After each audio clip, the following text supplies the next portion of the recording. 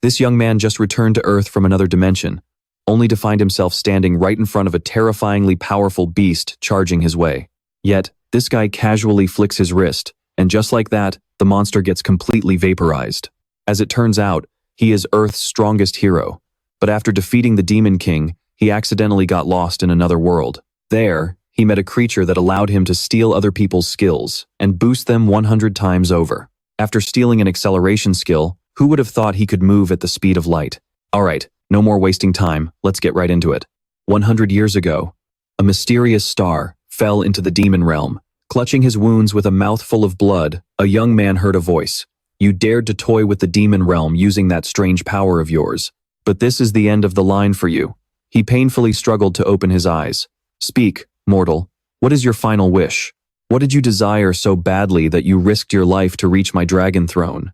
With great difficulty, he managed to gasp. Where I used to live, Uban? That's my home. I want to go back. The dragon stared at him in disbelief. Go back? Someone who dared challenge me with his life only desires something so trivial? Even though that is normally impossible, you have come to the right place. The key to returning to your homeland is the spatial orb resting inside my heart. Looking deeply satisfied, he replied, Do you have any idea how much I had to suffer just to find it?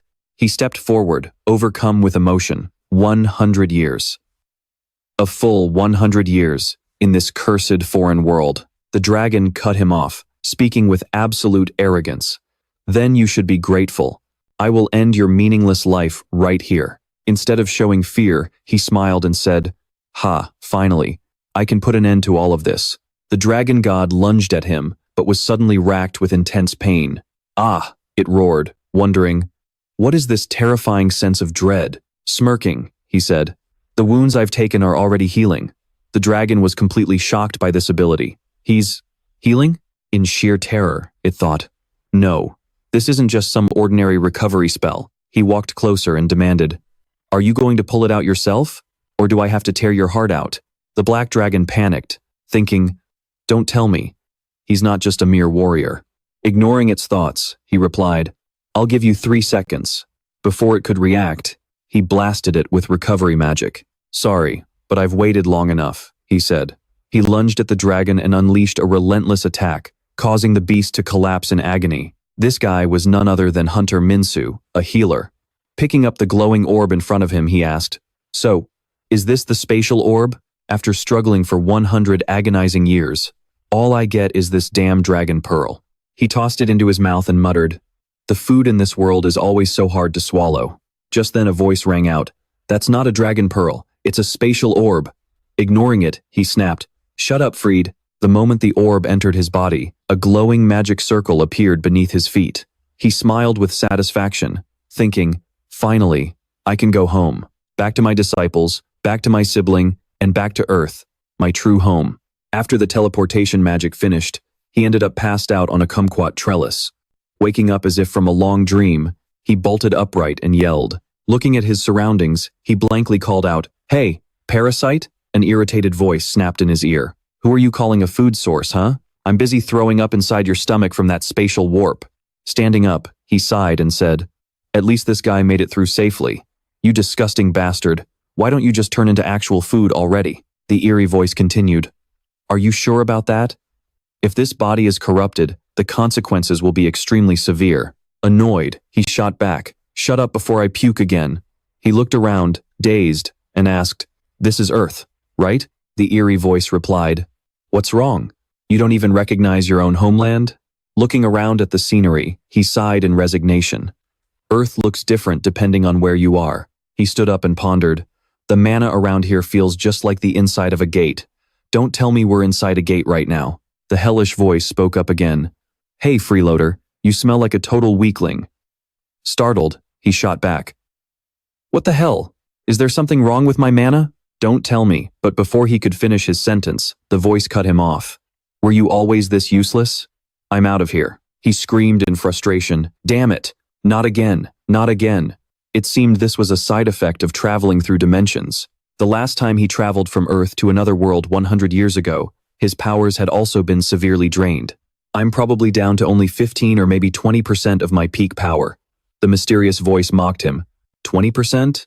Are you kidding me? You better recover quickly before we get kicked out of here. Infuriated, he snapped. It's not that simple. Last time, it took me decades to fully regain my strength. Shocked, the mysterious voice blurted.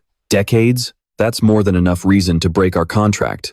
With this tiny amount of mana, I can't even use most of my top-tier skills. He muttered. It's not that you can't use them. Suddenly, a panicked girl cried out, Damn it! I'm too busy trying to escape. I've lost my entire team. Are they going to be okay? No, I have to hide first. She screamed in terror, thinking, We're still on the lower floors. Why the hell is an orc all the way down here? She cried out desperately for help, but unfortunately, she tripped over a rock and fell. Just when she thought she was dead meat, our main character appeared out of nowhere like a savior, casually asking, Hey, I have a question for you. While asking, he casually took down the orc like it was nothing. Is this Earth? Hearing this, the girl was completely speechless. Wait, what? Excuse me? As he drew closer, he asked, This is Korea, right? Still completely dazed, she stammered. Huh? What? Oh, yes, it is. This is Korea. He then asked, What year is it? She replied, It's 2037. She was secretly trembling with fear, watching this mysterious guy who just obliterated an orc with a single strike. Siwoo did the math. He was sucked into that other dimension back in 2027, meaning 100 years in the demon realm was only 10 years on Earth. He asked again, Who's the current president? She obediently replied, It's Choi Ji-soo. Siwoo's eyes went wide. Choi Ji-soo? Don't tell me it's that one-eyed musclehead. The girl was absolutely terrified that this guy dared to insult the president so casually. What the hell? Is this a joke? Just thinking about that guy being president pissed him off. That idiot Choi Ji-soo is the president? Is Korea really that low on talent? He bombarded her with these ridiculous questions. She thought to herself, Is this guy a regressor or what? But then, he turned back to her and said, More importantly, the flow of mana in this place is weird. Are we inside a gate? The girl looked at him, completely dumbfounded, and said, We're inside the tutorial tower. Siwoo was taken aback. The tutorial tower? Confused, she explained. It's a place that suddenly appeared a few years ago, sort of like a gate for hunters. If you conquer it, you can awaken your abilities and even get skills. Depending on your awakening rank, you can join top-tier guilds. That's why everyone tries to clear the tower as fast as they can. Hearing this, Siwoo scoffed. Back in my day, we didn't need any of this garbage to awaken. She sighed. Well, that was only true for the first generation of hunters. Siwoo started stretching his limbs and said, So basically, if I want to leave, I just have to clear this tower. How long does it usually take? She replied, Usually 8 weeks. If you're really good, it takes at least 6 weeks. The current record is 3 weeks, set by the genius second-generation hunter, Ryu Jian. Oh? Siwoo muttered. 3 weeks? Siwoo closed his eyes to sense his surroundings, and right away, a tiger-like monster approached. It was a spear tiger. The girl froze in terror and screamed, Run! Our main character didn't seem to care at all, saying, 3 weeks? Yeah, 3 weeks is a bit too long. Due to the side effects of dimensional travel, both his mana flow and body movements were slowed down. The girl was trembling so hard she could barely speak. Hey, excuse me, didn't they teach you at the academy that you have to run the second you see a spear tiger? But just like before, the main character didn't even budge. He said, I guess I have no choice. I'll just set a more comfortable deadline for myself. The tiger lunged, but with a mere flick of his wrist, he swatted it to the ground. Watching the tiger get vaporized in a split second, she looked absolutely horrified. He casually remarked, 5 days. That should be plenty of time for me to get out of here. Meanwhile, elsewhere on Earth, Minwoo, the guildmaster of the Empire Guild, was busy working at his desk. A respectful voice broke the silence. Guildmaster, someone has just cleared the tutorial tower. Oh? If I remember correctly, it's only been about 6 weeks since they entered, right? That's not bad at all. But wait, this person wasn't part of the original entry list. His hands instantly froze. He calmly asked, Then which batch do they belong to? The blonde secretary replied, Actually, they aren't on any of the registration lists. She handed over the surveillance footage for the Empire Guildmaster to see, adding, And right now, they're causing quite a scene. She zoomed in on the screen, causing the Guildmaster to jump out of his seat. That face, it was his older brother. Back at the tower, the girl was desperately chasing after Siwoo. He turned around with a sigh, thinking, how much longer is she going to follow me? But what truly blew her mind was what lay right in front of them. What on earth is this? She was utterly shell-shocked. Did he seriously clear the entire tutorial tower in just 5 days? Meanwhile, Siwoo completely ignored her, muttering to himself, fighting really does help my recovery. It feels like about 25% of my power is back. The system prompt rang out. Tutorial complete. Calculating stats and analyzing skill compatibility. But suddenly, it glitched, declaring, measurement cannot be performed. Finally, the massive tower gates swung open. The girl chasing him finally snapped back to reality and screamed with all her might. Wait up. Please let me come with you. Siwoo stepped through the gate, thinking, I'm finally back home. Meanwhile, just outside the tutorial tower gates, a crowd was already whispering about him. The security guards approached, grumbling, what's all this noise about? The gate just opened, but something seems off. Is it those two? Hey, I think I remember seeing that pretty girl on the registry. A heavily bearded man walked up and asked, what is this? A staff member quickly replied, captain of the second team is here. The captain stared at Siwoo and muttered, so, these two just walked straight out of the gate, but that guy's name isn't on the registry. Joined. The Team 2 captain eyed our main guy up and down for a moment, then said, someone claiming to have cleared the tower without a single scratch? That sounds a bit too ridiculous, doesn't it? And look at that disrespectful look on his face, looking like some starving parasite. He must have scored a decent skill or something. He then sneered and said, hey, back off and let me handle this. Who the hell are you anyway? Why isn't your name on the list? Probably because I didn't enter through the entrance. Our main guy casually replied, if I went in through the mouth, of course I'd come out the other end. The captain furiously barked, if you went in through the entrance, why the hell did you come out of the exit? Our main guy snarkily talked back, it just happened that way. By now the captain was frowning. This punk really looks down on his seniors, doesn't he? Suddenly, a mysterious voice echoed, hey, supply boy, this guy looks like he really loves eating crap. Displeased, he said, hey kid, it's obvious you just awakened some camouflage skill and are trying to pull a fast one. If you don't want to die, cut it out right now, got it? Whoa, what's with that chewing on crap look on your face? The dark voice chimed in again, correcting itself. You definitely love crap. Unable to keep his cool, the captain roared, hey, did I tell you to shut up, or do I need to rip that smug look right off your face? Our main guy wasn't scared in the slightest. On the contrary, he said, shut up. You smell absolutely terrible. He looked like he was losing his mind, screaming, what? Is this bastard insane? What did you just say about ripping my face off? Our main guy smirked with utter disdain. Shut your mouth and get out of my way.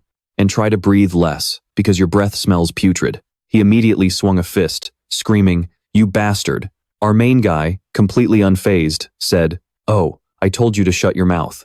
Sigh, some people just never learn. And then, a shocking scene unfolded just as the guild leader arrived.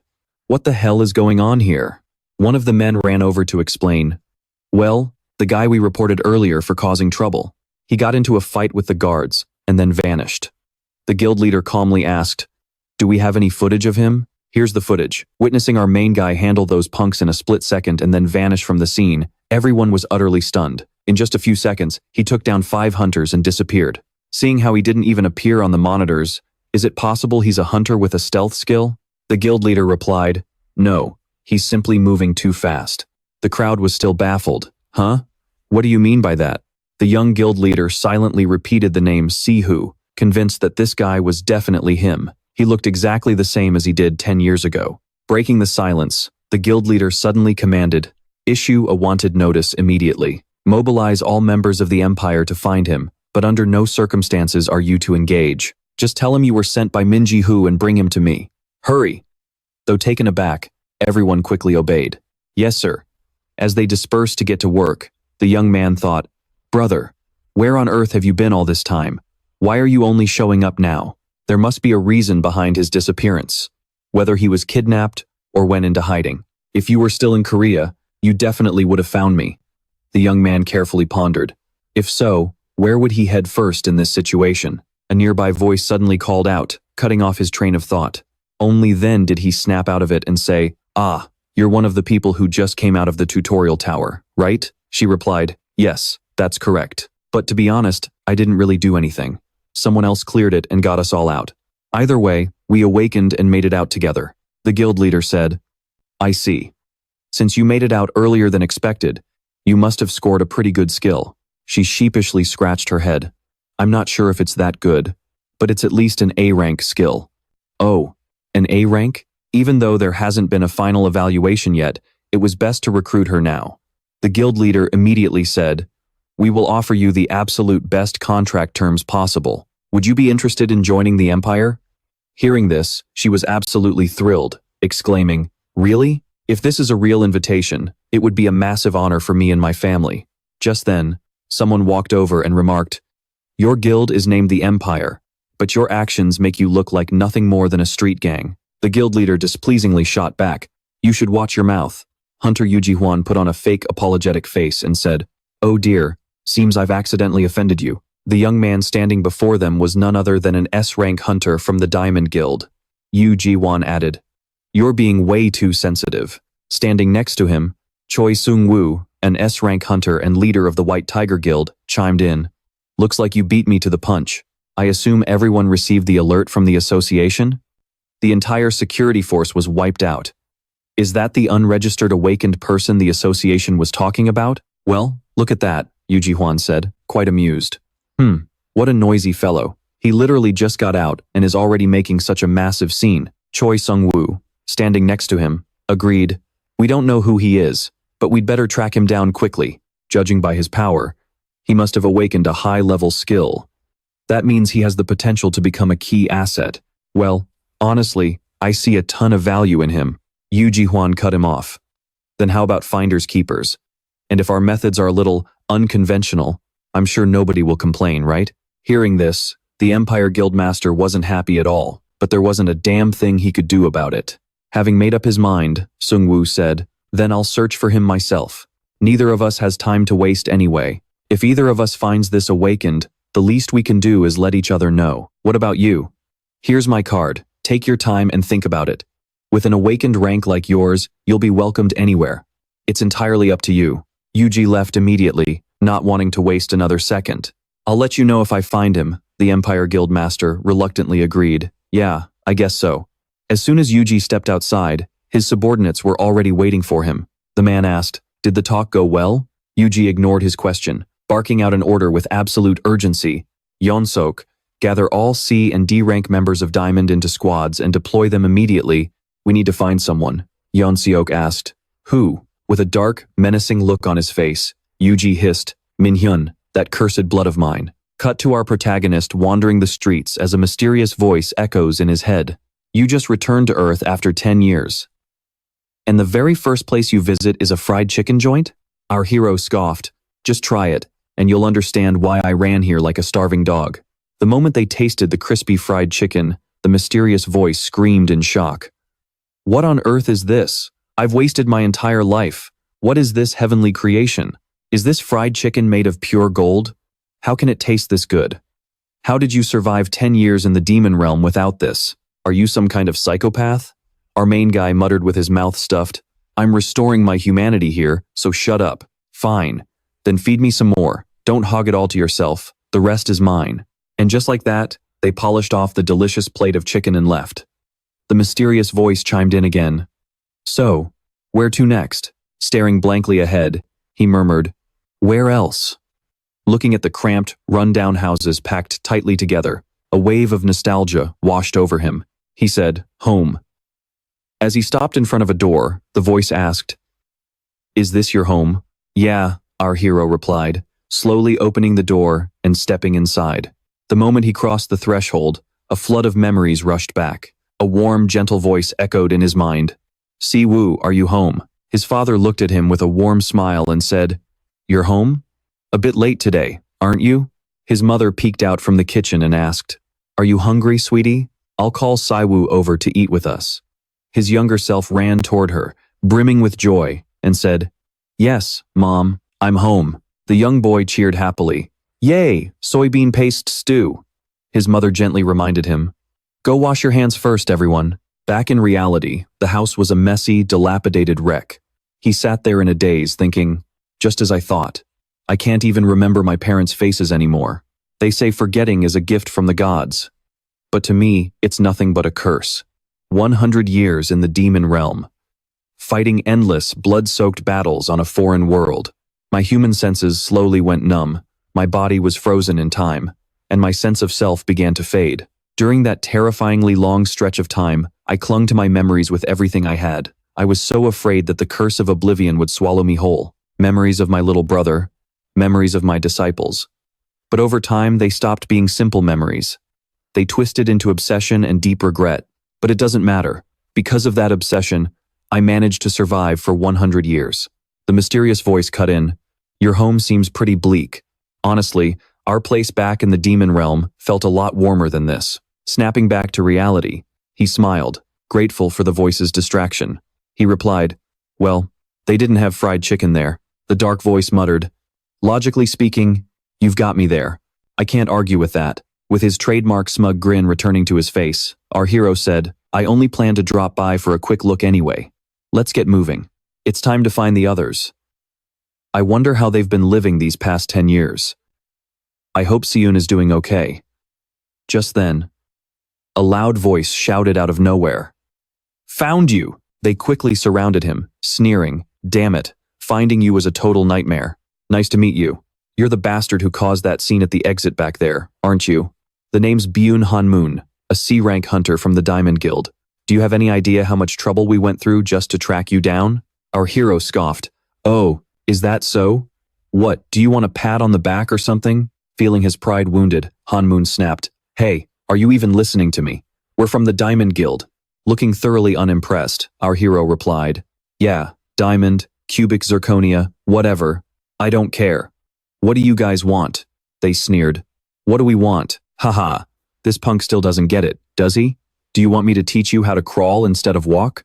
The hunter world has really gone down the drain lately. Our hero burst out laughing and said, to be honest, I think walking on all fours would suit that ugly monkey face of yours a lot better. He sighed, adding, can gorillas really become hunters these days? Man, the world must be a truly wonderful place now. Hearing this, the Diamond Guild members lost their minds. Byun snarled in rage. This bastard is a lost cause. Beat him to a pulp first, then we'll drag his sorry self back. With that, he lunged behind our hero and delivered a devastating punch, sending him crashing hard into the wall. He gloated instantly. Who are you calling a gorilla now, you little punk? His lackeys burst into laughter, shouting, nice one, boss. Damn, Han-moon, that was sick. You knocked him down before he could even pull his hands out of his pockets. Another guy asked, is that enough? Keep hitting him, haha. Meanwhile, Siwoo stared at the system in disbelief. It showed a C-rank lightning skill, which could more than double his movement speed for a short period. If his body and stamina could handle it, he could go even faster. Surprised, he asked the mysterious voice, well, do you want to give it a shot? The voice replied, this is the first skill I have absorbed since returning to Earth. I want to get a taste of it. So, he agreed and sprang to his feet. Han-moon looked at him in total shock and muttered, what the hell? How did he survive that hit?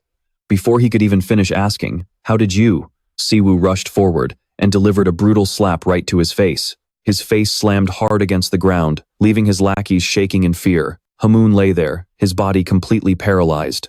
He said, eat up, predator. A dark, shadowy aura immediately oozed out of his hand. The predator replied, on it. And just like that, he successfully absorbed the skill. C-rank lightning, which more than doubles movement speed for a short duration. With the test complete, Siwoo said in surprise, oh, so it still works on Earth? The mysterious voice replied, yeah, stealing skills is cool and all, but it is nothing compared to fried chicken.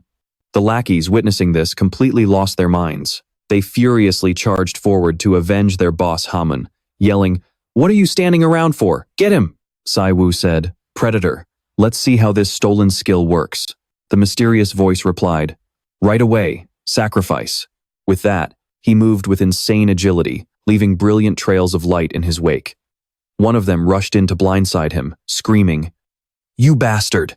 The moment he got close, Siwoo took him down with a devastating, effortless knee strike. The guy coughed up blood in pure agony. The system chimed, C+ rank heavy strike. When activated, the body automatically reacts to target the opponent's weak spots, with even greater effectiveness when wielding a weapon. Siwoo grabbed the weapon and sighed, The blade is completely dull. If you call yourself a swordsman, the least you could do is keep your weapon sharp. Taking the sword, he activated lightning to dash forward and said, I will be taking this. The sword stopped right at his jugular. Just as Siwoo was about to make his move, someone rushed over. Startled, he froze. The person standing before him instantly reminded him of a familiar kid. The Empire Guildmaster joyfully cried, Brother Siwoo. Hearing that familiar voice calling his name, he paused, then asked in disbelief, Is that you, Siana? Flashback to 20 years ago, when the gates first opened on a peaceful Earth, instantly plunging the world into absolute chaos. Monsters poured out from the gates, and along with them, the very first awakened individuals began to emerge. It was a wild, lawless era with zero rules to control the chaos, and everyone was just a complete amateur with no clue what to do. In that chaotic world, my brother and I, who had lost our parents early on, were forced to find a way to survive. My brother, who was a first-generation awakened, dropped out of school to become a hunter just to support me. I was still just a tiny kid back then. At that time, Siwoo innocently asked his brother, Aren't you going to school today? His brother replied, I am not going to school anymore. I got a job. The little guy sadly asked, Is it because of me? Patting his head to comfort him, his brother said, No, I am just bad at studying, so I decided to start working early. Then, little Siwoo asked fearfully, So when are you coming home? Will it be really late?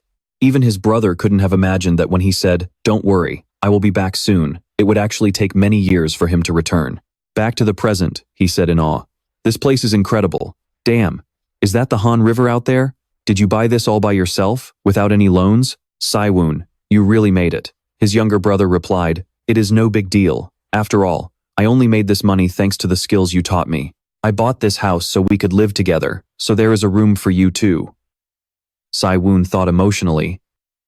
This doesn't feel real at all. Is it really you? The person I could never find, no matter how hard I searched, suddenly appearing like this after 10 years. Siwoo happily said, You even have a private room for me? It is so great to have raised such a caring and loving little brother. You have been through a lot, haven't you? His younger brother, Siwoo, replied, The one who truly had a hard time was you. Seeing that you can still joke around like this, you are definitely my brother. Siwoo hesitantly said, Brother, do you have any idea how long I have been looking for you? Where on earth have you been all this time? Siwoo comforted his younger brother and slowly said, Sit down. I have 10 years worth of stories to tell you. The two were incredibly happy after years of separation. Siwoo said, To sum it up, 10 years ago, the exact moment I defeated the fourth Demon King, I was teleported to another dimension because of an artifact the Demon King possessed. In that world, I met a creature named Predator who could steal the skills of others. I grew stronger using that ability for 100 years, fighting my way through while searching for a dragon that possessed spatial magic. Until I finally confronted the Dragon King and won. The system announced that he had defeated the Dragon King, and Siwoo used the spatial orb in its heart to return to Earth. He thought happily, I have defeated the Dragon King. I can finally go home. Then he added, Oh, and that predator actually followed me back to Earth, and now he is living inside my body. While he was eating, the little predator could feel it too and said, Man, these chicken feet are delicious, Sejun asked in terror. Inside your body? You mean, you're possessed? Hearing Sejun's words, Byunggu got angry and snapped, Hey, do you want to cough up blood? Sumin replied, Actually, it's more like a parasite. With slightly flushed cheeks, Sumin said, Don't take it so seriously. I know it sounds just like science fiction, but you just need to know that your big brother hasn't gone crazy. Sejun replied, Of course I believe you, because it's coming from you. Besides, we're living in a world where stuff like this isn't even that crazy anymore. It's just hard to wrap my head around it right away. But honestly, just having you back is more than enough. Sumin then said, Right, now it's your turn. The newspaper in front of them showed a picture of President Choi Jae-soo. Sumin yelled, What the hell happened to this country over the last 10 years for a bastard like him to become president? Sejun explained, After you disappeared, Choi Jae-soo shamelessly took all the credit for defeating the fourth Demon King. He worked his way up to the presidency using the title God of War as the greatest first-generation hunter, leveraging that fake reputation to win the public's support. And yet, even now, he keeps pushing policies that are disadvantageous to our guild. Sumin gritted his teeth and said, If he found out that the only person who could challenge him is back, With a look of displeasure, Suman added, "That bastard's intentions are crystal clear. The only S-rank hunter in Korea? What a joke.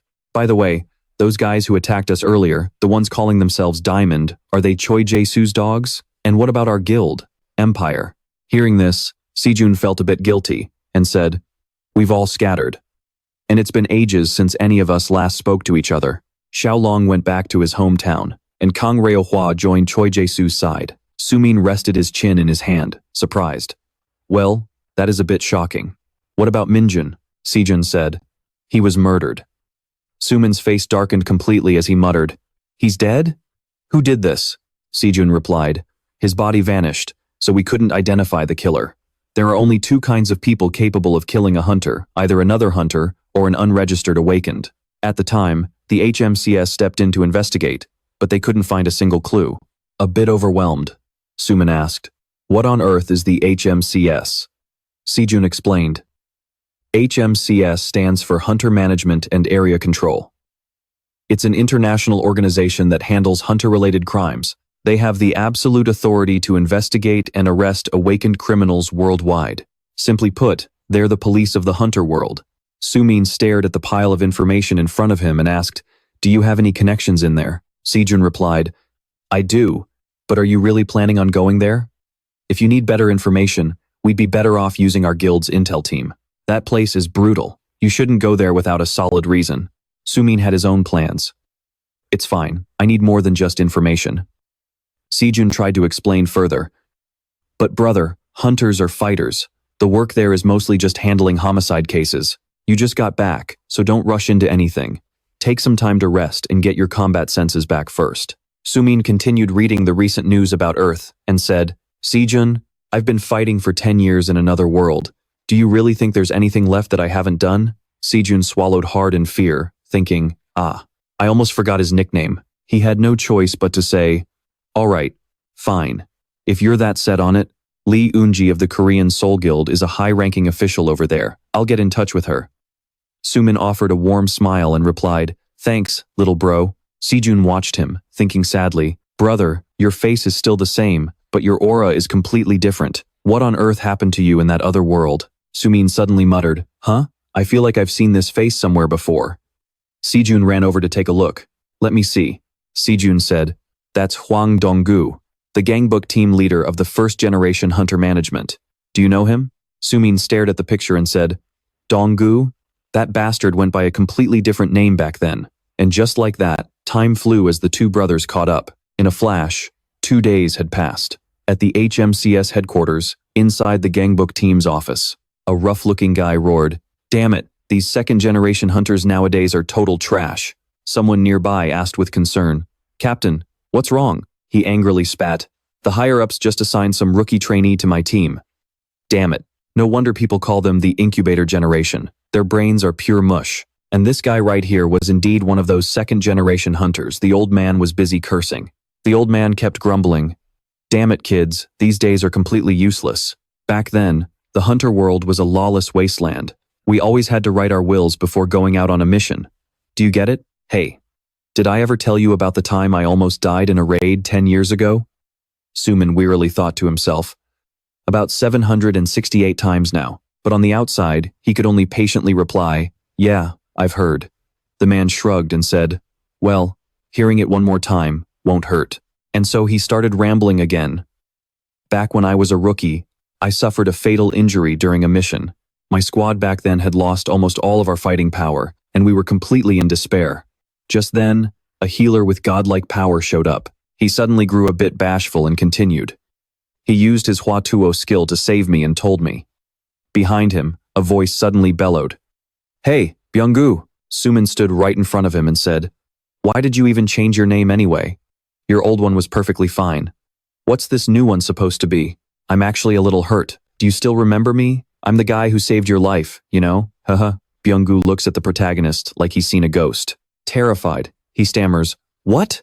Memories of that day immediately flash back, showing our protagonist appearing incredibly badass right in front of Byung-gu to save his life. Left with no choice, he has to introduce him to the office. Clearing his throat, he announces, "Listen up, everyone.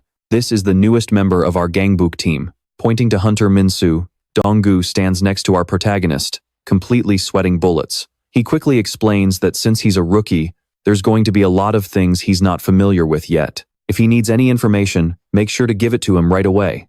As his seniors, you all need to treat our new rookie with some respect. The other hunters are utterly confused. Wait, isn't that the exact opposite of what you just told us? Why is Captain Dong-gu acting so weird today? The guy next to him whispers, "Shut up." Just looking at the captain's reaction, it's obvious this rookie is no ordinary guy. Dong-gu suddenly barks out, "Kim Se-ah." The girl jumps in surprise and squeaks, "Ah, yes sir." Dong-gu orders, "Follow me into the meeting room right now. We need to do a quick briefing for our new recruit." The rest of them are left scratching their heads, wondering, wait, why is a 3-star hunter joining us as a rookie? And with that, Dong-gu looks at our protagonist with a meek, gentle smile and asks, "Hunter Min Siwoo, would you like some coffee? Instant or an Americano?" Our protagonist casually replies, "Instant is fine." Dong-gu immediately runs off like a loyal puppy to brew the coffee, then gently asks him, "Here is the HMCS field uniform. What size do you wear?" Kim Se-ah, the data manager for the Gangbook HMCS team, speaks up hesitantly, Captain? Even if it's just a quick briefing, I haven't been given any files to prepare." What am I supposed to explain to this guy? I mean, to him? With absolutely zero rookie energy, our protagonist straight up orders the manager, "Pull up the summary of all the data on hunters who were murdered over the past 20 years and bring it to me." She immediately gasps. Data spanning 20 years is an absolute mountain of work. Plus, we still have to file reports to the Hunter Association. Hearing this, Dong-gu turns and snaps at her.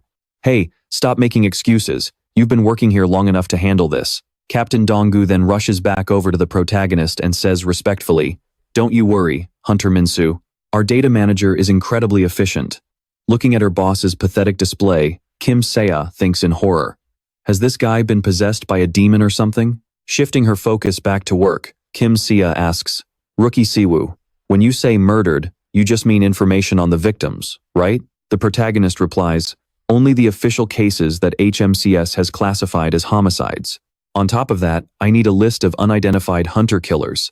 He thinks to himself in frustration, killing an awakened is next to impossible unless the attacker is also an awakened. Besides, if someone managed to take down Min Jun, a high-ranking hunter, they must be a seasoned professional. Whether the culprit was caught or is already dead, if they were an awakened, the association is bound to have a record of them. Kim Se-ah asks, "Where should I send the files?"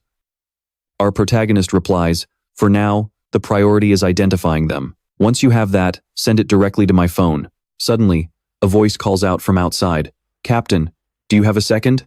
Dong-gu calls out, "What is it? Come on in." The officer immediately reports, "The police just requested backup. A turf war has broken out between gangs with awakened members." Dong-gu turns around, putting on his tough boss act, and says indifferently, "Can't the cops handle that kind of stuff on their own? They're just low-level thugs." The officer replies, "The problem is, one of the gangs involved is the cop erasers." Dong-gu snaps in anger. "What? Those bastards again?" Seeing his reaction, our protagonist asks in surprise, "What are the cop erasers?" Kim Se-ah replies, "They're completely different from your typical street gang. They do weapon trafficking, contract killings, and are even suspected of trafficking hunters. The police can't handle them alone." "Hunter trafficking?" The protagonist says, "Byung-gu, let me go with you." He sheepishly mumbles, "It's Dong-gu now. I legally changed my name." But a second later, he lets out a heavy sigh and says, "Sigh. But if that's what you're gonna call me, I guess I'm Byung-gu again from now on. Let's go." Without another word, our protagonist throws on his HMCS uniform. The scene shifts to the erasers, who are laughing.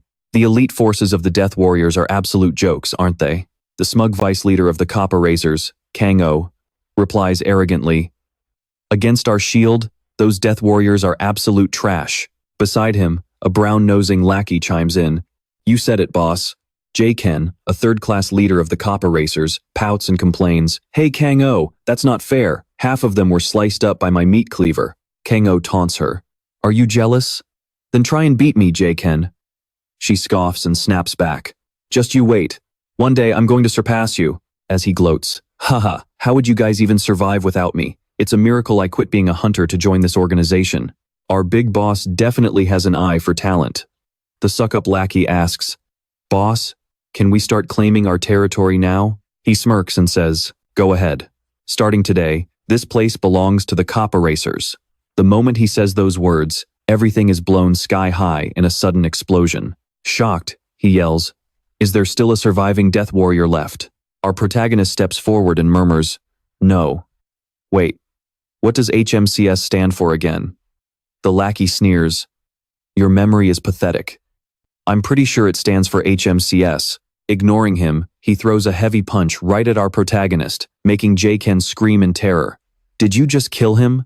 Messing with HMCS is going to bring us a mountain of trouble. He scoffed, you're on your own, man. Meanwhile, our main character slowly stood up and said, the way you talk makes me think you've killed a hunter before. With a terrifying look on his face, he said, why don't you show me?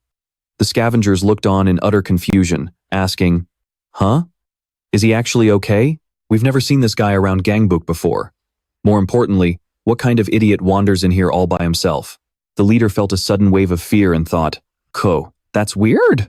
I swear I just heard his skull shatter, but he tried to keep his composure, shouting, what are you waiting for? If he wants a show, let's give him one. With that, he went completely wild and yelled, welcome to the river.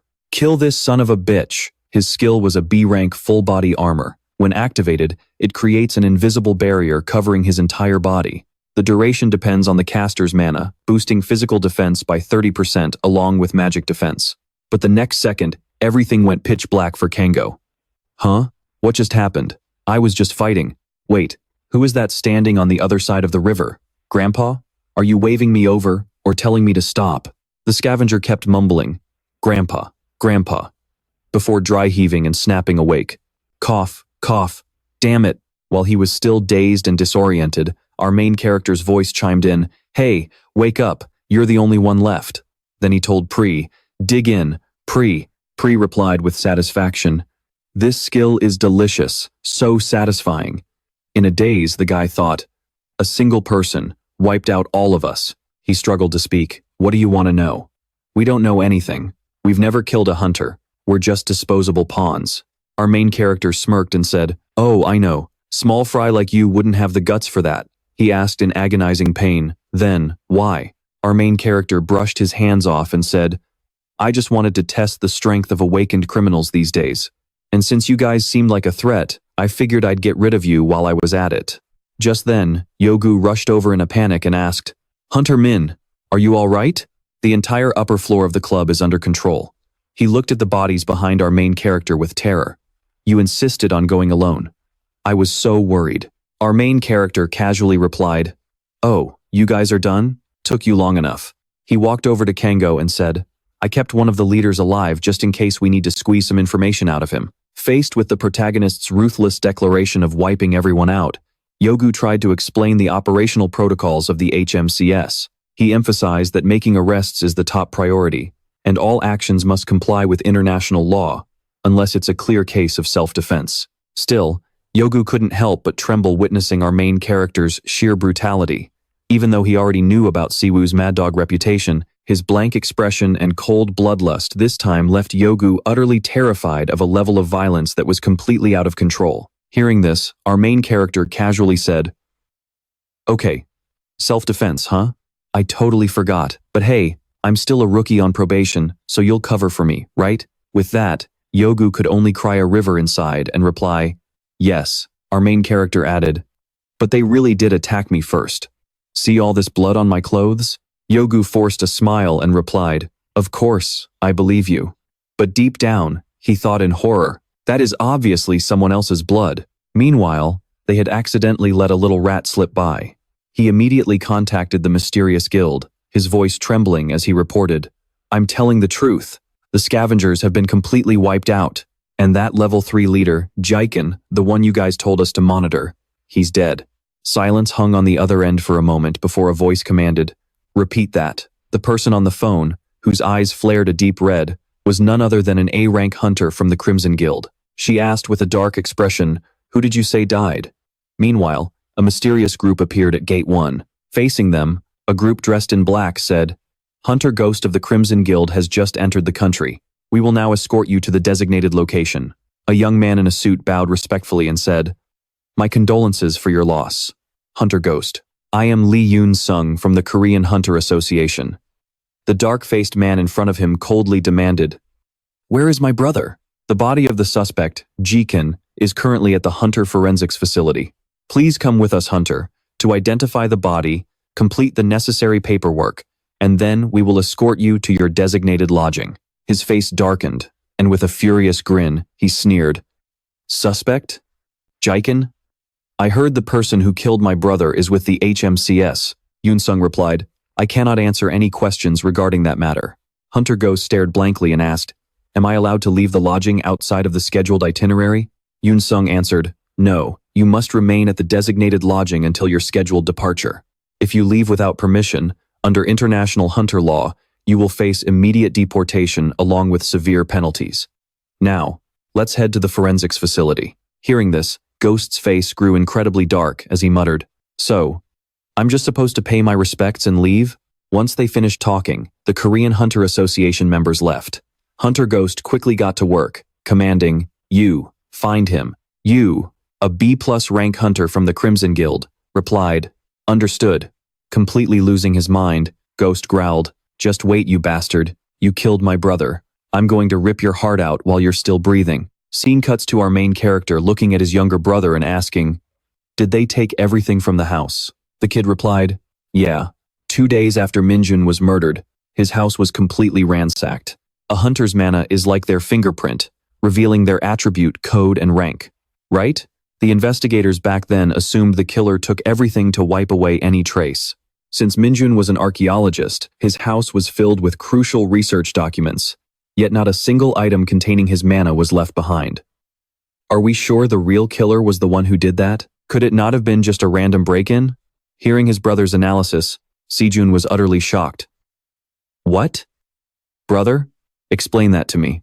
If you look at the list of stolen items, almost everything was valuable. And with this level of mess, the chances of leaving traces behind should have been much higher. If their real goal was to erase the mana traces, burning down the entire house would have been way more effective. Sejun finally realized what his brother meant. Someone had taken advantage of the empty house after Minjun was killed. I looked into the HMCS criminal database, and there are way more similar cases than I thought. Sumin turned to leave and said, "Looks like we need to pay a visit to a few connections." Sejun said hesitantly, "What?" Even if fencing stolen goods takes time, it's been years. There's no way any of Minjun's stuff is still out there. Sumin held up the folder, smiled, and said, "We won't know until we check. See you tonight." That's what I said so confidently back then. But seriously, how does this tiny country have so many thieves? "It's been a week, and we've got nothing," the shadow said. "My food source, you've got good instincts. Trust your big bro. I'll guide the one on the right down the correct path." Sumin was about to lose his mind. "It's a dead end, you idiot." Suddenly, a voice echoed nearby. "Have you heard the recent rumors?" Sumin quickly found a spot to hide. The men chatted. The HMCS has been cracking down hard on black market fences. Just yesterday, the entire Yongdeungpo district was completely wiped out. The fat guy asked in surprise, "What? Seriously? No search warrant? No official report? Nothing?" Ratty replied, "This is the HMCS we're talking about. They basically have full authority to investigate hunters worldwide, and they can execute awakened criminals on the spot. If you resist them, you don't just go to jail, you lose your life." The fat guy said dismissively, "But aren't they just the government's lapdogs? If we just kill them, it's over, right?" They continued talking as they walked. "Exactly. Hunters with actual skills join guilds to make way more money. That's why organizations like the HMCS don't have any high-ranking hunters. But the guy hunting down the smugglers this time is no random nobody. Since we specialize in fencing stolen hunter gear, maybe we should move our warehouse somewhere else. By the way, where is that warehouse?" Hearing this, Sumin revealed himself and said, "And now, your warehouse is officially confiscated." "What?" The two of them jumped in shock. "Who's there?" The sharp-witted Ratty blurted out, "I think it's him, that HMCS bastard who's been taking out all the smuggling rings." Seeing this, the fat guy quickly dialed his phone and said, "Get over here immediately. It's an emergency." Sumin stared at them and asked, "Where's the warehouse?" "I'm busy, so unless you want to die, you'd better start talking." Their faces turned pale as they shouted, "Damn it, Hansen, handle this bastard." The group panicked, yelling, "I'm not even a combat class." Right on cue, the backup arrived. "Boss, what the hell is going on here? Who is this punk? Why is there some imposter here? The fat guy pointed at Sumin and sneered, "Ha! Does this idiot even realize whose territory he's stepping into? Even if he is with the HMCS, once we encase him in concrete and dump him in the ocean, nobody will ever find him." Sumin pretended to be surprised. "Oh, you guys gathered yourselves together for me? How cute." He called out to Predator, "It's been a while since we used our skills, right? Want to give it a spin?" A dark voice rasped, "One skill, one piece of fried chicken." Sumin grinned and said, "Deal." And with that, a blinding light burst forth, keeping the crowd from even touching him. Sumin unleashed an electrical wave, making powerful lightning crackle through the surrounding area. He glared at Ratty and asked, "So, are you ready to guide me to that warehouse now?" Ratty, utterly terrified, asked Sumin, Who the hell are you?" Sumin looked at him with a bright smile. "Me? Just a crazy bastard." And just like that, they were all tied up. Predator said, "See? Told you my lead would pay off." Sumin shut him down, replying, "Don't make me laugh, you just got lucky." Predator then asked, "Is this the mana we risked our lives to find? Smells like a total nerd." Sumin replied with satisfaction, "Yes, I recognized it instantly. At least one thing was left completely intact. Minjun's research journal had a protective seal on it. It wasn't a standard lock, but a magic array that would only open to its owner's mana." Predator whined to his human host, "This book won't open. Can you read it?" Sumin replied, "It doesn't matter. What I need isn't the book, but the mana inside it." Sumin immediately made a phone call, saying, "Hey, Byung-gu, it's me. I've got a bunch of tied-up awakened criminals here. Come clean this mess up. Oh, and bring a car. We've got a place to go." The scene shifts to a neutral territory, a place where dark arts and bizarre abilities are traded, commonly known as the black market of the hunter world. Inside the Eclipse Sanctuary, a mysterious woman sat deep in thought. She picked up a card and let out a smirk. That woman is none other than Grand Shaman Mu Yun, one of the 12 leaders of the Black Heaven Pavilion. Looking at her cards, she says with surprise, "Oh, it looks like an interesting guest is about to pay us a visit." Our MC appears in front of a house and says, "Not much has changed compared to 10 years ago." The dark thread whispers in his ear, "You are quite famous, aren't you? So much so that everyone is staring right at you." It continues, "Their abilities look pretty impressive. Should we just drain one of them dry and eat him?" Our MC replies, "Absolutely not. This is a neutral zone. Causing trouble here will only bring a massive headache." Just as he finishes speaking, someone approaches and stops him, saying, "It has been a while." Mun Gang looks at him and says, "I have been waiting a long time for you. Come inside." Seeing him makes her a bit happy as she adds, "Has it really been 10 years? You haven't changed at all." Our MC politely replies, "Still the same as ever, nameless." She then asks, "So, after going completely radio silent for 10 years, what have you been doing?" Picking up a notebook, he says, "It is a long story, and not a very interesting one. Instead, I want you to extract the mana from this."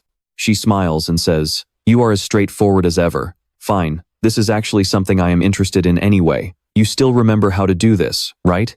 Hearing this, our MC immediately picks up a knife instead of answering. He slashes his hand, letting the warm blood flow. Once mana has been transformed and channeled through skills or magic, returning it to its original state is practically impossible. Think of a completed spell as a bowl of curry.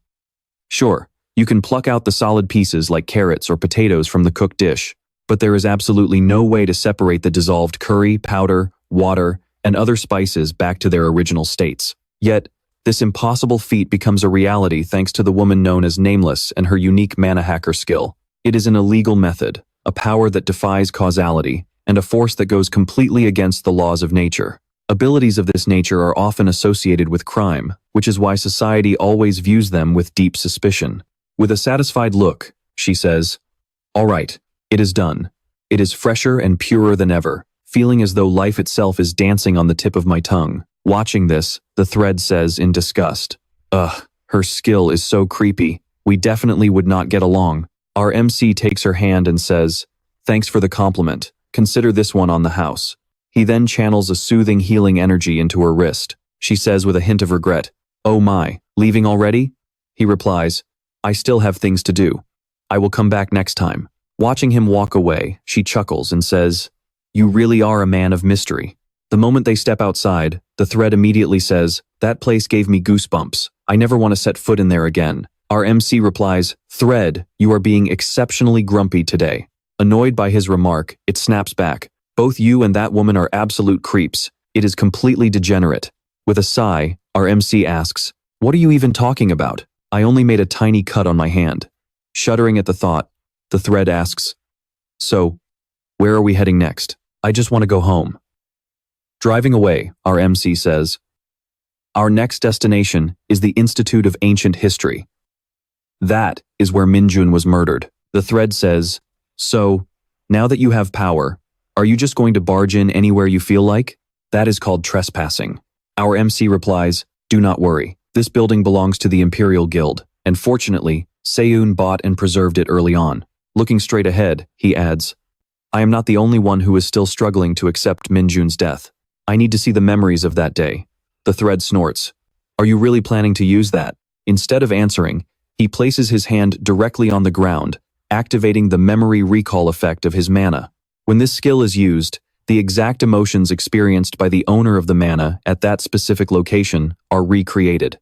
The clarity of the vision depends entirely on the quantity and quality of the mana used as a medium. As a full bottle of mana is consumed, the memories slowly begin to materialize. The thread asks in surprise, "Huh? Is it because your mana is too low? I cannot see a single thing clearly." Our MC replies, "There is no other way. Besides, memory recall mana only recreates the target's emotions, not their literal memories." Our MC knows that Minjun was by no means a weak hunter. If he was taken down that quickly by just one person, it means the culprit possessed an exceptionally high level of strength. He traces the reconstructed mana trail, and then his face darkens as he mutters, "Was this an order?" The man had a sinister face as he barked an order at Minjun, the upper floor, the VIP room. Frowning, he thinks, high-ranking individuals like that? So Minjun was not just a mere member of the research institute. He belonged to some sort of organization. Noticing his grim expression, the thread asks, "Hey, are you doing okay?"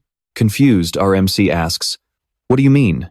The thread replies, "Back when we were in the demon realm, you always talked about your disciple and your younger brother. Even though 100 years passed, you never once forgot them. The moment you set foot on Earth, the first thing you did was look for them. Yet now, after seeing your disciple's death with your own eyes, you are still this calm? Are you completely heartless?" Left speechless, he says, "Thread, your vocabulary is getting quite colorful.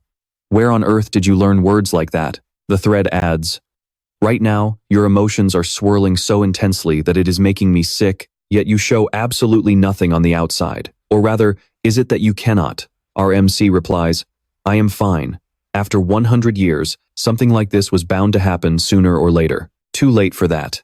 Suddenly, a voice comes from behind. "Min Siwoo, right? Where the hell have you been wandering off to all day? Seriously, what a massive pain. Just come with us quietly. There's someone who's dying to meet you." Our protagonist contemptuously sneers. 1, 2, 3. Acting so high and mighty when you've got 6 little rats tagging along. The masked man, clearly annoyed, says, "I'll give you 2 options. Option 1, let us tie you up quietly and follow us. Option 2, you can resist, get hacked to pieces, and then dragged away covered in blood." Our protagonist holds out his hands and says, "Let's go with getting tied up." Overjoyed with his cooperation, the leader orders his subordinates to move in. But just as one of them receives the command and steps forward, he suddenly freezes, and black blood erupts from his mouth. Our protagonist smirks. "Actually, I think I'd prefer the getting sliced option." Frey laughs, cackling. "You fell for it, you idiot." The furious group of strangers charges forward, shouting, "You bastard, I'll kill you." Suddenly, another voice bellows, "Stop right there." Arriving at that very moment, Hunter Ghost steps up and says, "I'll handle this." Glaring at our protagonist with sheer hatred, he adds, "That guy is my prey." Approaching our protagonist, he asks, "Are you the one linked to Hunter Minwoo?" Unable to keep his composure, he snarls, "Deacon of Copsis, you're the one who murdered my brother." Frey salivates, greedily telling our protagonist, "Hey, food, out of everyone we've run into, this guy smells the most delicious." Meanwhile, our protagonist just murmurs, "Your brother, huh? I'm not really sure. Do you ever ask for the name of the trash before sweeping it away?" Hearing this, Ghost completely loses his mind. He screams, "You bastard, I'll rip your heart out," and lunges at him, unleashing a ferocious attack. Our protagonist says, Not bad. Are you around A rank? The onlookers gasp. He healed instantly. Is he a healer? You arrogant little brat. The others look on in total confusion. He actually blocked that? The guild leader's attack? What are you all just standing there for? Get in there and attack. Our protagonist suddenly flashes right in front of him and says, "No, I can't let you guys interfere." Flash of lightning. Smiling with satisfaction, he says, "It's been a long time since I've had a fight this entertaining." The crowd stares at him in sheer terror, thinking, a healer with a speed-enhancing skill? What kind of monster is he? He's analyzing all my movements and dodging with absolute minimum effort. Even Ghost is struggling. None of the agility hunters I've ever run into inside a gate had this level of precision. This guy. Just how wide is his field of vision? He's definitely not normal. Since it's come to this, I need to go all out right now. Our protagonist calmly says, "You seem to be misunderstanding something. If a crime was committed, whether it was your brother or you, there must be punishment. You're awakened criminals, so it's only natural that you die by my hands. Why the victim act? The only ones who have a right to feel victimized are the innocent civilians your brother butchered." Hearing this, Ghost's veins bulge with fury. Cut the crap. Are you saying every single criminal deserves to die? You know absolutely nothing about the life my brother had to endure. Just because you have power, you think you can do whatever the hell you want? You arrogant fool, Deacon. My brother had no choice but to turn to crime to feed and protect me when I was a kid. He did everything just to survive in his own way. Your real crime is trampling all over his life without a single shred of remorse. Now, pay for it with your life. The A-rank skill, Wolf Fang Heaven Strike, compresses mana, solidifying it to unleash a barrage of coordinated attacks that track the target's every movement. Our protagonist is surprised, realizing he can't dodge this attack with simple footwork alone. He calls on Frey to activate a skill. Frey grumbles, "You're completely draining me here. Food, I'm just a tiny fragment of mana, and I'm practically running on empty." Our protagonist replies, "Just this last time, then you can rest. I'll handle the rest." Nullification. Identifying the opponent's skill type and their mana levels, inputting the opposing attribute into the formula, and then neutralizing it through a magic circle. The effectiveness depends on the caster's mana control and observation skills. He is utterly shocked when his skill is instantly dispelled. The crowd is struck with terror, thinking, no way. Does he really possess a high-tier skill that can completely nullify an A-rank hunter's ability? Damn it, forget about revenge. We're at a massive disadvantage now. Maybe we should just surrender. Our protagonist says, "Hey, does everyone who ends up in a bad spot like your brother choose to become a criminal? Stop trying to sell me your cheap sob stories." He delivers a brutal kick right to his face, adding, "That excuse is ancient." The subordinates watch in sheer anxiety as their guild leader gets completely thrashed, but his pride refuses to let anyone interfere in this fight. Skills of that tier can't be used repeatedly without a cooldown. If he's a healer, then I have the advantage in stamina. Healers always run out of mana eventually, so I just need to get close and finish him off quickly. I'll crush you with a concentrated Wolf Fang Heaven Strike. He instantly lunges at him, unleashing a vicious Wolf Fang strike. Our protagonist blocks the attack and warns him to stop using it. Ignoring the warning, he charges in again, making our protagonist snap. "I told you to stop using it. This building is already falling apart. Are you going to take responsibility if it collapses, you pathetic criminal scum?" Just then, Ghost barks an order to his subordinate, Johann Bang, "Tie him up." Johann, who was outside, immediately obeyed the order. As he channeled his skill, he groaned inwardly. First he tells me not to interfere, then he tells me to make a move. Which one is it? Who am I supposed to listen to? The other guy bound our main character with chains, pinning him completely so he couldn't move. Just then, Ghost charged in, screaming, "You're my brother's enemy. I'll blow your entire body to pieces. I won't leave a single cell left for you to regenerate." Seeing him lose his mind like that, our MC sighed with a touch of sadness. "Well, congratulations. You and your brother can be criminals together." Skill, Life Drain. Beginner grade effect activated, absorbing the life force of targets within range. Extreme pain racked his body, making him feel as if his entire being was being wrung dry. The rest of the guys trembled in fear, stammering, "What on earth is that? Since when is a skill like that part of a healer's kit?" Our MC replied, "Calling the very first skill I awakened as a hunter, that? To be fair, I was never a normal healer to begin with. Instead of spending mana to restore health, I manipulate life force however I see fit. It's called Dark Vital Magic. Get it? Good. Now, who's next?" The terrified lackey burst into tears, begging, Wait. I won't fight back. I surrender. But our MC just stepped in close and muttered, "Shut up." He looked around and said, "Did I clean up all of them? Oh, that's right. It's working properly this time, isn't it?" He switched on his body cam. Hey, can you see me? Is the gear working? Is it recording all right?" I wasn't the one who started the fight this time either, so this counts as self-defense, right? The crew on the other end were scared out of their wits, stammering, "Yes, Hunter Min Siwoo. The signal is coming through crystal clear, but you accidentally hit the go live button instead of record. Your stream currently has 5,897 viewers." Elsewhere, people were buzzing with excitement. Wow, this situation is definitely going to cause a massive headache for the Ministry of Foreign Affairs. Since when did HMCS start live streaming the subduing of awakened criminals anyway? An official quickly tried to do damage control, explaining that this was actually initiated about 2 years ago as a promotional video for the HMCS International Headquarters to recruit talent. The concept was to live stream the arrest of criminals through social media integration, but in reality, it was basically a failed project that never got past the testing phase. There is no way HMCS could ever produce a video with decent quality like this. The crowd murmured with intense curiosity. So that means an extraordinary talent must have recently joined HMCS. Huh? But why would someone with skills like this even come here? Is that the most important issue right now? No. Government officials were currently in a heated, chaotic debate. What is even more critical is that the person killed in this live stream was a guest hunter from the Chain Guild in Hong Kong. After verifying the authenticity of the video, HMCS was found to have committed no violations of current laws. But still, even though the video confirms there were no violations of current HMCS regulations, a voice suddenly cut in. "Apologies for keeping you waiting, sir." The old man sitting in front of them was none other than Choi Jae-soo, the current president of South Korea. He muttered, "All right, what is it?" And with that, they laid out the entire story for him once again. A few days later, in the cafeteria of the Empire Guild, the whispering crowd prompted the younger brother, Sejun, to snap. "Hey, are you even listening to me? You're totally ignoring what I'm saying about that live stream video that just came out, aren't you?" Our main character was completely engrossed in happily munching on delicious seaweed. "Huh? I'm eating? No, I mean I am listening." A dark voice chimed in from behind. "You shouldn't bother people while they're eating. Just shut up and enjoy your pork cutlet." Stuffing his face with food, our MC gasped. "The cafeteria food here is on a whole different level.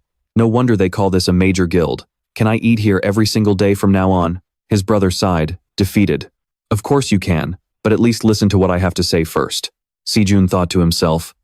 Lately, I feel like my older brother is weirdly obsessed with food. Meanwhile, as Sejun explained, the live stream video of Ghost from the Hong Kong Chain Guild was currently trending as a hot topic online. Fortunately, because it was shot on a body cam, the footage is shaky, and your face isn't clearly visible. But if Choi Jae-soo ever finds out that you're back, there is no telling what he might do. Didn't you say last time that your mana hasn't fully recovered yet because of the dimensional warp side effects? Considering what Choi Jae-soo has done over the past 10 years to erase every single trace of you, the best thing you can do right now is keep a low profile. Picking up a delicious piece of rolled omelet, our MC replied, all right. If you're that worried, I'll be careful and keep a low profile." He stuffed it right into his brother's mouth and said, "Now eat up." Sejun grumbled, "Seriously, do you still think of me as a kid? I'm almost 30 years old." Our MC smiled and replied, "To me, you'll always be just a little kid." Just then, some guild members walked past, stopped in their tracks, and asked in shock, "Huh? Master? What are you doing eating lunch in the cafeteria?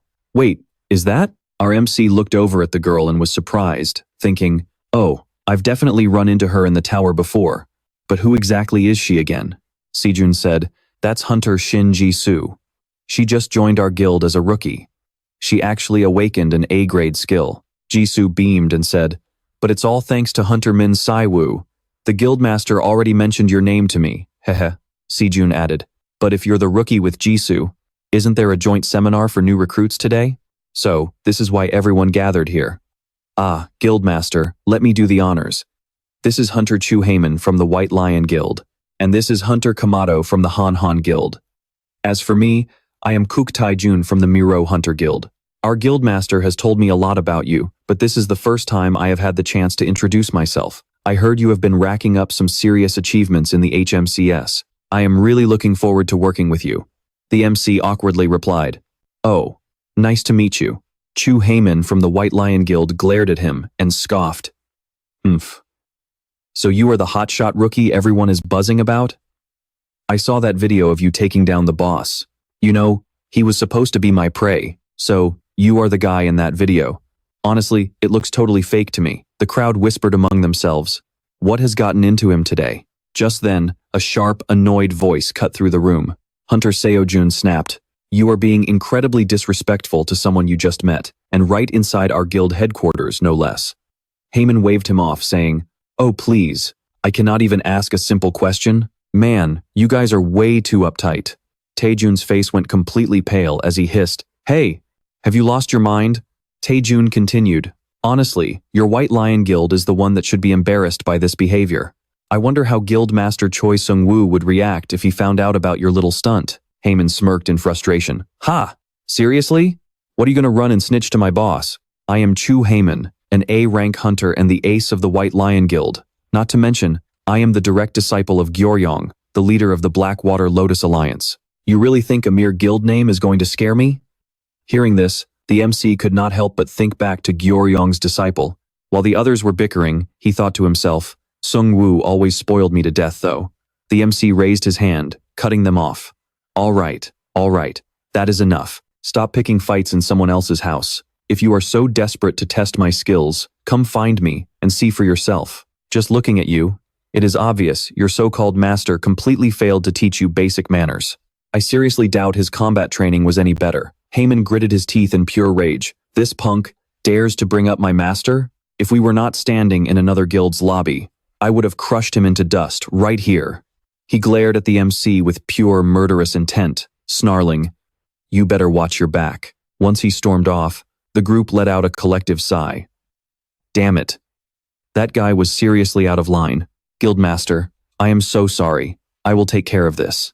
Seojun pinched the bridge of his nose and sighed. Don't worry about it. Just let him go.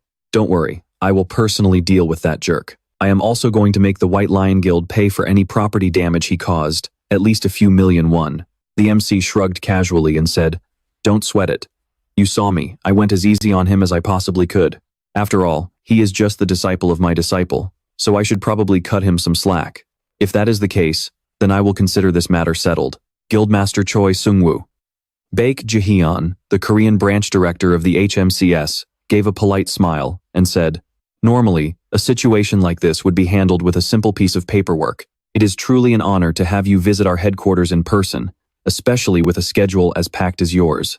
Choi Sung-woo, the president of the White Lion Guild, broke into a cold sweat and replied, No, please, this isn't just about collaboration this time. We actually came to offer a formal apology. Regarding the recent incident, I want to sincerely apologize for the inexcusably rude behavior one of our guild members showed toward your HMCS rookie. We have already discussed this with the Empire Guild, but I felt it was absolutely necessary to meet the victim in person to apologize. Oh, come now. There is really no need for someone of your stature, the president of the White Lion Guild, to apologize in person. After all, no hands were laid on anyone. Still, Baek Jiho thought to himself, Of course, I know your real goal isn't to apologize, you are trying to scout him. However, that hunter is an invaluable asset to the HMCS, and right now, his schedule is completely packed. In fact, he is currently on a mission at the prison, escorting awakened criminals, so he is not even in the building. Choi Sung-woo grimaced slightly and said, That is a shame. But isn't it highly unusual for a prison to request backup from the HMCS? Mr. Baek smiled. Rare, yes, but not unheard of. In the past, these requests were mostly handled by the major guilds, but things are bound to change moving forward, aren't they? Sung-woo stood up, sighing. I see your point. By the way, since I cannot apologize to him myself, would you mind if Hunter Chu Heyman goes to apologize to him directly? Mr. Baek was slightly taken aback, but seeing no harm in it, he nodded. Well, I suppose that works. After all, it is between the two of them. Safe travels back, President Choi. As Sung-woo walked out, his expression darkened. You guys sure are doing a great job of keeping him hidden, but that doesn't mean I am just going to let a top-tier talent slip through my fingers. He turned to his assistant and ordered, Secretary Seo, get in touch with Hunter Chu. Tell him to prepare for a trip, and tell him he had better bring his absolute best behavior. She nodded in understanding. Got it. Where should I tell him to go? Seung-woo replied. Incheon. Meanwhile, in Incheon, a tired guard groaned. Wait, wasn't it the HMCS that requested our support this time? So why aren't they here yet? Seriously, they have been locked up for months.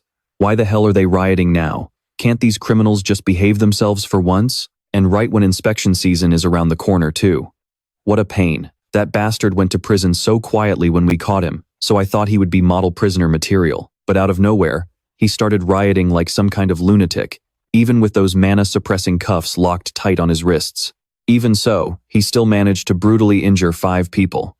Word has it that in the underworld, he was a notoriously infamous criminal. Even the investigators had a brutal time catching him. He grumbled in annoyance. Get this piece of trash to District G as soon as possible. The criminal was rotting away miserably in his cell. Suddenly, a voice echoed. Look, a rat crawling by his feet spoke. This is a message from Bestia. You already know about the upcoming meeting, right? The organization has already made its move here. You have a mission to complete if you want to get out of here. He ordered you to cause some chaos in the prison. Meanwhile, our main character is on his way, tracking the clues behind Minjun's tragic death. Standing in front of the prison, he says in surprise, is that the place? The Incheon prison for awakened ones. He heads inside to take action. A moment later, another guy looking for the prisoner yells in confusion. Huh? He already left? Sigh. Why are they in such a rush to transfer a prisoner anyway, if it wasn't for Seongjin's stubbornness? Wait, is that the transport vehicle over there? The guard replies, that must be it. Damn it, I might have to drive all the way to Gangji. As he chases after it, he screams in frustration. I'm definitely getting my overtime and allowances this time. That damn guild leader. At the same time, inside the vehicle, a voice comes from behind our main character. The prisoner says, You're hurting my feelings. Is drinking alone really that enjoyable? Our main character ignores him, making him snap in anger. You arrogant brat. Are you a guard from the prison I'm being transferred to? At this, he replies, No. Trying to look cool. The prisoner mutters to himself, So what? Did some big guild send you? I've never seen your face before, but looking at how you're still tagging along even after hearing my name, you must be pretty confident in your strength, huh? At this point, our main character asks him innocently, Why should I be? And who even are you? Hearing this, he completely freezes. Huh? Seriously? You got in this vehicle without even knowing who I am? You're out of your mind. At least you should know why a prisoner is being transferred. Looking at him in disgust, the main character says, Probably because you talk too much. Feeling humiliated, he snarls, You piece of garbage. He glares at the main character and tries to act tough, saying, I'm wearing these damn handcuffs because I turned 5 awakened criminals into a bloody pulp. Do you get your situation now? Why do you think an A+ rank awakened criminal is being moved in a regular transport vehicle, and with a cocky rookie tagging along no less? Starting to put 2 and 2 together, a voice suddenly cuts him off. You're dead meat. And then, the vehicle explodes. The old man asks if he's dead yet. The bastard kicks the door open, lunges out, and snaps. Damn it, you crazy old geezer. Were you trying to kill me too? The old man replies, If the Grey Wolf of Bestia died this easily, there'd be nothing to talk about. Right now, you just look like a leashed puppy. Furious, he snaps. What did you say? You want me to rip your dentures out? The old man asks. Still can't take a joke? You definitely took care of the escort officer with you, right? The criminal says, Of course. I kicked him right in the temple the moment the vehicle blew up, so he's probably lying around somewhere now. He's probably drinking coffee-flavored brain juice by now. These guys came to break me out, so can't you remove this any faster? If you don't want your wrists blown off, sit still. Mana technology these days is highly sophisticated. After he fumbles with it for a bit, the chains snap. He says, Done. Whew, I thought I was going to lose my mind and die. The kid next to him says, Stop exaggerating, it's only been a few months. Suddenly, a voice interrupts, Freeze, you scumbag criminals. I was wondering why you chose this dark path. You've finally caused a major scene, haven't you? Haman laughs gleefully and says, I saw this coming, but seeing him crushed to a pulp like this, he's really nothing special. Seongjin seriously has no eye for people, so, who the hell are you guys, and what organization do you belong to? Do you want to spill it right here? Or get caught? Take a beating? And then talk. I've seen that face somewhere. It's the A-rank hunter, Haman, from White Lion. Since when has he been tailing us? The old man says, I don't detect any other hunters nearby. He's all alone. Good, it's been a while since I've had some exercise. Haman says, Stop whispering. I'll ask one more time. Who are you? You filthy criminals. He sneers. But do you really need to know when you're about to die? Having said that, he activates his skill. A+ rank Werebear Wolf. The description states, it transforms the user's body into a werewolf, which can be maintained until mana is completely depleted. Seeing this, Hamin says in fear, a mutant awakened. Tsk. Even so, if I just defeat him, he'll turn back into a human. He immediately activates the A+ rank skill, Diamond Fury Aura. The description says it circulates the mana inside. The skill covers the entire body with an invisible armor, enhancing close combat techniques and imprinting the explosive power of a higher rank. An A rank skill that boosts attack speed? If I had to face this alone, it would be a bit troublesome. Damn it, what the hell is this? I can clearly feel the impact, and the damage is building up. But why isn't he going down? The monster says with satisfaction, oh, is this a welcome massage? The criminals say, but anyway, you really took a beating, didn't you? Tsk. Who knows when backup will get here? We don't have time to waste. The old man ordered the kid to end it. Hearing that, the kid immediately cast a spell, saying, got it. Bind him. A 10-headed serpent. Sensing danger, Haman asked, what are you planning to do with that snake? The serpent bared its fangs and lunged right at him. Ugh, a tracking skill? Damn it, they sneered. So the white lion isn't anything special after all, huh? Arg, who do you think you are just because you got pampered in some big-name guild? In these dark alleys, you're nothing but a loser. You punks. Haman spat in pain. Damn it. Acting all high and mighty when it's a 3-on-1. Seeing this, the wolf lunged forward and kicked him a few times to smarten him up. That's what you get for being stupid. Just sit tight and wait for backup. The old man said, Booker, we're out of time. Finish him off. Yeah, I got it. Any last words? Not that I'd care to listen anyway. Chu Haman thought in agony. Is this where I die? But just as the monsters lunged to strike, a flash of light intervened, blocking the enemy's fatal blow. Even so, Haman still coughed up a mouthful of blood in pain. That was when our main character showed up and said, giving up in front of the enemy.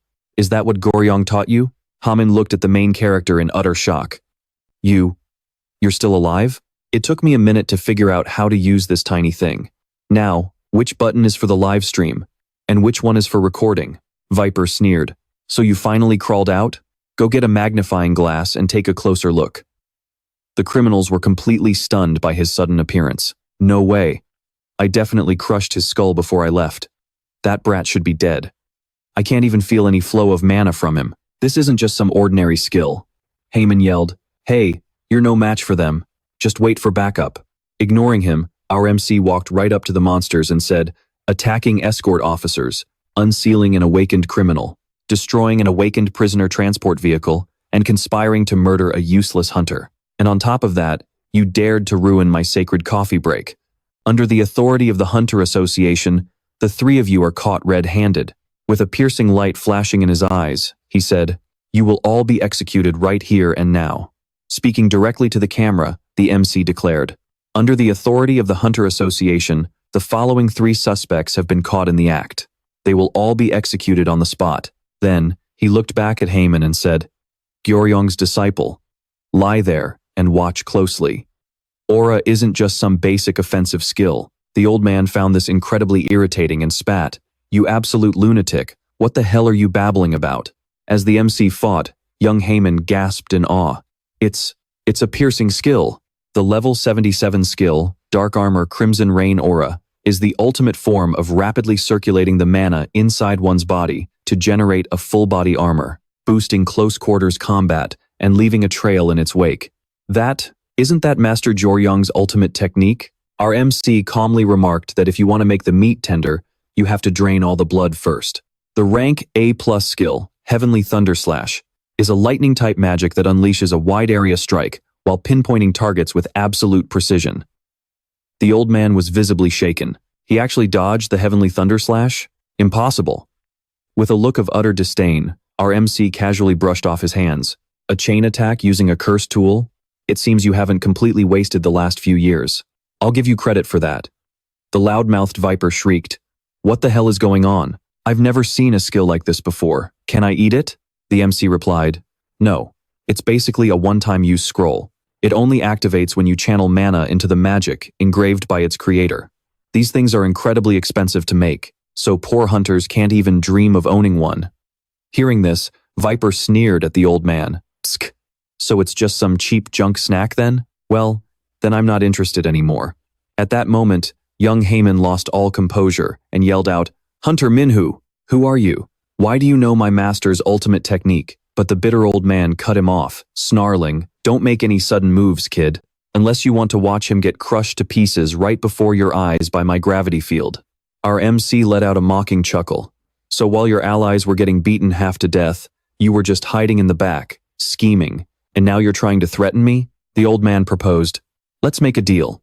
Let us walk away. If you agree, his safety is guaranteed. You just happened to get dragged into this mission, didn't you? If you just walk away quietly. The MC, visibly annoyed, retorted, What the hell are you babbling about? If I didn't have my own agenda, I wouldn't have taken on this dirty job in the first place. Besides, what's the big deal if he gets roughed up a little, right? Slumped on the ground, unable to even drag himself up, Haman yelled back, What do you mean, what's the big deal? As the old man began channeling his magic, our MC remarked, Wait, aren't you two on the same side? The ones actually working together are those prison guards. You guys are just professional hunter killers, aren't you? You work for a massive organization, carry high-level curse tools, possess skills designed to counter awakened abilities, and even have inside connections with the prison. It all adds up. So, who do you work for? The old man gasped in shock.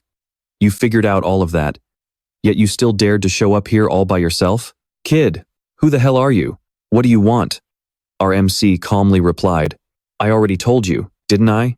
Huh? What is this? Did you forget to take out your hearing aids? I asked you who you work for. Take one more step, and I will blast you with a shockwave. The old man screamed in disbelief. Was his cursed tool just overloaded by a similar lightning-type skill? That should have been absolutely impossible given the mana density of a normal human.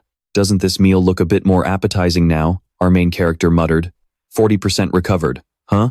Looks like a proper warm-up pays off even better than I expected. Hey old man, stop wasting time. You Keon, at your age, isn't every single second absolutely priceless? The old man scoffed. You only see the surface. Even if we did belong to an organization, do you really think we would just spill our guts that easily? He desperately yelled at his comrade to get up, shouting, Get out of here, you idiot! Anyone who belongs to a real organization has to take a silent oath, he explained. It is bound by the signer's own mana, and anyone who leaks the organization's secrets is marked for immediate execution. Cough, cough, damn it. The old man looked at his partner and sighed. Yonan, you are finally awake, you blockhead? Hearing this explanation, our protagonist coldly replied, If that's the case, don't worry. You will get used to it after dying a few more times. Terrified, the old man shrieked, Valker, do something. Don't just stand there. The werewolf lunged forward, growling, Got it, damn it. Even if it costs me my life, I am going to rip you to shreds. Just then, Haman jumped in and countered, I don't think so. He wiped the blood from his cheek and smirked. Looks like the numbers are finally even. The beast roared in frustration. You should have stayed down instead of getting in our way. Hamin cut him off. Cut the crap. This is where the real fun begins. Meanwhile, our protagonist quietly cast Wind Cutter. It was his level 55 skill, 10,000 Tempest returns. A massive area of effect wind spell that manipulates the atmosphere, spinning the air at extreme speeds to deal devastating damage. He walked over to the old man and coldly asked, How does it feel? That is what death feels like. The old man writhed in agonizing pain. Our protagonist grabbed him by the throat and asked, How many times do you think we need to repeat this before you finally answer my question? On the verge of breaking, the old man gasped. What on earth are you? Was once not enough? Watching the scene unfold, Haman couldn't help but shudder in fear. This is insane. He is literally healing them right before they take their last breath. If I were in their shoes, I would rather just die. What kind of monstrous healing skill is that? I am going to ask you for the third time. Our protagonist said coldly. Who do you work for? Please, make it stop, the old man begged. The werewolf writhed on the ground, screaming, Just tell him, old man, please. Finally, the old man squeezed out a single word. Bestia. Satisfied, our protagonist nodded. All right, Bestia, it is. Staring at him, the old man thought to himself, I had my doubts before, but after seeing his skills, there's no mistake. He is one of the 3 legends who vanished long ago, the Mad Dog, Min Siwoo. Looking down at the 2 half-dead men, our protagonist said, "Now that you are finally willing to talk, let's start our real conversation. Do you know where the other members of Bestia are?" Our protagonist demanded. The old man began to recount his story. Bestia is an elite assassination guild led by Crow. In this world, they are a force to be reckoned with, feared for both their deadly skills and their flawless track record. I spent a long time hiding in the shadows as a first-generation hunter, so I had no reason to hesitate when a powerhouse organization like them extended an invite. For assassins like us, keeping our comrades' secrets safe is the absolute bare minimum. The moment you break your silence, your life belongs to the organization. You are expected to stay loyal until your head rolls. That is just how this world works. In the 15 years since I joined, I never once thought about betrayal. I would have gladly bitten my tongue and died first. But after experiencing what real death feels like over and over, my lips started to loosen. Staring forward, the old man added, "That guy is a member of Bestia, the guy with the tattoos. His code name is Black Mamba." Black Mamba. What a strange name, our protagonist muttered in surprise.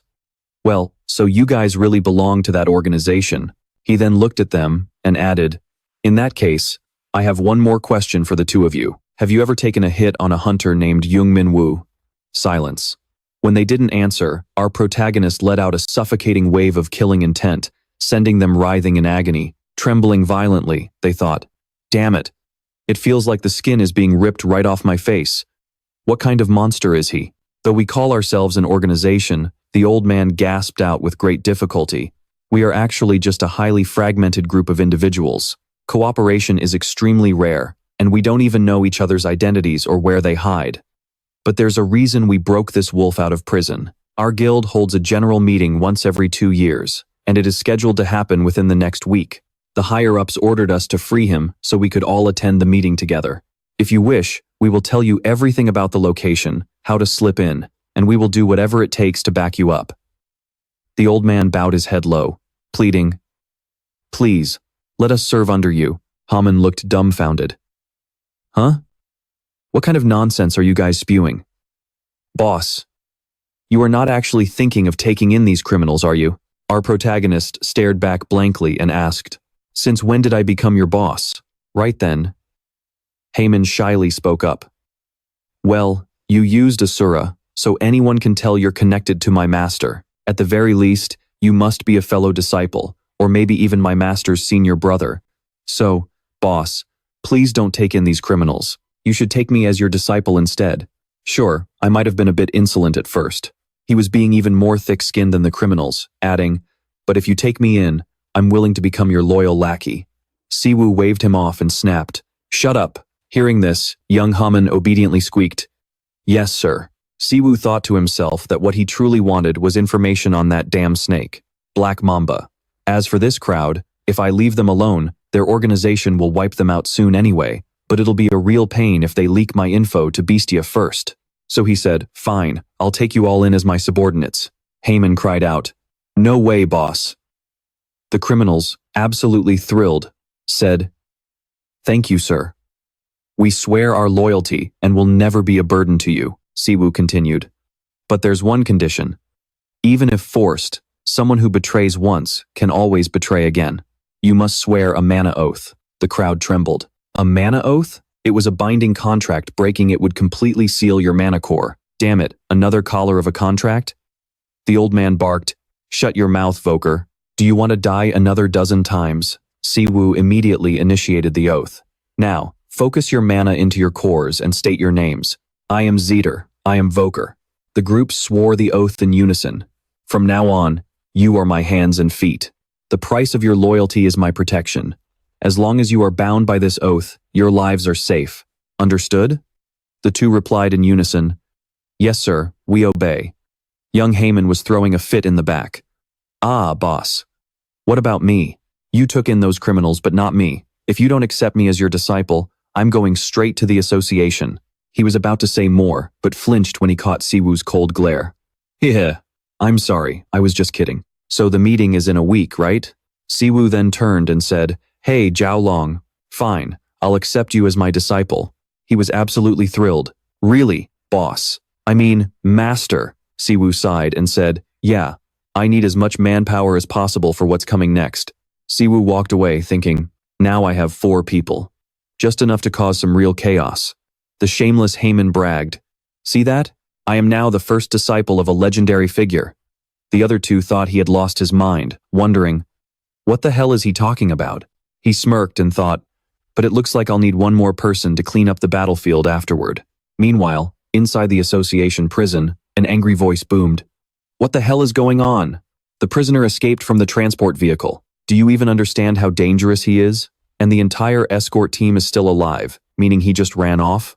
I heard the HMCS has been highly efficient lately, but I guess that was just a load of garbage rumors. Recalling that moment, Siwoo had looked at Jonggu and casually said, ah, he was too fast for me to catch.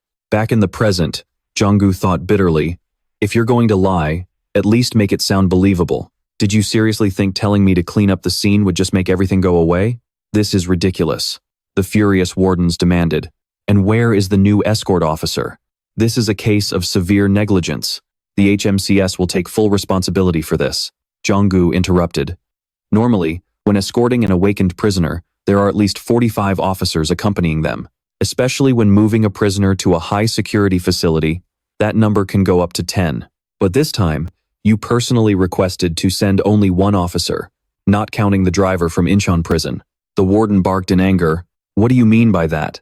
Losing a prisoner is still the HMCS's responsibility. From what I've heard, Jonggu added, the new escort officer reported that right before escaping, the prisoner confessed to bribing the high-ups of this very prison. The warden panicked. What? That officer's body cam was turned off, wasn't it? He's clearly making things up. Jonggu said coolly, true, we can't fully trust his statement. But since the matter has been brought up, we have a responsibility to verify it, don't we? Therefore, the HMCS will be conducting a full-scale investigation into the escaped prisoner and this prison. We look forward to your cooperation. Having finished cleaning up the mess Siwoo left behind, an exhausted Jonggu said, Siwoo, as you instructed, I've handled everything regarding the escort mission. We've also launched an investigation into the bribery case involving the assassin organization. Jonggu hesitated. But about that former hunter, nicknamed White Lion. He's an old man with an unconfirmed identity. And wasn't that other guy the prisoner who just escaped earlier? Siwoo said, shut your mouth and sit down, Byunggu. It's a long story. Now, let's begin the mission briefing. He said, tomorrow, we are going to infiltrate a meeting of the assassin organization, Bestia. This is a major gathering where about 8 high-ranking individuals who specialize in hunting hunters will be present. These traitors here will explain the infiltration plan in detail. So, Jonggu and Hamin, listen up. Byunggu gasped in surprise. Wait, you mean we are going to crash a meeting of an assassin organization? With absolutely no official backing and just a tiny group like this, what is the real goal of this mission? Siwoo gave a gentle smile and said, total annihilation, of course. And just like that, the day finally arrived. Looking around, the members remarked, well, this is rare. Almost everyone actually showed up today, huh? Idiots. Rattel, Gustav, and Volk aren't even here. We're down 2, and the kid is dead. The rest of the group gasped. Wait, what? And I'm not even counting those traitors yet. You fool. Those idiots don't look like they'd have the guts to betray the organization. It's definitely a surprise. Maybe it's best to just eliminate them now. A mysterious woman kept muttering. Volk, you bastard. We were supposed to head to Iskra together. I'll kill him myself. Just then, someone walked in and said, that is enough. The decision on how to handle the traitors lies solely with Madame Lisa. The woman smiled softly. Why stop? I actually find this quite entertaining, so please continue. Though, 3 people missing a meeting this important. Even I find that rather surprising. The moment she spoke, the room went dead silent. So, does anyone else have anything they want to say? Or perhaps we should hold a deathmatch to decide who gets to clean up the traitors. The tension in the room instantly froze. Someone spoke up. Madame, that's a terrible joke. Please, stop. We can punish the traitors any time. But the real issue is, what if they already know the exact time and location of this meeting? What could 2 nobodies even do? Do you seriously think they're going to just storm in here right now? The second those words left his mouth, the alarms blared. Warning. Unidentified movement detected at entrances 1 through 5. He smirked. Well, talk about jinxing it. They're coming from 5 entrances, so how about we each handle 1? What a pain, seriously, and I just put on brand new clothes today, too. Let's wrap this up quickly and get back. See you in a bit. Wait, Madame Lisa, what about you? Frigate, Black Mamba, aren't you guys going either? I've got zero interest in small fry. Beside him, Shamo booted up a game on her phone and muttered, there are already more than enough people. I'm going to play around. On second thought, maybe I should have told them to bring back the heads for identification.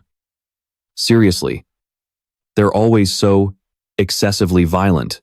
Madame, the fact that you can even keep a leash on these wild beasts is impressive enough on its own. Up on the ceiling, Pio Young's face turned pale as he thought, I've never even won a 50,001 lottery ticket in my life, and now I hit a jackpot like this? 30 minutes ago. This was the Bestia Hall. They really managed to find themselves a perfect hideout. There are 5 entrances in total, and every single one is equipped with intruder detection sensors. Since the layout inside changes constantly, we can't tell exactly where each path leads. But these 5 paths are the only ways out, and they all lead straight to the main hall where our targets are meeting. No matter which path we choose, we'll end up in that hall. It's just a matter of how long it takes us to get there. Our protagonist replied, then we each take a different path. If we all bunch up on one route, the targets might just slip out through one of the others. He then gave the order, Pio Young, do you have your radio? Yes, sir. Good. We're heading in. One path for each of us. Since they have sensors, just assume they already know we're here and are waiting for us.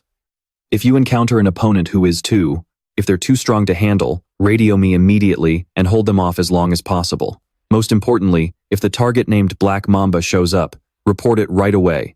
Roger that, let's move out. And with that, Jogyu headed inside.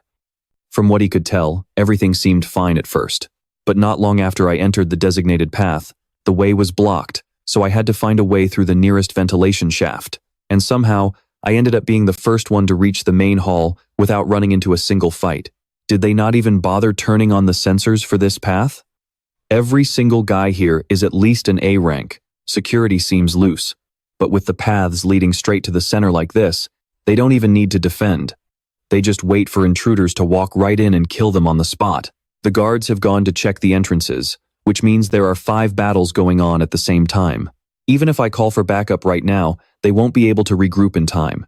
I should probably thin out their numbers myself first. Wasting no time, Oge tossed a projectile down. The mage girl walked over and picked it up. A marble? How did this get in my pocket? The man called the boss teased, Pokubin, are you still playing slot machines? The junkie girl replied, sorry, but I hit the jackpot yesterday. Instantly, an explosion went off. Huh? She's already dead.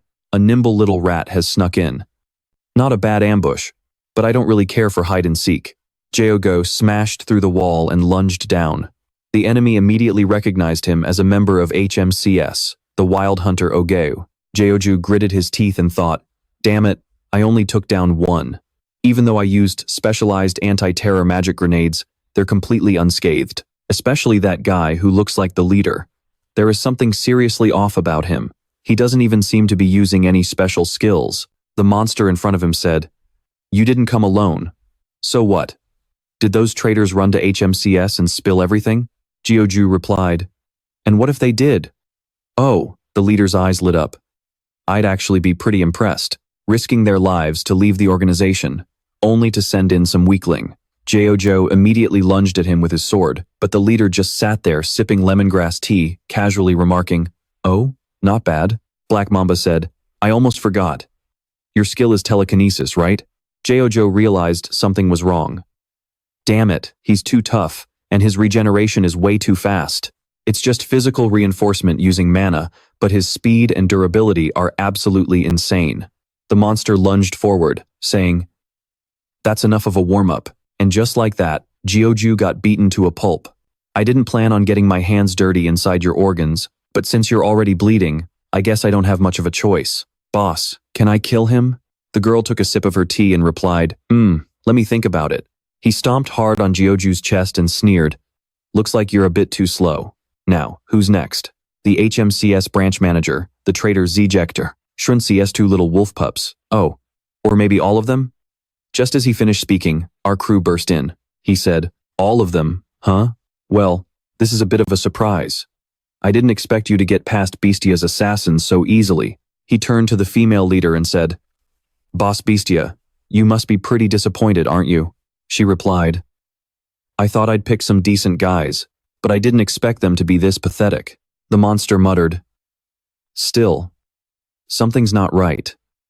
Looking at your wounds, there was definitely a fight. But I don't think you could have taken down Tigray or Grizzly that easily. Min immediately lunged forward and shouted, You murderous bastard, you talk too much. Oh, the monster looked at him and replied, White Lion Guild. So you're a hunter from the White Lion? Why is someone like you here instead of being with HMCS? One by one, the group got knocked down by Black Mamba. He paused for a moment, then said, Sorry, but no matter how I look at it, this just doesn't make sense. You guys aren't acting like a team at all. You're just a messy bunch thrown together. You're from completely different organizations, so there's no reason for you to gather here. Who is it? Who is the one who brought you all together? That bastard.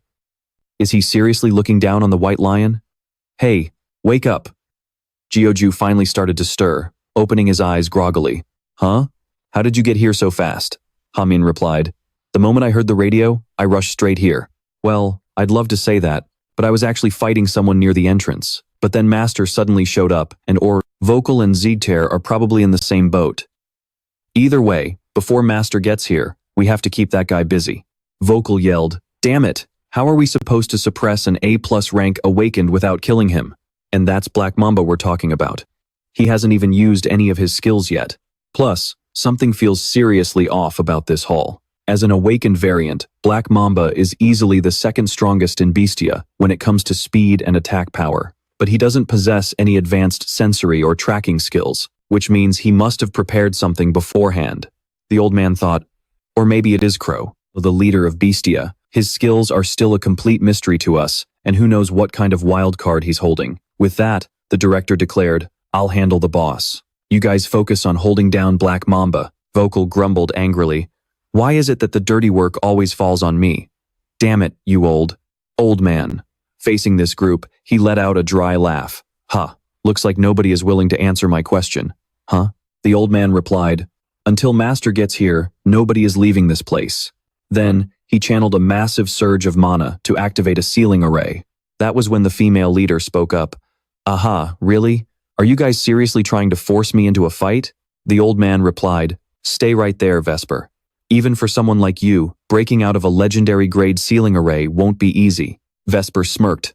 Oh, your new master seems to really care about you, equipping you with such high-grade gear. But turning your back on the organization, like flipping a coin, isn't that a bit too cold-hearted?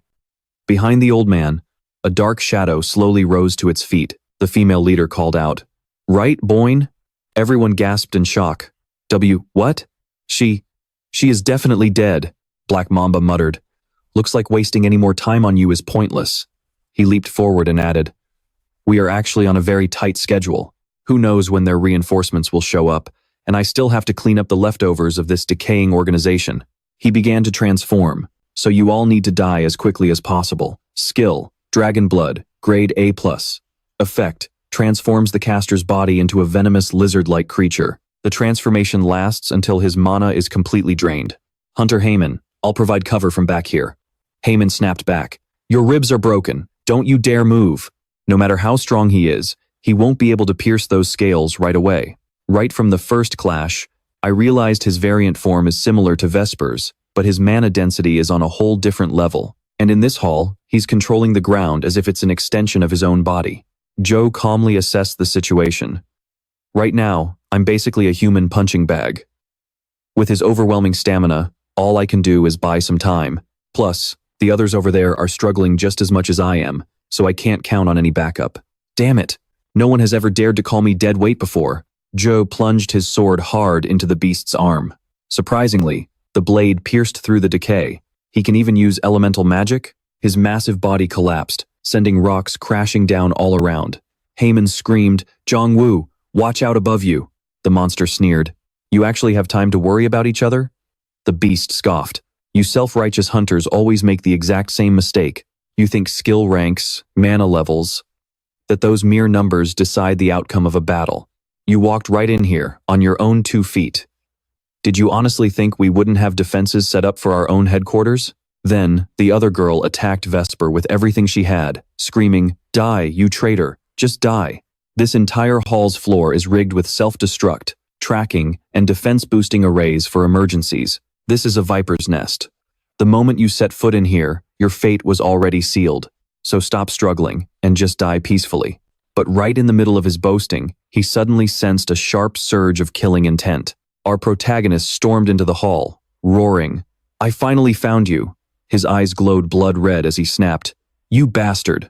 I finally found you, you filthy snake." The female mage rushed forward, demanding, "Who are you?" Meanwhile, the female leader gasped, "Impossible. You just neutralized all the magic in this entire area?" Hearing this, the dark mage chimed in, "Well, he only pulled that off because of my help. He's really not that skilled on his own." She clapped her hands together. "How impressive. This facility cost millions to build, yet you turned it into a useless pile of junk in the blink of an eye. Your sudden appearance caught me off guard at first. But then, she began to mutate, lunging forward to attack. Now I get it. You're the prime suspect who wiped out Bestia's assassins and put this little group together." Our protagonist snapped back in annoyance. "Suspect? You're the real criminal here, you bastard." "Hey, I think he's here for you. Mamba, what on earth did you do?" Mamba looked completely lost. "No way, Captain. I just carried out my mission like normal. But from the way he's talking, this sounds like some kind of revenge plot. I never leave a single trace after taking down a target, yet somehow, you still tracked me down." Our protagonist said coldly, "Revenge? Before we get to that, there's something I need to know first." Seeing this, the leader stopped the fight and said, "Wait, you." As she found herself completely surrounded, the old man warned, "Don't move. He wants to ask some questions." "Haha, I didn't mean to make you so tense. What exactly makes you so loyal to him anyway?" Confused, she looked at our protagonist. "Who is he?" she thought. He recognized me instantly. So he must be a scout. His attack speed is on a completely different level compared to a normal close combat hunter. The badly beaten snake spit out, "I've never met anyone like you in my entire life. I pride myself on knowing almost every high-ranking hunter out there. But who on earth are you? What do you want from me?" Our protagonist stepped hard on his back and replied, "I think you're seriously misunderstanding the situation here. I'm the one asking the questions, not you. Don't you get it? I'm actually being very gentle with you right now. I could easily kill you right on the spot, so just lay there quietly until I tell you that you can move." Every time he tried to squirm, our protagonist stomped on him a few more times, just to vent his anger. Finally, he cried out in pain, "Stop, please just stop." Grabbing the guy, our MC ripped off his mask and demanded, "Someone higher than a VIP. Who the hell hired you to kill Minjun?" Hearing the name of the archaeologist Minjun, the monster burst into a maniacal laugh. "Ha ha! So you're connected to Minjun." Min Siwoo frowned, his voice cold. "Start talking. I thought you wanted to live." He grabbed Min Siwoo's wrist, suddenly acting obedient as he replied, "Of course, I'll talk." But a split second later, he bared his teeth, sneering, "But even if I tell you, you won't be able to hear a thing, because your ears are about to melt off." With that, he spat deadly venom right into Min Siwoo's face. The monster gloated inwardly, knowing an assassin would never betray their client. Disgusted, Min Siwoo muttered. "Did you really just spit in my face? I guess you have no intention of taking this seriously. Do you? Fine, then I'll make you beg to talk." The monster's jaw dropped in absolute horror as he watched Min Siwoo's self-healing skill instantly kick in. Realizing he was up against a monster, the healer terrifiedly cried out to his captain for help, but she instantly washed her hands of him, replying, "Oh, my bad. I'm a bit tied up here myself." Seeing his captain abandon him, his eyes filled with pure terror as he began to scream, "I'll talk, I'll talk, I'll tell you everything." But the moment he blurted out the client's name, Pandemonium Min Siwoo snapped and put an end to his life right then and there. Staring at the corpse, he quietly repeated the name to himself, Pandemonium. Just then, their female leader burst into a sudden mocking laugh. With a powerful burst of energy, she blew away everyone surrounding her, slowly pulling off her hood as she said, "Well, well. Now I know exactly who you are. You're the legendary first-generation hunter who vanished 10 years ago. Mad Dog Min Siwoo." Min Siwoo couldn't care less about his old title. The only thing he cared about was his target. "Are you with Pandemonium too?" she scoffed. "No way in hell. My crew consists of professional assassins. We don't take personal contracts. We're just the tools." I put the pieces together from your insane power and your knowledge of pandemonium. My sister once told me stories about a first-generation hunter who possessed a bizarre, logic-defying healing skill. Min Siwoo pressured her. So you're saying you actually know nothing? Don't play games with me, or I'll beat the truth out of you. She shrugged. I'm not lying. Besides, you've already found out what you needed about me, so consider your question answered. But I must say, it's pretty bizarre. Why did every single one of us completely forget you even existed? That's none of my business, Min Siwoo replied coldly. The woman suddenly snapped her fingers and called out, All right, boys, get up. A second later, the entire hall erupted in a massive explosion. Glaring through the smoke, she smirked at him. Are you really going to try and chase me down, Mad Dog? He calmly replied, I don't need to. I already know my next move. Is that so? She purred, stepping backward into a teleportation portal. Then I'll be seeing you real soon. Jaime rushed over, completely baffled. Are you seriously just going to let them walk away? Min Siwoo explained. If I had gone after them, they would have triggered the destructive magic circle already laid out on the floor. No one here has the strength left to survive that blast. Besides, we already got the information we came for. Clean up this mess, Byung, Min Siwoo ordered. The poor old man practically wept in despair as he nodded. Meanwhile, Min Siwoo kept whispering that name to himself. Pandemonium. What truly bothered him was Minjun. What on earth did his disciple discover that drove them to go to such extreme lengths to silence him? On his way back home, Min Siwoo fell deep into thought. Pandemonium, huh? 20 years ago, the very first gate ruptured on Earth, unleashing all kinds of horrors upon this world. It was the catalyst for everything. Mana, vicious monsters, magic stones, and demons, a ruthless race from another dimension who possessed an innate control over mana and unique skills, much like humanity's awakened hunters. During the initial chaos of the first gate, they slyly infiltrated Earth, blending into society with terrifying ease. They didn't just claim authority over the gates, acting as self-proclaimed overseers from a higher dimension, but they also seized complete control over all gate operations. They looked down on humans as an inferior species, stripping them of their technology and civilization. Once the demons and monsters finished reducing the world to rubble, they began acting as if they were the rightful rulers of the planet. And among humans, a pathetic group of traitors emerged, who swore their loyalty to the demon kings, forming a wretched organization called Pandemonium. Fortunately, the demons' reign of terror didn't last. The first generation of hunters, having finally unlocked the secrets of mana, stood up to fight back. A brutal war broke out between humanity and the demonic oppressors who ruled Earth. Ultimately, humanity triumphed, putting an end to the chaos. It's been 10 years since I defeated the 4 demon lords and got sucked into the spatial rift. Pandemonium was supposed to have disbanded long before that, so why is their name resurfacing now? Lost in thought, Min Siwoo suddenly called out, Hey, Apophis! The little demon resting inside his body grumbled. What do you want? Min Siwoo asked. Demons existed in that other world we survived in too, right? But they seemed a bit different. Apophis replied. You're not wrong. Of all the species I've ever encountered, demons hold the absolute greatest influence across the dimensions. Even in that world, they enslaved dragons, ruled over lesser creatures, and exploited them ruthlessly. Min Siwoo scoffed. So no matter what world they're in, they always act like a bunch of low-life thugs. Apophis hesitated, saying, Well, I can't say for sure. I still haven't recovered my memories from before I met you in that world, but I do remember those bastards stole something precious from me. Still, after dealing with those demons for 100 years in that hellhole, I can confidently say they are exactly the type of scumbags to pull that kind of stunt. Rubbing his temples, Min Siwoo sighed. We just don't have enough information. 10 years ago, I was too busy slaughtering them to care about tracing their roots. And in that other world, we only ever ran into their low-level grunts because we were solely focused on surviving. All I really know is that their mana signature is remarkably similar to humans, but compared to 10 years ago, they've gotten way better at hiding in plain sight, pretending to be humans. Peya snaps at me. What are you even overthinking? Just wipe them all out, and it's over. I take a moment to think, then sigh. If it were that simple, I wouldn't be stressing out. Just then, my younger brother suddenly walks in. Oh, you're here early, Yoo-hyun says. You suddenly asked me to rent an office, so I was wondering what kind of trouble you got into this time. What is it this time? I casually shrug and reply, Nothing much.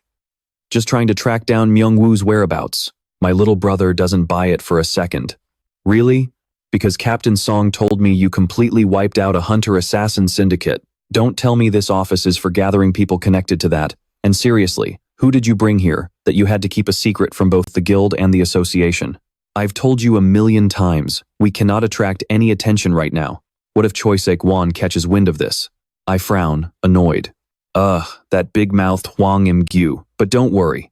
Im-gyu already erased every single trace of my involvement. And as for Choi Sek-won, I'll be personally paying him a visit soon. My brother looks shocked. What? That's incredibly reckless. There are way too many variables. If I confront him directly, he won't dare pull any stupid stunts.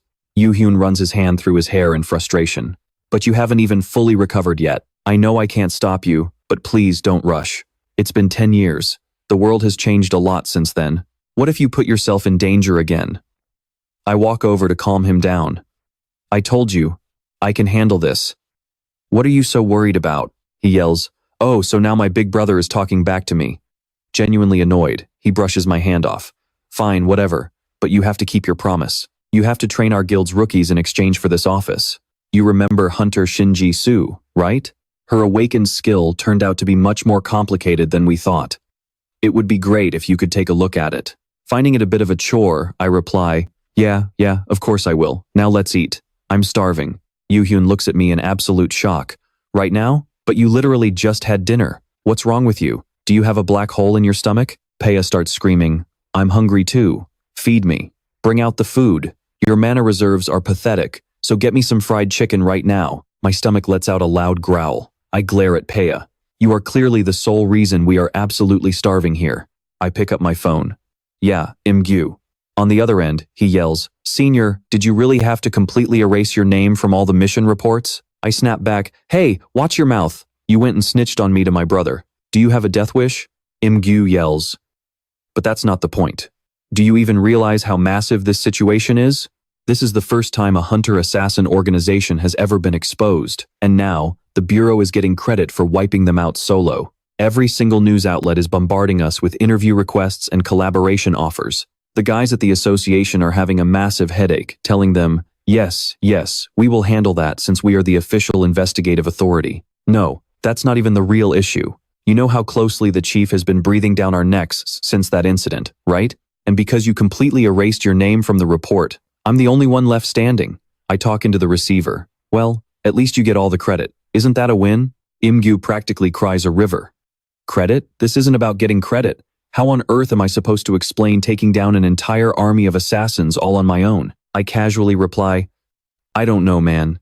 Just make sure your story matches up with the White Tiger Guild. Isn't Hyun-ah from that guild? Flustered, Im-gyu responds. I already asked them. And even the guild leader of White Tiger completely agreed. Right after that, he has to take another incoming call, saying, yes, this is Captain Hwang Im-gyu speaking. But the voice on the other end says, I understand the Heian guild leader's desire to protect his older brother. But due to that jailbreak incident last time, it would be much better if you stepped forward yourself. I immediately cut in. Wait, what? All right, but I really need to grab some food first. Good luck with all that. See you tomorrow, Senior. Hanging up, I sigh wearily. Seriously. Both of these guys are unbelievable. While my little brother is busy cooking, he asks, who was that? Captain Song? I reply, yeah. The guy just loves his job so much, he's absolutely overjoyed. By the way, what's the situation with the demons lately? Is it still the same as 10 years ago? Yoo-hyun replies, actually, after the 4 great demon kings disappeared, the demons themselves were the ones who proposed a peace treaty. After we agreed, they mostly stationed themselves in the polar regions and set up research facilities to study the demonic energy that had seeped into Earth. Other than that, they haven't caused any major trouble. Some countries even conduct joint research with them from time to time. But the demons almost never leave the polar regions. It's been a really long time since they last appeared on the front lines. These days, a lot of kids even think demons are just some urban legend. I nod. I get it now. I frown slightly. A peace treaty? Even Peya chimed in. That sounds like absolute nonsense. Demons and peace in the same sentence? What a joke. I think to myself, I have the exact same bad feeling about this. But look at humans. We have plenty of scumbags among us, so demons can't all be exactly the same either, right? She uses mana, just like a demon, but there is something off about it. Could she be a hybrid? 20 years ago was the first time demons appeared on Earth. so it's not completely impossible. All of this started because I wanted to get revenge for Minjun. But the more I chase the clues left behind, the more I realize this fight is going to drag on a lot longer than I expected. The next day, our main character approached his disciples, channeled the mana inside his body, and focused. Focus on your Dantian. Young Haman didn't get it at all. Dantian. Master, even when you say it like that, I still don't get it. Isn't awakening a skill supposed to be like a sudden rush of adrenaline? No matter how long I sit here and meditate, I don't think it's going to help me release my power at all. Wouldn't it be better to just work out and train hard instead? Our main guy smacked him right on the head. You guys practically begged me to train you, and now that I am, you're complaining, he sighed. Hey, do you think skills are like sweat? You think you just sweat a little and then you're done? Honestly, nobody cares about controlling mana these days. Everyone just closes their eyes and fires blindly. Haman replied, but if the blast is already overwhelmingly powerful, do we really need to worry about all this complicated stuff? Frowning, our MC said, it's because of that tutorial tower, isn't it? Awakening skills inside an artificial gate has completely warped your understanding. The way we burn mana like fuel directly impacts the amount of power we can unleash. If you can't even master basic mana circulation, how do you expect to feel your Dantian while throwing skills around so recklessly? Alright, I'll only explain this once, so listen closely. When humans first came into contact with mana, a reservoir was formed inside them. That reservoir is the Dantian. Mana pools and flows within the Dantian, generating awakened power that manifests as each individual's unique skill. The strength of your skills depends entirely on how well you can control the mana inside your Dantian. Through training, your Dantian will expand, allowing you to hold more mana at a higher level. You can even open up multiple Dantians within your body. But from your perspective, humanity has only known about mana for a little over 20 years, right? Since it's still so new, understanding it is all the more crucial.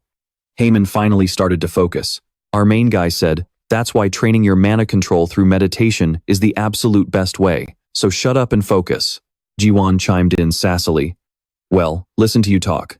Big words for a guy who ran around like a headless chicken for 100 years. He replied, don't you worry. Tomorrow, I'm going to push both of your bodies to the absolute limit, especially the two of you. Don't think I'll go easy on you just because you're tied down. You're going to work your bones to dust until your debt is fully paid off. The group dejectedly agreed. Just then, a voice called out from outside the door. Senior, I knew you'd be here. Yoongu, looking absolutely exhausted, complained. You didn't even answer your phone. Do you have any idea how hard I had to search to find you? Our main guy replied. Well, that's because you always call me like some kind of stalker. Yoongu yelled. Look, just get to headquarters right now. The branch manager has summoned you. And with that, they headed over to the HMCS headquarters. Our MC asked curiously. So, why did the director summon me anyway? He then added in a lazy tone, you didn't drag my name into anything, did you? Yoongu replied, of course not. I honestly have no idea what this is about either, but it might be related to that prisoner transport corruption case over in Incheon. Suddenly, a mocking voice rang out. Well, look who we have here. Captain Hwang. The two standing there were Senior Agent Hate on the left and Captain Song Changguk. Changguk sneered. Hey Hwang, I heard you pulled off a major stunt? While we were away, the rookie from the North Seoul team apparently became the new big deal. Huh, what kind of cheap trick did you use? Yoongu's face darkened as he muttered. Ugh, that bastard Song Changguk. Is he seriously done with his mission already? Yoongu snapped. If you're back, then get back to your desk and do some actual work. Why are you picking fights with people minding their own business? Changguk let out a fake laugh. Picking a fight? No, I'm just catching up with a friend. No need to get so defensive. Let's see. Is that the rookie standing behind you? I heard you caused quite a stir down in Busan. Why does North Seoul always hire people like this? Your captain has some seriously bizarre taste. Meanwhile, our main guy stood in the back, completely ignoring them. To him, it just sounded like a dog barking in the distance. But Yoongu's face was already turning beet red. That's enough. Don't you guys have a flight to catch instead of standing around talking trash? Hatai smirked. Our next mission is in Japan. We're not worried about missing our flight. Changguk mocked. Oh, come on, go easy on them. It's not like they've ever been outside the country before. The two of them gloated, thoroughly enjoying Yoongu's absolute frustration. Must be pretty frustrating, huh? The Gangnam team gets sent all over the world, while you guys pull endless overtime just to lose track of petty criminals. He then turned his gaze directly toward our MC. Hey rookie. Hatai tried to pull rank, saying, No matter what team you're on, we are still your seniors. What, you don't know how to introduce yourself? Where are your manners? Shouldn't you at least show some respect and greet us? Our MC looked back at him with a smirk and said, Greet you? For what? Why don't you and your smelly boss just get lost? And what's with the dramatic glasses push? You two are literally blocking the entire hallway with your massive egos. Can't you see you're in the way? Are those glasses just for show? Frozen mid-gesture with his glasses, he trembled with sheer rage. Instantly channeling his magic, he spat, Changuk, let me teach this crazy rookie a lesson. Hey, a voice rings out. Heron-2, are you out of your mind? This is headquarters. Learn to draw the line between work and play. And yet, Django just coddled his subordinate, snapping back. Huang Donggu, who do you think you are? Lecturing my people. Are you deaf? Didn't you hear what that rookie bastard just said? Jiogu mumbles. Sorry, I couldn't hear you clearly. His junior, who was our main character standing right beside him, chimed in. Oh, all that fat must be clogging his ears. The two of them teaming up to tease him drove Django absolutely wild. He snaps, You two bastards have completely lost your minds. Fine, since the headquarters staff is watching, maybe I should drill open your skulls and force some sense into them. Let me show you who really runs this regulatory bureau. Right then, a voice behind him speaks up. Pardon me, Django. The branch director of the regulatory bureau, Gun-ho, steps forward. He coolly states, But I'm the one who runs this place. The two wet behind the ears punks look absolutely stunned. Director. Gun-ho then turns and says, Hunter Min Woo, I was wondering why you hadn't arrived yet. It seems you got held up here. Donggu, you should have wrapped this up quickly so you two could arrive earlier. The two troublemakers, now as obedient as puppies, quickly say, Yes, sir, we are deeply sorry. Gun-ho then turns warmly to our main character, Hunter Min. Do you like camellia tea? We have a very important guest visiting today, so I've prepared some exceptionally fine tea. Our main character casually responds, Sure, why not? Meanwhile, Django looks like he's about to lose his mind, stammering, Wait, director, that bastard. Before he can even finish, Gun-ho cuts him off. Hunter Django, I've heard rumors that during your mission in Japan, you requested services far beyond your official duties. If you want to wield power, you should at least focus on doing your actual job first. Stop wasting your time on meaningless nonsense. Hearing this, the two are instantly silenced, forced to watch as our main character is respectfully ushered inside. Damn it. Who the hell is that rookie anyway? What kind of backing does he have for the director himself to step in like that? I have no idea. The three of them head into the director's private office in high spirits. Gun-ho strikes up a conversation. This is our first time meeting face to face, isn't it? Hunter Min, you've been incredibly busy ever since you joined us. Cutting straight to the chase, our main character asks, So, what exactly did you call me here for? Haha, straight to the point. I like that. It's very refreshing. Alright, the reason I called you here is quite simple. I want to ask about the incident at Inchi Prison. Coincidentally, thanks to the Bestia case, the investigation's jurisdiction has been handed over to us. On top of that, an investigation into the corruption at Inchi Prison is currently underway. But that doesn't mean we can simply turn a blind eye to an escaped convict. So tell me, Hunter Min, someone strong enough to defeat the ghost of the red light district wouldn't just let a fugitive slip by. Are you absolutely sure you don't know where that escapee is? The director then glances at the team leader and says, Donggu, could you step out for a moment? He replies, Yes, sir. The moment he steps out, he is incredibly worried for our main character, thinking, I'm sorry, Junior. Back inside, Gun-ho speaks up. Hunter Min, I'm not that rigid of a person. I've known Hunter Huang Donggu for a long time and know how capable he is. But taking down an entire assassin organization all by yourself? That is hard to believe. The collapse of the Bestia Hunter Assassin Guild. That fugitive must be connected to them, right? You must have discovered something during the transport. He continues pressing. You know how massive of a case this is. Confession and surrender. If the fugitive provides information about the organization, we might consider leniency. But regardless, we cannot overlook an awakened criminal who is already on the Hunter Investigation Bureau's records, especially when a rookie with an unverified background like you is involved. So, I reached out to an old friend for some advice, and it turns out he knows you quite well. Surprised, our main character asks, Who exactly are you talking about? Gun-ho says, A living legend from the first generation of hunters and one of the 3 pillars of South Korea. Right at that moment, a man walks into the room. He is none other than the guild leader of the War King Guild, Hunter Du Kyung-ho. Sitting down next to our main character, he says, I couldn't believe it even after Gun-ho told me. I thought you were dead. Si-hoo, our main character, is completely at ease seeing him. There were some complications. By the way, you look so old now. Frey looks at the old man and asks, who is this overly friendly guy? Our main character tells Frey. He is a first-generation hunter and one of the three pillars, the sword demon, Du Kyung-ho. Back in the day, he fought alongside me. Kyung-ho looks at our main character and chuckles. Haha, I'm not old. You're the one who hasn't aged a bit. You've been missing for 10 years, yet you came back looking exactly the same. Where on earth have you been all this time? Your followers have been searching for you everywhere. Our main character cheerfully says, should we order another bottle? I think we have a lot of catching up to do. And with that, they strike up an intense conversation. I see. So you spent 100 years in that place? That part doesn't actually surprise me, but I can't believe you spent so much time there. Our main character says, well, a spatial spell was cast on me the moment the Demon King died. I don't know if it was intentional. Kyung-ho drops a bombshell. No, the Demon King is still alive. At this, our main character's face goes completely blank. What, he's alive? Then how could you guys possibly sign a peace treaty with those demons? Are you guys crazy? How could you ever trust them? Kyung-ho replies, calm down and listen to me first. He is alive, but only as fragments. When you were here, the conflict between humans and demons was incredibly intense. But after you defeated the Demon King, they proposed a peace treaty. They claimed the war was purely the Demon King's doing, not the will of their entire race. Siwoo scoffed in annoyance. That is complete garbage. They only got scared because I beat their Demon King. Du Kyung broke out in a cold sweat and said, you are not wrong, but things were not looking good for us either.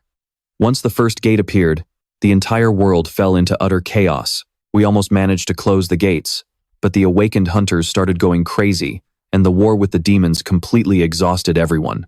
With things looking so grim, the demons actually took the initiative to offer a peace treaty. They even showed us how to close the gates. In exchange, they wanted the Demon King's remains and a piece of land to settle down until they could return to their own dimension. Back then, gates and demons were still brand new to us. Everyone believed the best move for humanity was to adapt to this new power. So, we accepted their offer, and the top hunters representing each nation signed the treaty. Choi Ji-soo was the hunter representing South Korea. Since then, the demons have never caused trouble or even left their territory unless we actually needed them. A few of the first-generation hunters hated the treaty, but with you gone, they just ended up going their separate ways. Since the world is stable now, barely anyone pays attention to the demons, and I did not really care much about them either. But the way you returned is highly suspicious. Confused, Siwoo asked. Suspicious about what? Du Kyung explained. You, the mad dog Min Siwoo. Every single record about you has completely vanished over the last 10 years. Rumor has it that Choi Ji-soo's family had a hand in it. They erased you so thoroughly that the second-generation hunters do not even know your name. I could not even remember what you looked like. And yet, before all this, you and I used to fight side by side as a trio. Being forgotten for 10 years like that cannot be a coincidence, Siwoo asked. So you think the demons and Choi Ji-soo's family made some kind of secret deal? Du Kyung lowered his voice and said, he would probably do absolutely anything to defeat you. Hearing this, Freya could not help but burst out. Those damn demons. Siwoo pondered for a moment. Did Choi Ji-soo really team up with the demons just to erase me? Knowing how massive his ego is, that makes no sense. But why would the demons want to erase me? Simply because I defeated their Demon King? That does not feel like enough of a reason.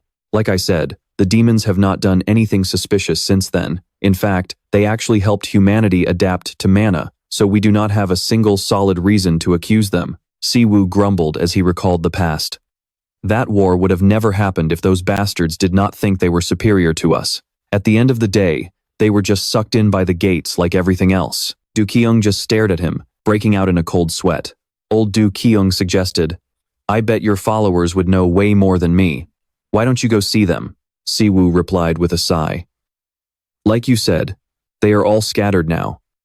Du Kyung chuckled. Haha, wait, is not Kang Yeohwa still in South Korea? 10 years ago she was just a kid, but now she is an S-rank hunter leading the Cheonghwa Guild. I remember she used to follow you around everywhere, but now she is working for Choi Ji-soo's family. Siwoo was caught off guard. 10 years is a long time, so she must have her reasons. Then, the old man grumbled in dissatisfaction. Man, this food tastes awful. Your palate is way too unrefined. This dish was super expensive, you know. I should have invited Min Siwoo instead. Siwoo shuddered at the mention of his younger brother. No way, he would go absolutely insane if he found out I came to see you. He is way too overprotective of me. And just like that, their pleasant conversation was being covertly recorded. Outside, a stealthy voice spoke into a phone. Guildmaster, I just sent you the photos. As for the guy meeting Do Kyung, I think he is from the management bureau as well. The voice on the other end replied, Good, you can head back now. On the other side of the line, the red-haired girl's face suddenly darkened with shock. She stared at the image on her screen. Min Siwoo was laughing so happily, confirming he was indeed still alive. She had assumed the recent movements of the Empire Guild and the incident at the tutorial tower were just rumors. But now, she could barely keep herself together knowing he was truly back. Curling up and hugging her knees like a little girl, she burst into tears, crying out for her master. Ever since I started working with Choi Jisoo's family, Sejun has completely ignored me. Keeping an eye on Do Kyung was definitely the right call. Everyone told me you were dead, but I refused to give up. Even though I could not find you anywhere in this world. And now, you have suddenly reappeared in South Korea, looking exactly like you did back then. It is something only my master could pull off. I do not have time to waste. I need to see him right away. Just as she was about to rush out, a man stepped up behind her and called out, Yowa. She gasped in surprise upon seeing her boss. He said, I told you to just call me uncle when it is just the two of us. What is all this rush about? Feeling a wave of anxiety, she stammered, It is nothing. The old man raised an eyebrow. Nothing? I have never seen you make a face like that. Even when your mother passed away, you did not look this shaken. His words made her eyes widen in sheer shock. He must have returned. That mad dog, Min Siwoo.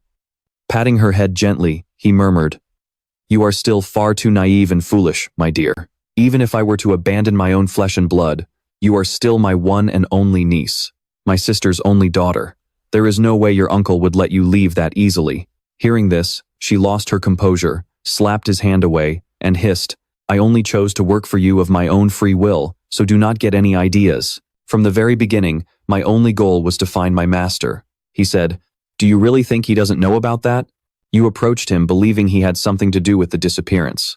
He knew exactly that you were just playing along while secretly digging up his classified information when he let you in. The reason is simple. A hunter of your level is highly valuable. He then continued, The world today treats hunters as valuable financial assets. Do you honestly think he would just hand over a useful asset, let alone his own flesh and blood to that bastard? She couldn't take it anymore. Don't make me laugh.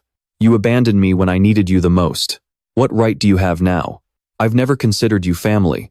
The one who raised me and made me who I am today is my master. Then, he delivered a devastating blow. Yes, and he has absolutely no idea you're the daughter of a vile criminal. Don't be so foolish, Yeonhwa. Yeonhwa, you've been by Yoonha's side watching him for a long time, so you should know exactly how ruthless he is to criminals. How do you think he'll react when he finds out about your past? He walked away, leaving Yeonhwa with those parting words.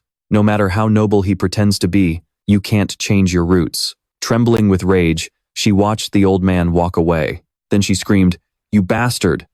The scene shifts to HMCS headquarters, where everyone is working incredibly hard.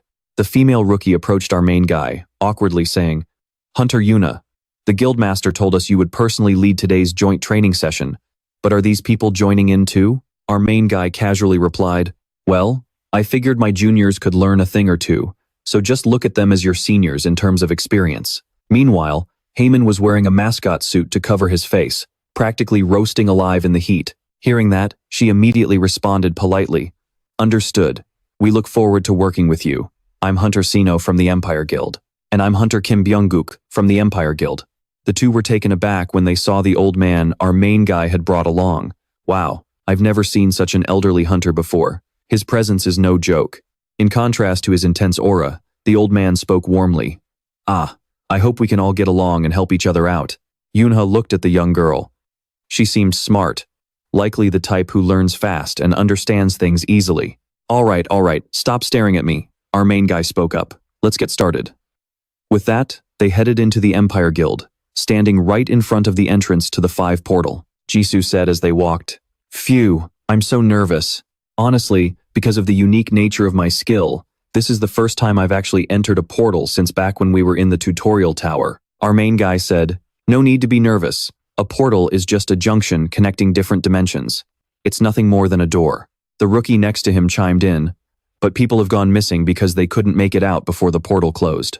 They call it getting swallowed by the gate." Our main guy scoffed. "Swallowed? It's literally just a door closing." The old man chimed in with a knowing look. "Exactly. By now, humanity basically holds the keys to all these doors. Private guilds owning their own portals is proof enough of that. What's more, portals, which used to be disasters, are now nothing but a highly lucrative business. Mana stones, monster cores, carcasses, it's all money. If you're already scared before even starting, you won't earn a single penny." And with that, the party stepped inside the portal together. "Wow, this lightheaded feeling. Is this what portal sickness feels like?" The guy said. "Unlike the tower, there are absolutely no monsters around the entrance area. Honestly, anyone looking would think we're just out on a picnic. Are kids these days all like this? I heard they even have hunter academies now. What on earth do they even teach you there?" Heyman explained. "Master, I know you come from the first generation, but since portal tactics have been standardized since the 15th generation, hunting has basically become a career with a set curriculum. They go through the ranked tutorial towers, and guilds recruit them based on their scores. They only learn real combat after they actually join a guild." Our main guy asked in disbelief, "Real combat? You mean clearing a few weak monsters in an F-rank portal? Sounds like they're just mass-producing a bunch of weaklings who'll get wiped out by the first real wave." He turned to the two and said, "All right, rookies, before we head into actual combat, let me see what you can do." "Understood." The guy next to her thought, completely annoyed, "We're only going along with this because the guildmaster ordered us to, but who does this guy think he is? Why is an outsider bossing us around?" He glared at Jisoo with utter contempt, frustrated to be stuck in the same group with a rookie who couldn't even control her own skills properly. It was ridiculous, but just as he finished that thought, she tripped and fell over. She immediately began apologizing, but our main guy, acting as a strict trainer, cut her off. "Forget the apology." He then tossed an item to her and said, "Catch." She caught the whip, completely stunned. He explained that it was a casting support tool, a spell matrix, and the more complex the formula, the more effective it would be. "I heard Jisoo mention your unique condition. Use this tool as a catalyst and try again." Jisoo took the whip and began channeling her power. "Got it." Suddenly, the other guy noticed a pack of goblins emerging ahead. Our main guy smiled with satisfaction. "Perfect. Take them down." The blonde guy looked totally lost. "Wait, me?" Our main guy said. "Who else? You are the one training here. Do you seriously expect me to do it? You are just going to drop dead at this rate." He gritted his teeth, thinking, "Damn it." They looked at the rookies, and then the old man sized them up. "A tracking type skill, that one is pretty hard to master. At most, it is only B rank. That guy's skill does not look very useful. The effects are flashy, but there is no real impact to be seen. If he keeps spamming his skills like that, he is going to run out of mana in no time." And sure enough, exactly what the old man predicted came to pass. Exhausted, the guy thought to himself, "Goblins are usually easy to handle, but forcing a rookie to face an entire horde all by themselves? What kind of reckless training is this?" He yelled, "Hunter Min, are you done yet?" Grunting in pain, she replied, "Almost." Right at that moment, the guy ran completely out of mana and passed out. Jisoo rushed forward, shouting, "Monster taming!" An A-rank monster taming skill allows the caster to control a monster's actions for about 10 minutes. The duration, the number of monsters controlled, and their ranks all increase based on the caster's mana. Once she took control, she immediately suppressed the monster and ordered it to fall back. The beast was completely subdued. Jisoo happily looked over at our main character. "There, Hunter Min, what do you think? That's my skill, taming." The old man looked at her in admiration and said, "That girl. She uses a control-type skill? I heard those are incredibly rare, and considering her familiar's support, that skill looks like a highly promising, high-ranking one." VD popped up out of nowhere and said, "Finally, some real food. I want that one. We had a deal. Go chew her up." "Hey, food." Our main character shrugged. "Well, that's interesting, but what are you gonna do if you can only control one?" Right then, a massive horde of monsters rushed at them from behind. Panicking, she ran over to Byung-guk and desperately tried to shake him awake. "Oh my god, they are coming. Wait, help me." Fortunately, she finally made it out of the gate. She panted, "Thank you so much for today." Hunter Minju looked at her. noting how absolutely exhausted she looked. She smiled. Thanks to you. I finally got the hang of using my skill. Being completely heartless, our main character casually replied, It's no big deal. If you can't keep up, just ask Si Young to get you a different instructor. She quickly protested, No, I'm serious. Honestly, I was a bit arrogant. I thought just awakening a skill and becoming a hunter made someone special, and that the higher your skill rank, the more unique and outstanding you would be. But I've realized that a skill is just a tool, a means to an end. But it's not who I am. No matter how legendary the sword in your hand is, how you use it is entirely up to you. That's why mastering your mana and training are what truly matter. With his usual deadpan expression, our main character said, Well, as long as you learned at least one thing, it was worth it. Keep at it. If you ever need help, just ask the bear or this old man. I'm heading out. But suddenly, a loud commotion up ahead caught his attention. Do we have some uninvited guests? Are they from another guild? Jisoo chimed in, Oh right, I heard there is a negotiation going on between the Cheonghwa Guild and some other guilds about that new gate they just found in the Middle Eastern desert. I think those are the representatives sent over. Looks like they just arrived. Hearing that, our main character suddenly froze at the mention of the Cheonghwa Guild. Noticing his reaction, Jisoo asked worriedly, Hunter Min? Meanwhile, a voice from the negotiation said, So, according to the report, this gate is completely different from the ones we usually deal with. When our guild and the Imperial Guild first discovered it, we found the bodies of the very first hunters who entered. Unlike typical monster attacks, their bodies were completely intact, but their internal organs were totally crushed. Yua, who was at the scene, muttered, Their internal organs. That's bizarre. There's no way that could happen, unless something was forced inside their bodies. Suddenly, a voice echoed from behind. We finally meet. Our main character stepped forward and said, Hey, Ryohwa, your master is back. Aren't you even going to say hello? She looked at him, struggling to find her words. Then, with a shy and embarrassed look, she mumbled, Welcome back, master. Our main character started, If you're free right now, but she immediately cut him off, saying, I'm so sorry, but I have some urgent matters to take care of. Excuse me. With that, she quickly hurried off with her staff. VD, showing off his toxic mouth, gloated. Oof, rejected at the speed of light. Hey, food. Do you need me to comfort you or what? The old man rushed over and scoffed. What a rude young lady. Is she your former disciple, master? Our main character watched her walk away, his eyes filled with regret. He sighed. Yeah. But wait, was she crying? He recalled the past when he had found her and teased, Look at you, hiding in a corner and sobbing again. In response, she had snapped, Ugh, go away. Sitting down beside her, he had said, Why are you crying? You and Si Young are the same age. It was just a sparring match. What is there to be so frustrated about? Gently patting her head, he added. And why do you always hide to cry anyway? Everyone already knows, you know. Sulking, she had brushed his hand away and grumbled, Sion is your actual brother, so of course you would train him more thoroughly, right? I'm just some kid you picked up off the street. I'm grateful you saved a starving brat like me, but I wish you would stop interfering in every little thing I do. I know you're powerful and have a big heart, but you're not even my real brother. Completely ignoring her words, our main character had just teased her, saying, Whatever, I'll do what I want. Being born into this terrible world is painful enough as it is. At least you can choose your own family, right? I'll treat you like my own little sister, so just think of me as your real brother. Doesn't that make things a little better? Shyly, she replied, No way. Who asked you to? Our MC was surprised. Oh? Then, should I double your training tomorrow? You want to cry even more? Annoyed, she scolded him. You talk as if you don't already push me to the edge every single day. Looking back, she had said those words half jokingly, but she also half meant them. I never wanted to just be my master's little sister or his star disciple. I wanted to stand as his equal, strong enough to stand by his side, a comrade who shared his vision of the world.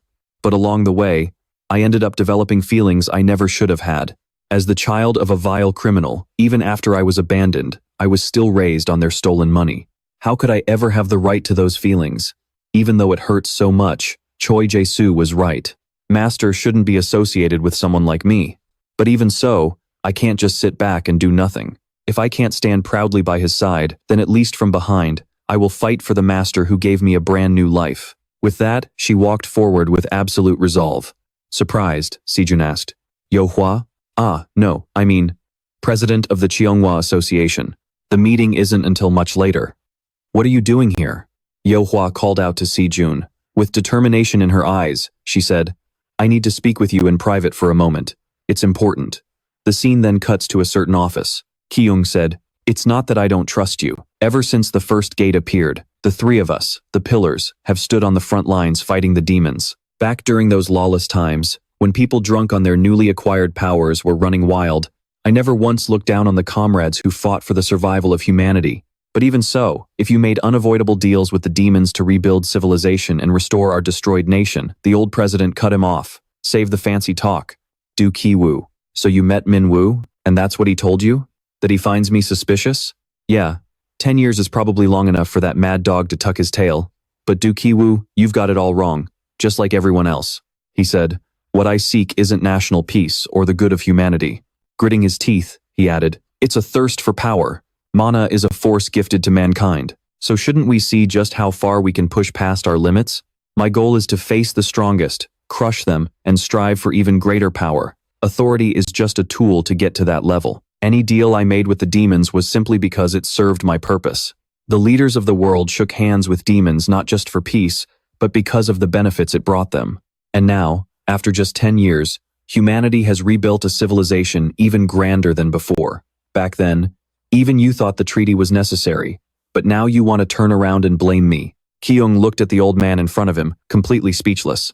Then, he asked anxiously, So you really made a deal with the demons regarding Min Woo? Are you involved in his disappearance and the erasure of his records? The president scoffed. What nonsense. Listen, I have absolutely nothing to hide. If Min Woo is back, it just means I finally have the chance to completely crush him. If you want, I'm even willing to confront him face to face. A voice suddenly cut them off, saying, Oh, how convenient. I actually have something I wanted to ask you myself. Our MC appeared right outside the window of the president's office.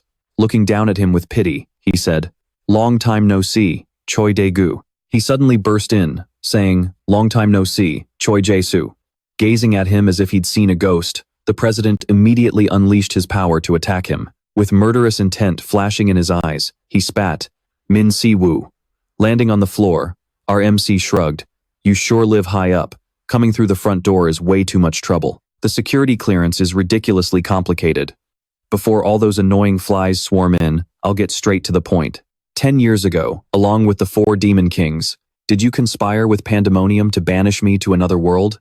Jae-soo smirked and replied, Did you really do all of this just to ask that? You've really gotten boring, mad dog. Annoyed, our MC replied, What? Want me to tear this whole building apart? Start talking, you one-eyed bastard. Infuriated by his words, he laughed crazily. Haha, that arrogant attitude is exactly the same as back then. 10 years have passed, yet you don't even have a scratch on your face. Must have been quite the fun vacation in that other world. What got you so worked up that you had to break into my place like this? As a warning, our MC sent a nearby potted plant flying right at him. A vacation, you say? How about I rip off your limbs and throw you into another dimension too? If you don't want to die, start talking. Have you ever worked with those scumbags from Pandemonium? Do you have anything to do with Young Min Woo's death? And did you make things difficult for Yohua or any of my other disciples? He smirked, then couldn't help but burst out laughing. Ha ha ha, now that's the mad dog I know. That bloodthirsty battlefield energy. It's so nostalgic. But while you were busy playing around in another world, I used my position to clash with the strongest hunters on Earth, and I've become far more powerful. With a contemptuous sneer, he says, An outdated rival like you doesn't even make me itch anymore. It's not enough. You just don't interest me. Answering your boring questions isn't enough. You need to be burning with rage. It has to be enough for us to risk our lives in a real fight. Fearlessly, Min Woo replies, Do I have to carve another hole in your throat to get an answer? Standing nearby, War King Kyung-woong says, Both of you calm down and think about what's going on. You are both national-level S-rank hunters. Are you really planning to start a war in a civilian area? Do you even realize the responsibility that comes with your position? And you too, Min Woo. Even if you're currently under the Bureau's jurisdiction, isn't the Empire Guild responsible for your safety? This isn't the lawless era of the past anymore. A battle between hunters will only draw unnecessary public attention. If you don't want to cause trouble for your younger brother by making your guild look like anti-government rebels, then stop this right now. Frowning, Chairman Dae-soo says, "You're still as boring as ever. I preferred the old days, when we could just slaughter each other and lock horns in an endless struggle for power. Isn't the era we live in now just incredibly dull?" Finally, he answers, "But since you gave me a brief moment of excitement, I'll answer one thing. I had nothing to do with Young Min-woo's death. Kang Ye-hwa came to me of her own free will. If your disciple turned out to be a disappointment, that's not my problem." Min-woo thinks for a moment after hearing this. The old man adds, "I'll prepare a place where you can let loose as much as you want." Once they both stop releasing their bloodlust, Kyung-woong lets out a sigh of relief. Old man Dae-soo steps into the elevator and leaves. The moment they see him, an employee quickly says, "Chairman, we just detected some strange noises from above." Annoyed, Dae-soo snaps at the employee, "Shut up. How many times do I have to tell you? There's no one on this continent strong enough to threaten me, so stop worrying." The employee bows his head, apologizing profusely. Dae-soo instructs him further.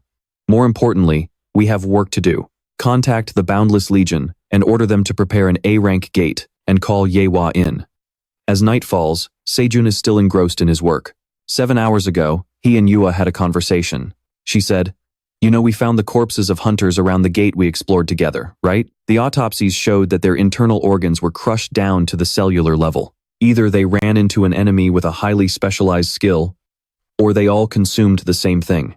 The problem is that all of these hunters are linked to an obscure merchant guild called IS, which operates around the gate we discovered. It's so under the radar that even I've never heard of them, and there's almost zero data on them. However, there are rumors that their guild leader is a demon." Hearing this, Sejun shouts in a panic, "Wait, that rumor." She cuts him off and continues, "You hear a lot of things when you work closely with the government. Believe it or not, either way, this case will be investigated independently. They'll definitely take action. I'll let you know if I find out anything else. Choi Dae-soo has his eyes on your guild, so don't contact me until I reach out to you first." Sejun shouts, "Sister Ye-hwa, wait." She walks away without looking back, ignoring his desperate cries. "Why, sister? Why?" Before leaving, she had warned, "Please don't tell Master. I have no intention of going back." Now, Sejun thinks gloomily, "I already had my suspicions, but there's no way Ye-hwa worked for Choi Dae-soo's family for 10 years for no reason. But why now? Even if she joined Choi Dae-soo's side to look for clues about her older brother, he's already back now. Why is she still doing this?" Clutching his head, he says, "His 3 direct disciples. He always trusted them completely. But to me, they all seem weighed down by their own secrets. I can't fully trust any of them, not Ye-hwa and not Ji-young either. What on earth are they thinking?" Right then, someone who heard all of Sejun's worries asks, "What's wrong with Ye-hwa?" Min-woo suddenly appears and asks, "What did Kang Ye-hwa say to you?" His younger brother struggles to respond, stammering, well." Min-woo raises his voice in displeasure, "Don't hide it from me. Spit it out. What's wrong with her?" While she's out on a mission, guild leader Kang Ye-hwa is blocked by a group of people. "Apologies for calling you while you're busy, but the chairman has ordered an emergency summons." With a look of deep sorrow, Ye-hwa curses internally. Damn it. Yet, she still complies and says, "Fine. I'm on my way." 10 years ago, right after Min-woo went missing, a group of demons whispered to each other, "You're asking me to cooperate in erasing Min-woo from history?" A subordinate of the second demon king, Hecate, replies, "Yes. He is one of the very few who pushed the 4 great demon kings to the brink of death. To lead the demons with strong independence, the authority of the demon kings must be kept completely intact. A record of a demon king nearly falling at the hands of a mere human is both a disgrace and a threat to our system. The fierce war may be over, but we are still in a time of chaos." Hecate says, "Since we've signed the treaty, maintaining order among our kind benefits everyone, doesn't it?" Back then, Dae-soo stood up and snapped, "Ridiculous. Just because we accepted the treaty, did you think we were blind? Victory belongs to humanity. This treaty is signed under the condition that you demons will help us rebuild and recover from the damage. Why the hell would I agree to a treaty with exiles who were banished to the polar wasteland like you?" Hikatan said, "S-rank hunter Choi Jae-soo, we have been watching you for a very long time. Deep down, you're disappointed that the war has ended, aren't you? A brand new power has been discovered, and its potential is absolutely limitless. But now, you can't just use it however you want because of all these restrictive laws. Don't even try to deny it. After all, You simply crave fighting the strong, don't you? Back then, the demons kept trying to persuade Choi Jae-soo. With the ultimate form of mana, we can help you reach the absolute pinnacle of that power. Jae-soo snapped, bullshit. You would seriously go to such lengths just to erase the record of your Demon King's defeat? Even if I were to agree to this, if I actually become that strong, won't that make me an even greater threat to you? Have you guys even thought about that? Hikatan replied. Unlike humans, we demons live incredibly long lives. Humans and demons see things differently.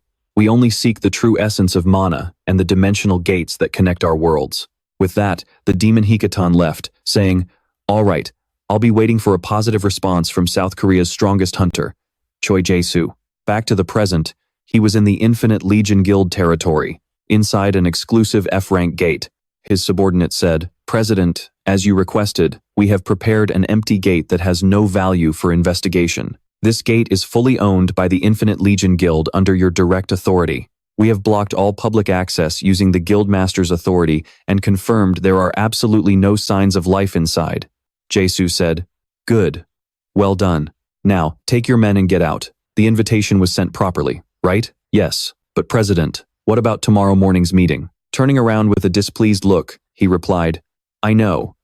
Don't make me repeat myself." Just then, someone appeared and said in annoyance, "First you tell me to go on a business trip, and now you summon me to a godforsaken place like this." The president unhappily warned, "Watch your mouth when there are eyes and ears around." Yohwa grumbled. "What's this all about?" he said. "You probably assumed I played a major role in Minwoo's disappearance. But back then, I didn't even respond to or cooperate with the demon's offer." However, she gasped in shock. "What on earth are you babbling about?" he continued. "The reason my past passivity made me so restless. I wondered if it was because that event ultimately gave me power, but that wasn't it. I just wanted to make sure that between me and Minwoo, I am the stronger one." With that, he unleashed a terrifying power upon his only niece. She screamed in absolute shock. "You lunatic, do you even hear yourself? A demon's offer?" Furious, she barked. "So you really did have something to do with this after all. My master disappearing, his records being erased." Without stopping, he sneered. "Just as I thought. You are exactly like your mother. That sudden explosive temper, that disgusting determination to cling to enemies just to get what you want, and that foolish brain that always struggles to grasp the situation. You are nothing but a tool, a simple tool to push Minwoo's bloodlust to its absolute limit. The inferiority complex that haunted my past gradually faded with that mad dog's disappearance. But like an unerasable stain, it keeps clinging to my life. Now that Minwoo is back, it is time to wipe out the remaining residue." But she didn't back down. Snorting, she retorted, "Huh, you think Master's gonna play your petty little games just because of me?" he said. Back then, it was hard to believe how that idiot wasted his time playing house with his little family. But looking into his eyes recently, I am certain he has left a great deal behind over the last 10 years. You just need to be the spark to light the fuse. I don't know anything about Yong Minwoo's death, so I can only play the cards I hold. Even an S-rank hunter won't be able to break out of this easily. The more you struggle, the more the Crimson Chains will drain your mana, slowly devouring your core. If this keeps up, you might end up crippled. I don't know how long my battle with that bastard will take, but struggle as much as you can. That's the only role you have left now. Even if you do this, nothing is going to change. You're still nothing but trash." The very next second, a massive surge of power rushed in, shattering the iron chains binding her. "Pleased," he remarked. "From this moment on, history will finally be written the right way. The outdated hero will perish right here, and the history books will record the rise of this nation's greatest hunter, Choi Jae-soo." The MC suddenly appeared and scoffed. How ridiculous. Choi Jae-soo relentlessly launched one deadly strike after another at the MC. He laughed hysterically and sneered. "Minwoo, you're surprisingly weak for a mad dog. 10 years have only widened the gap between us." At that moment, Plays spoke up. "Damn it, are you all right? That guy is a monster, and you haven't even recovered your full strength yet." The MC replied, "There's no time to worry about that." He ordered Plays, "Go at maximum output. Give it everything you've got." Plays let out a mysterious sound and asked, "Are you insane? I have only recovered half of my mana at most. I can also sense that this human is stronger than any human I've ever encountered. I am not even sure if I can swallow a skill of that scale while trapped in this pathetic body. If we use it under these limited conditions, who knows what kind of side effects it will cause. I told you so. The MC replies, only half? That is just 50% of the power I used in the other world. It is fine, no big deal. The professor says unhappily, what are you muttering about? Are you already regretting rushing in with all that confidence? The MC replies, this is more than enough to deal with a bastard like you. So this is a battle of a first-generation hunter. Meanwhile, Yoon-sia says in utter shock, so this is what they call a true awakened. His casting speed is so fast that it is hard to even follow the battle with the naked eye. I knew there was a power gap, but I never expected the difference between S rank and S rank to be this massive. The old man says ecstatically, it has been so long since I felt this, casting aside all limits and charging straight at my opponent with the true essence of a warrior. 10 years have passed, but your bad habit of collecting toys and causing a scene hasn't changed at all, has it? Valkyrie is struggling to hold on at this point. Ugh. Even for a human, he is absolutely insane. He looks like he could take on high-ranking demons all by himself, and that spear of his does not look like an ordinary artifact at all. The MC replies, he has always had some gorilla-like traits, but it does not really matter. After all, he is just a half-baked human. The old man is extremely thrilled, not even blinking, and yells, you mad dog? Well, are you already cracking at just this level? He then summons a hammer and says, I will crush this pathetic shield into dust. The MC immediately uses his Ice Fang spear, activating the ice orb to fire countless sharp ice shards. The chairman's hammer cracks, and the old man brushes off some ice shards, asking, not even coughing up blood? The MC replies, shut your mouth and destroy that thing if you do not want to die. If that was your goal, then that bastard is completely meaningless now. After pulling such a pathetic stunt, do you really think you can just sit down and eat like nothing happened? The old man gives a highly mysterious laugh and says, that is not true. You can still struggle more, can't you? Just that alone makes it worth it. He then blurts out a shocking secret that Yoon-sia wanted to keep hidden. Isn't that already a big enough honor for the daughter of a serial killer? She goes completely wild and screams, shut up, you old fossil. Tears stream down her face as she breaks down, crying, if you say one more word. The MC comforts her, don't move, Yoon-sia, you'll get hurt. The old man quietly watches for any opening in the MC's defense and bursts out laughing. Haha, there it is. It feels like my flesh is being shredded. Let's get serious now. Irritated, the MC immediately charges forward and says, shut your damn mouth, you old geezer. Fire and light energy swirl violently around the two of them. The old man struggles to hold his ground, groaning, ugh, the way he controls mana. Its density has completely changed. Terribly frightened, the old man steps back, but still raises his voice to taunt him. That cowardly fighting style and those output adjustment skills haven't changed in 10 years, have they? The MC looks down on him with disdain and says, out of everyone, you are the absolute last person who should be talking about tactics. Hearing this, he furiously charges forward.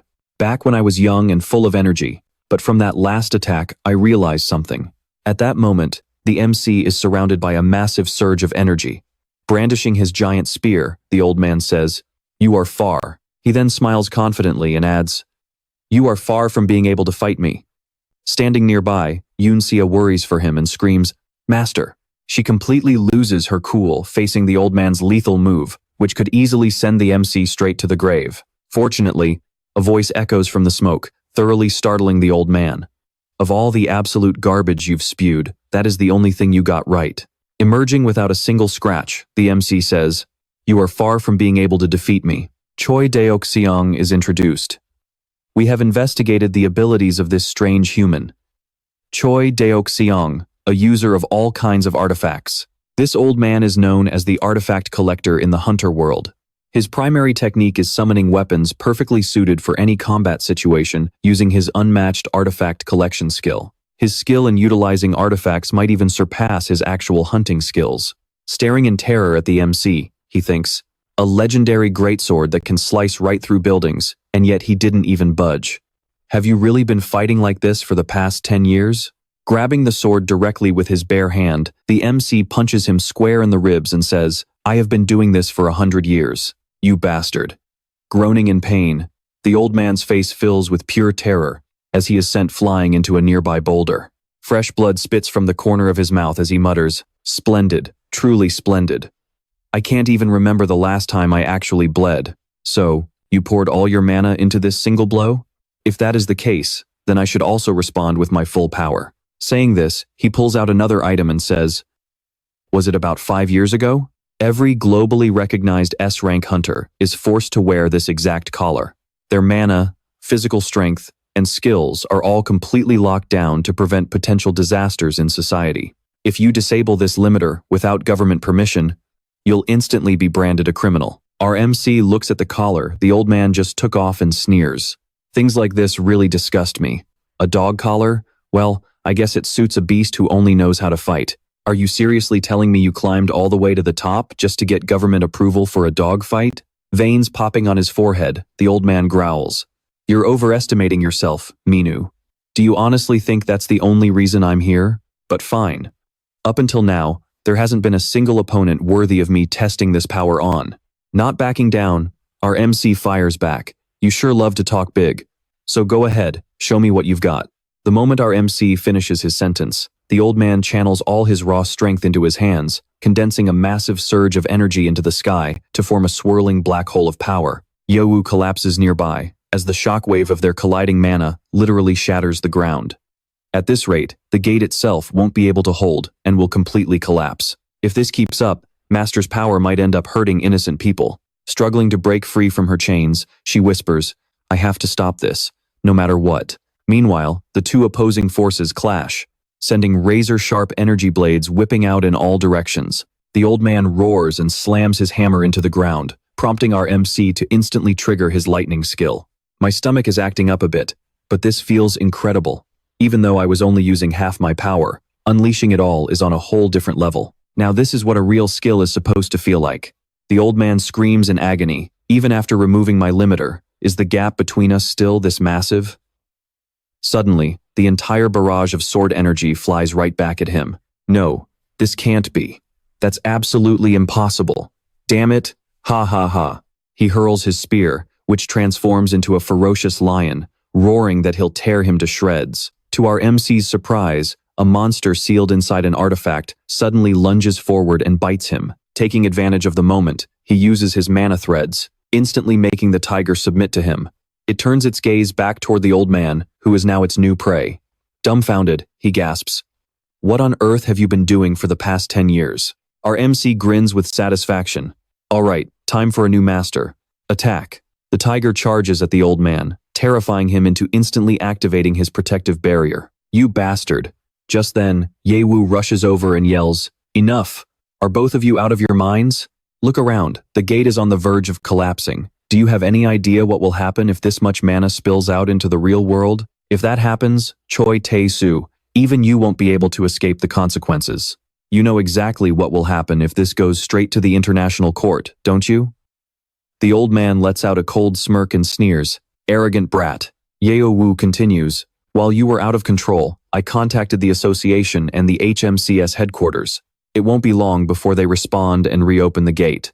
Looking at him with pleading eyes, she says, So please, just end this fight. Our MC glares at the old man, reluctant to back down. When suddenly, the old man's Awakener power tracker starts ringing. Startled, he grabs it and mutters, What the hell? A voice from the other end says, This is Bureau, Chairman Chun, HMCS headquarters. This is Bureau, Chairman Chun. The mysterious man says, You'd better get over here right now.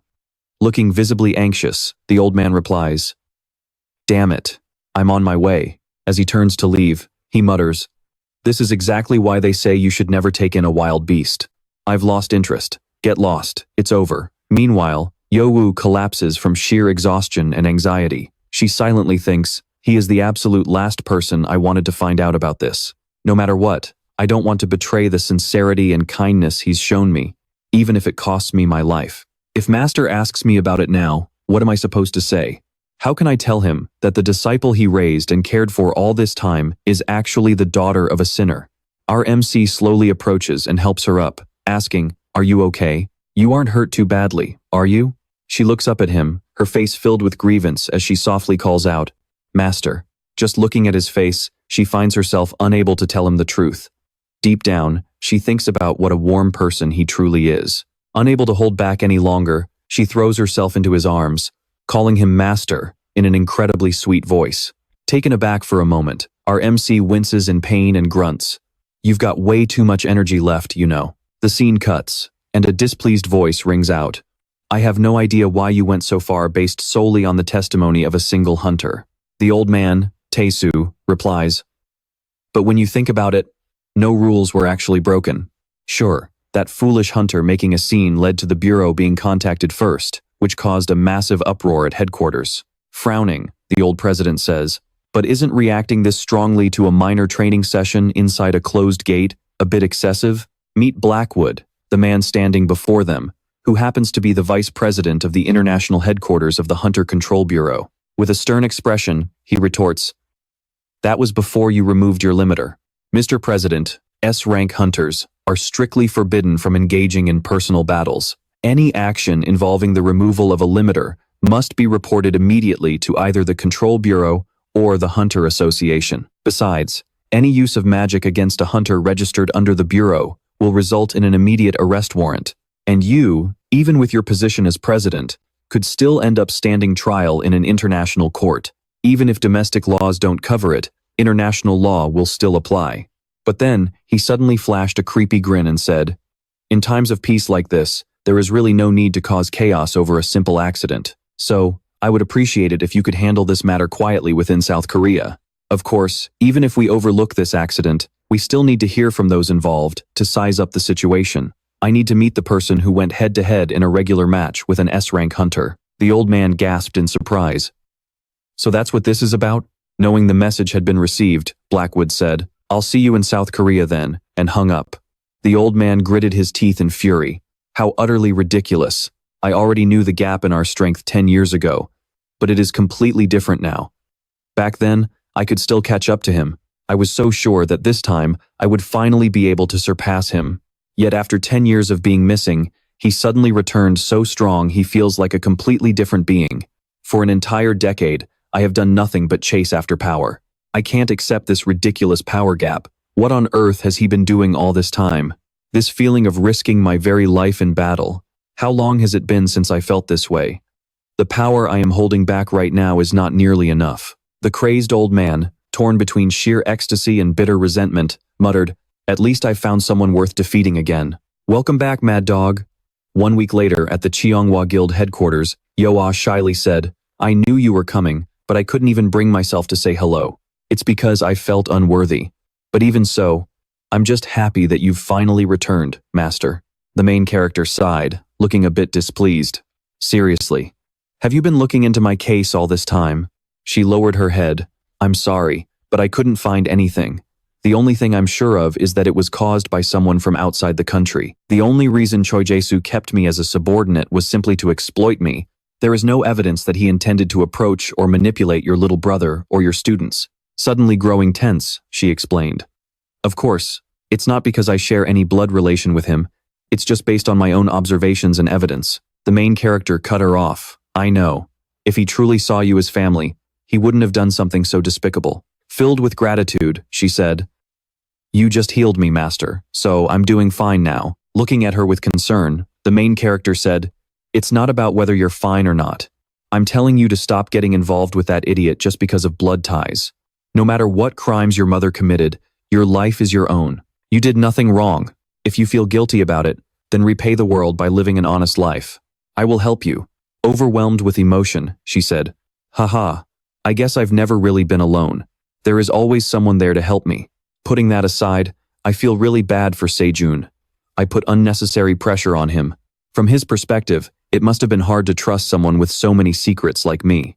The main character replied, he is always cautious. Go meet him tomorrow and clear things up. Worried, she asked. Huh? Tomorrow? Ah, I still feel a bit awkward. The main character said, you're both adults, what's the big deal? I already gave him a heads up anyway. Then, he checked his phone and said, I have no idea how that bastard Choi Jae-soo cleaned up this mess, but I'm glad it didn't cause too much of a stir. Sejun is pretty sharp. He even called me 9 times that day. Wait, what? Right then, a voice called out, Senior, there's an emergency, and you aren't even answering your phone. Do you have any idea how hard it was for me to track you down? And just now, before he could even finish his sentence, the president of HMSC appeared behind him and said, Hunter Min-hoo, we just received a call from the headquarters of the International Bureau. He continued, Vice President Blackwood is coming to South Korea to meet you. Do you understand what that means? The main character sighed again. So Irwin is getting involved too? Tsk, what a pain. Why do they even need to meet me? The president said, the entire branch is under a strict gag order. We don't have any specific details. Hearing the name Irwin, Jae-gu thought to himself in terror. Don't tell me my senior actually knows the vice president of the headquarters. The HMSC president standing nearby added, but since he personally requested you by name, you probably already know why. This is a first in the entire history of the Korean branch of the Bureau. Just what on earth is going on? The main character bowed his head and said, I'm sorry, but if there's a gag order in place, I can't say anything more. The president waved his hand and replied, I understand. We will summon you as soon as headquarters sends over the official schedule. Until then, make sure you stay on standby at the headquarters. As soon as he turned around, the president grabbed Jae-gu by the neck and whispered, hey, do whatever it takes to pry some info out of Hunter Min-hoo. By the way, isn't the Cheonghwa Guildmaster one of Choi Jae-soo's people? How does she know Min-hoo? And why are they sitting next to each other looking so cozy? Exhausted, Jae-gu said. Beats me, I seriously have no idea. Yeohwa looked at Min-hoo and said, Master, let's head out. Too many people are staring at us. He asked her in surprise. Are you waiting for me? She replied, Master, your grace is as vast as the ocean. Besides, I was on my way home anyway. He looked at her thoughtfully. So, what do you plan to do next?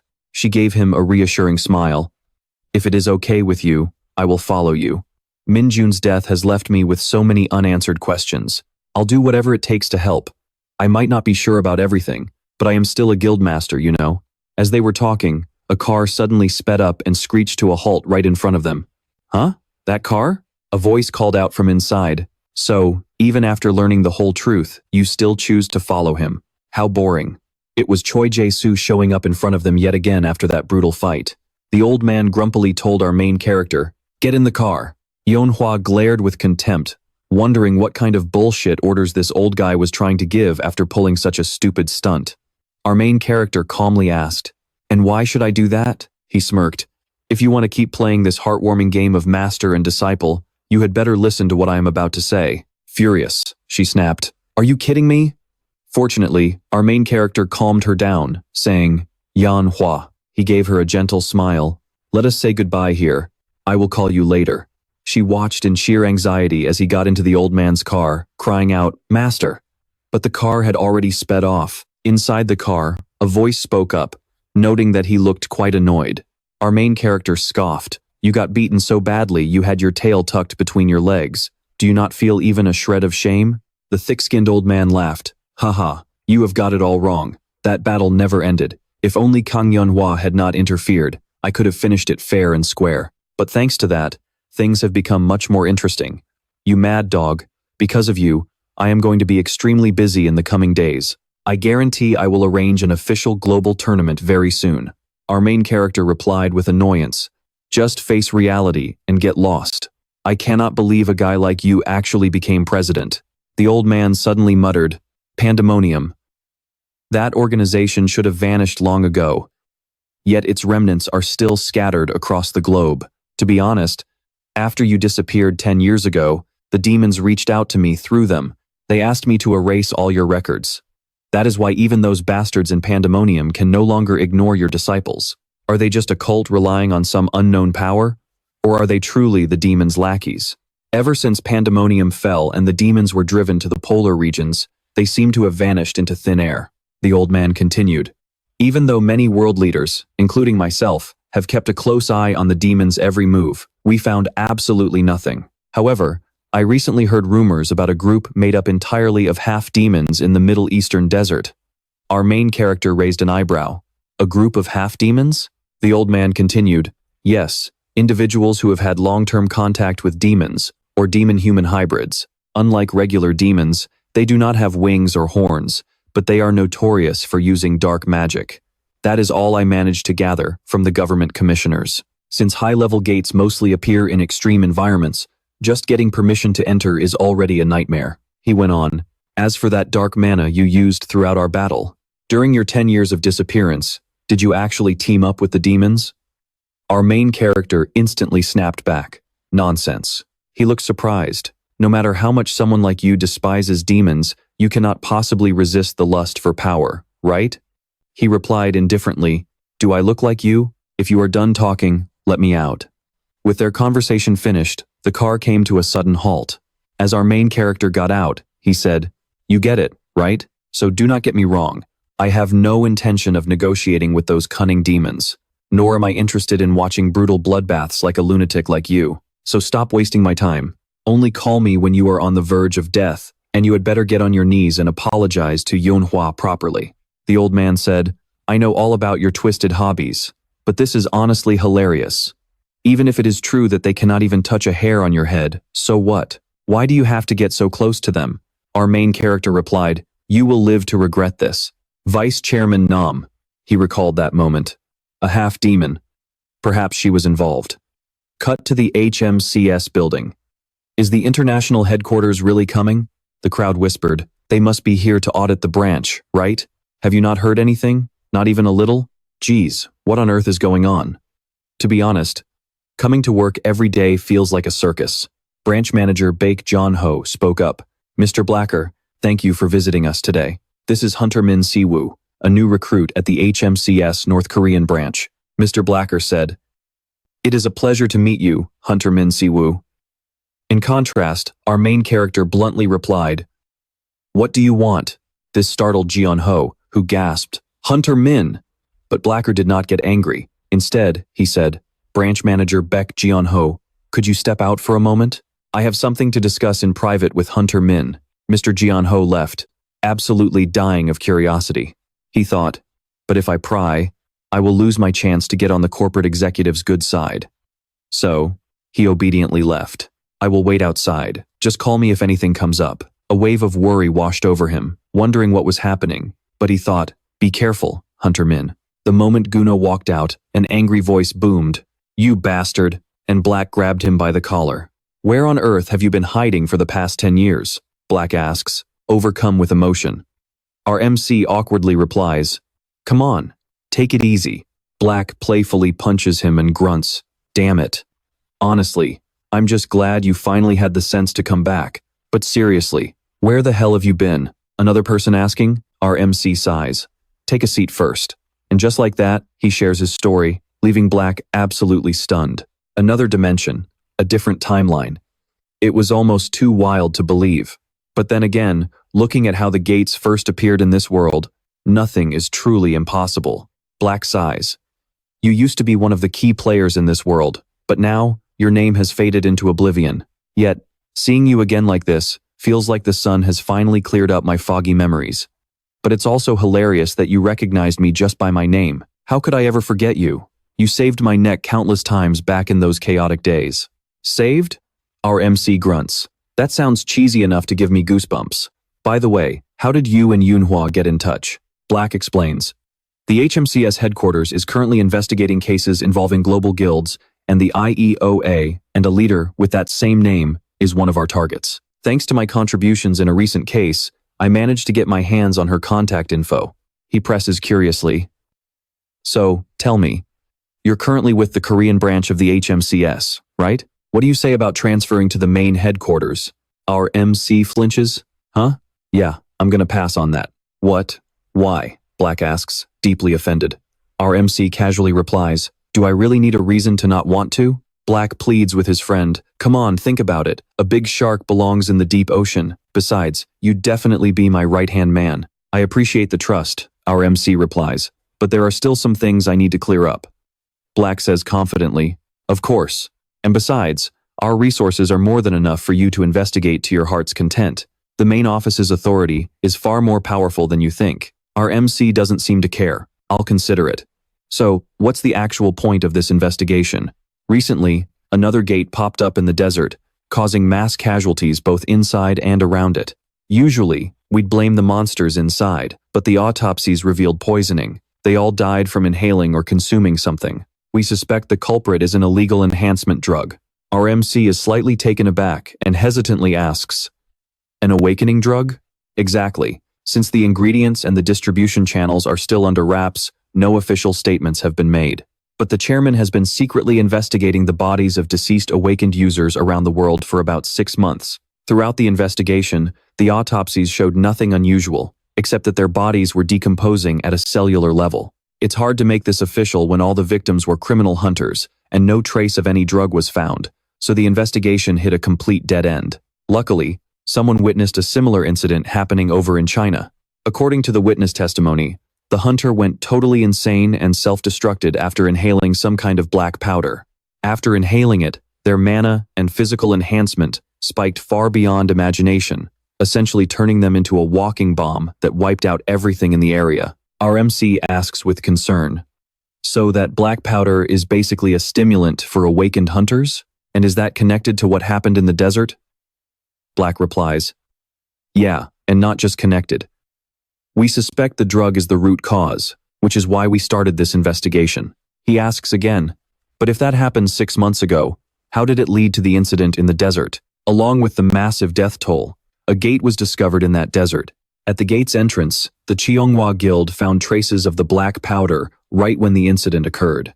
On top of that, an armored vehicle belonging to a trading guild called Y was found nearby. There's nothing suspicious about this guild on paper, and it seems to be just a minor group, but a few things still bother me. Our MC sighs, rubbing his temples. "So they're connected after all? What a pain in the neck." Black smirks. "I know she's your disciple. This is a covert op, and as the first person to discover the drug, Kang Yunhua can't just walk away from this."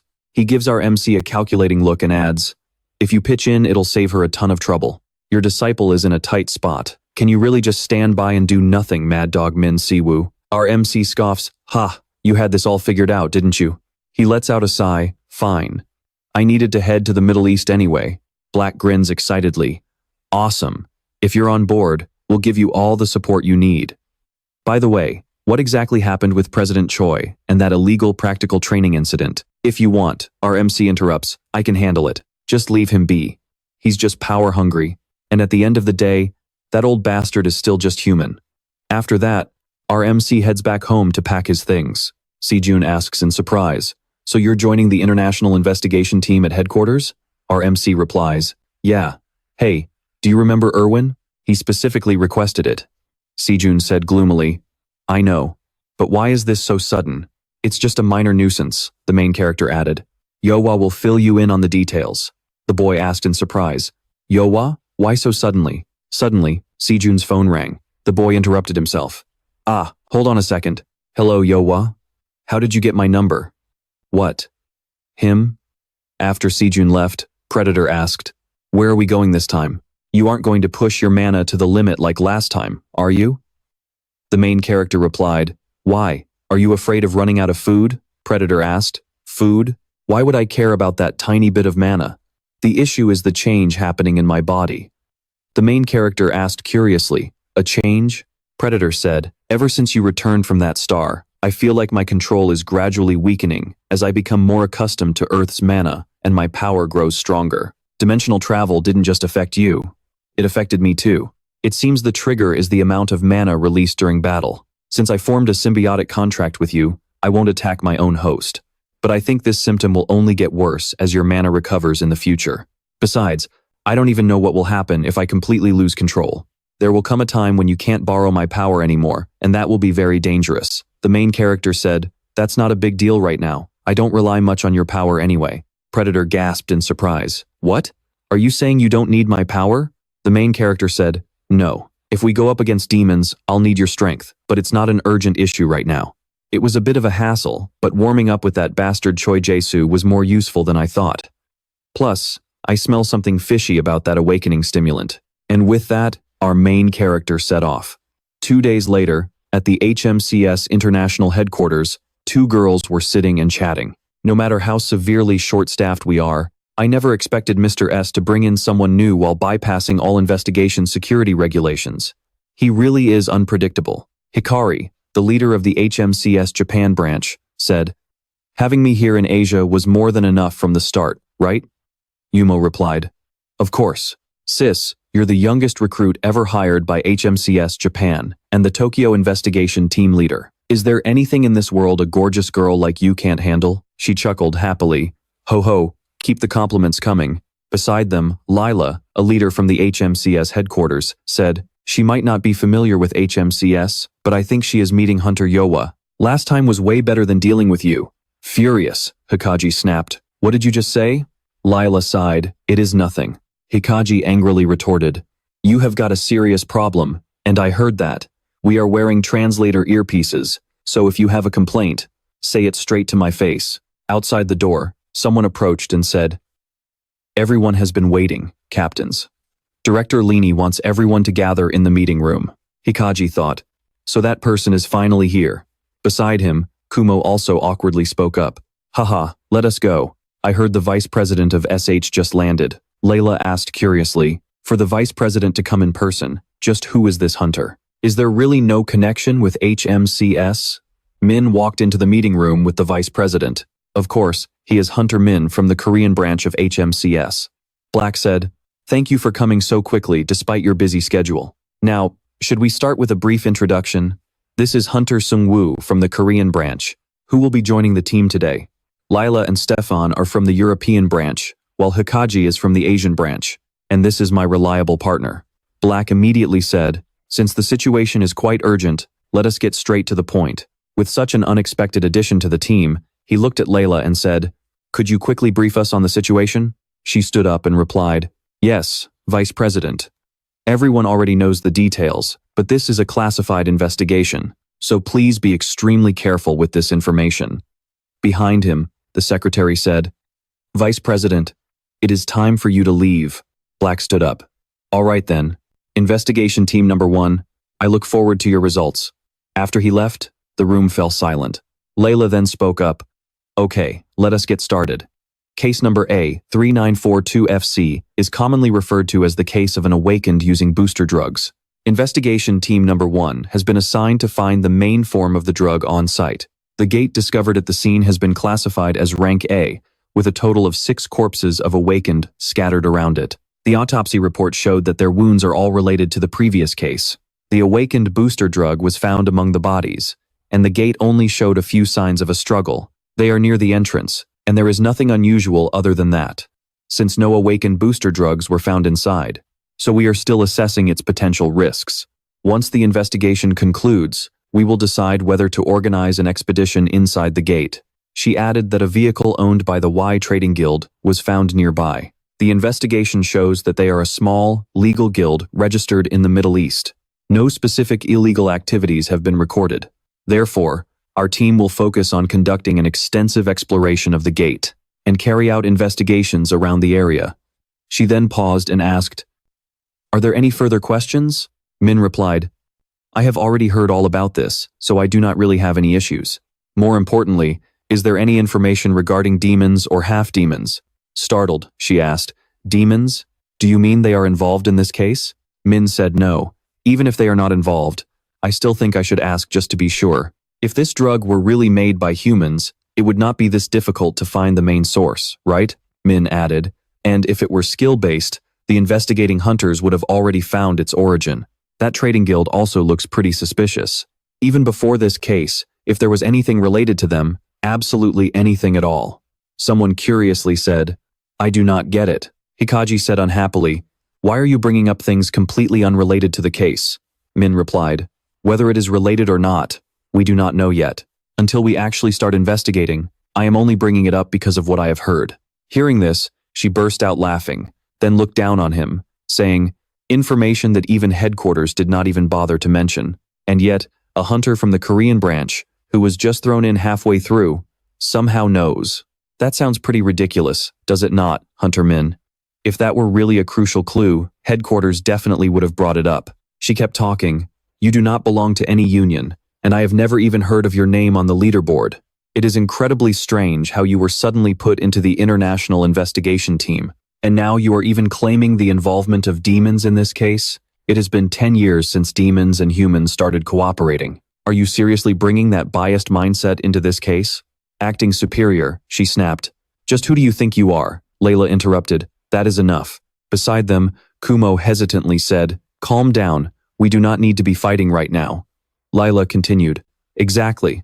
As the main representative of your branch, you should know what is more important right now. Let us drop these petty arguments and start the investigation. Hunter Min, I also want you to focus on the investigation for now. Min said, All right, I get it. Lila returned to the main point. Now let us talk about the remote area we will be heading to tomorrow, and that is everything. What we need to know. Leaving the meeting room, they said, All right, prepare just as I've instructed, and we'll meet up at the airport. Heidi, looking completely displeased, complained, Who the heck is that guy? Where did he even come from to behave so insolently? How is he the vice president's favorite anyway? Layla spoke up from behind, reminding her, We'll be working together for a long time, so let's just let it go. But Heidi yelled back, What? Are you seriously on his side too? Layla replied, That's not it. He just seems way more experienced than I expected. Meanwhile, Su Min muttered, This is shaping up to be more of a pain than I thought. Fei Da replied, I already saw this coming, but it looks like Predator has absolutely no sense of reading the room. You're more like a total social outcast. He replied, I just hate dealing with bureaucratic red tape. Suddenly a voice called out, Hey, looks like you made quite the grand entrance back there. Su Min replied, You took forever. Being the vice president must keep you incredibly busy. Mr. Black turned around and said, Don't even get me started. An international investigative team acting like a bunch of spoiled brats. You know how it is, right? They call themselves Awakened, but in reality, they're just a bunch of loose cannons holding ticking bombs. Whether it was 10 years ago or right now, not a single peaceful day goes by without constant bickering everywhere. Su Min sighed wearily. With great power comes great responsibility, but if you've never actually experienced it, you'll never truly understand. Mr. Black then asked, So, what do you think of this team? They're a bit of a nuisance, but I don't really care. As long as they stay out of my way, it doesn't matter to me. Mr. Black smirked. Of course you'd say that. You really haven't changed a bit in 10 years, have you? Tomorrow's trip is for the official field investigation. So, please try not to cause any major trouble. You've got the entire international HMCS headquarters backing you up after all. Su Min let out a long sigh. All right. I get it. Soon after, they arrived at the Middle East HMCS headquarters. Welcome. We received word from headquarters about your arrival. A Middle Eastern man stepped forward to greet them. Your accommodations have already been fully prepared right here inside the headquarters. Please go inside and make yourselves comfortable. We have also prepared a vehicle for your field trip tomorrow. Layla replied, Thank you, branch manager. Regarding our access authorization to the crime scene. Suddenly, Fei Da shrieked, Gah! Huff, huff, it's so hot. I had no idea a place this scorching existed on Earth. This is absolutely the worst. Su Min pondered for a moment. There isn't a single trace of demonic energy in this city, and the mana density seems completely normal. Did that bastard Maximus completely overlook this detail? Just then, a voice rang out. Hey, I didn't get to say this last time, so let me make one thing crystal clear right now. Heidi said condescendingly, Keep your head in the game and stay alert. That is, if you don't want to end up dead.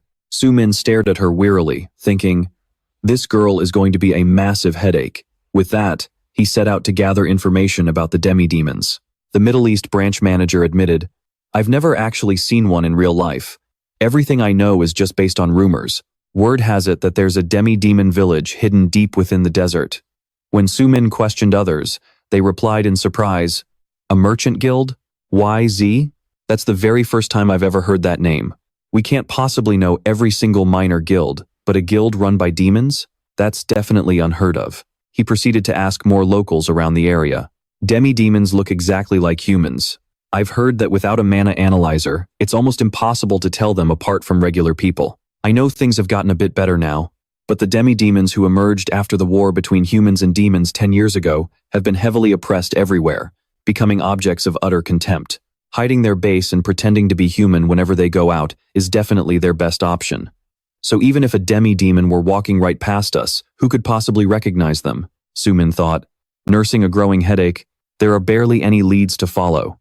Should I head deeper into the desert to search for clues? Just then, Fei Da piped up. Hey freeloader, are you some kind of outcast? Su Min snapped. Why are you picking a fight out of nowhere? Fei Da teased. Everyone else is moving in groups, yet here you are, wandering all by yourself in this remote, dusty sand city. Su Min replied with a sigh. That's because. Suddenly, a voice cut him off. Hunter Layla called out, Hunter Su Min, the HMCS office is over that way. What are you doing all the way out here? The Middle East branch headquarters is quite grand, making it a perfect spot to relax. Soo-min replied, "We're still on free time, so I'm just taking the opportunity to check out a few things beforehand. What about you?" Layla answered, "Oh, Stefan is currently getting our access permit for the warp gate we're inspecting tomorrow, since we haven't fully assessed the danger level yet." Soo-min nodded. "I see." Layla looked at him and asked curiously, "Hunter Soo-min, if you're with the Korean HMCS, then you must report directly to Director Beck, right? But I don't recall ever seeing you back when I was in Korea." Soo-min replied, "I'm a rookie. I only joined recently." She gasped in surprise. "Really?" Then she added, "But the aura you have makes me feel like I'm standing before a veteran hunter with 20 years of experience." Soo-min was taken aback, thinking, "Wow, she's incredibly sharp. Should I make something up?" He hesitated before speaking. Well, no. The vice president actually mentioned that you're quite famous in the European branch." She gave a shy laugh and replied, "Haha, I'm just a regular investigator hunter. I mostly work in Northern Europe." Hyun looked quite interested and asked, "Northern Europe? I remember working with a hunter from there not too long ago. His name was Hans Schoder."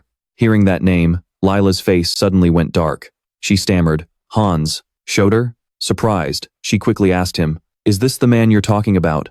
She held up a photo for him to see. He took it and replied, "Yes, that is him." I could never forget that smile. He has aged quite a bit over the last 10 years, but his face is still basically the same. "Wait, did you say you two know each other?" Hyun asked in surprise. "Don't tell me you're his daughter?" She shook her head and replied, "No, he is my uncle. I had no idea my uncle knew a hunter from Asia. Besides, you look about my age, so I just assumed." Hyun replied, "Well, I just have a baby face." She said with a heavy heart, "If Uncle Hans Schoder were to wake up right now, he would be so happy. The truth is, he's been in a coma for 2 years now because of gate syndrome." Hyun gasped. "Gate syndrome?" Lila explained. Mana and the gates are still mysterious forces in this world. And so are the unexplained illnesses and side effects that come with them. Uncle Hans Schoder stayed inside a gate for far too long while searching for a missing teammate. During the raid, by the time the rescue team finally found him, he was already unconscious. Ever since that day, he's only been kept alive thanks to the skills of healer hunters. Heartbroken, she continued. I want to help him as much as I can. So, whenever I have free time between missions, I try to challenge higher rank gates. But I haven't had any luck so far. Hyun spoke up. I've heard that rare healing items called elixirs sometimes appear in the gates. Is that what you're looking for? She nodded softly. Yes, it sounds foolish, doesn't it? But even if it's just a rumor, he is my only family left. As they were talking, Stefan suddenly appeared.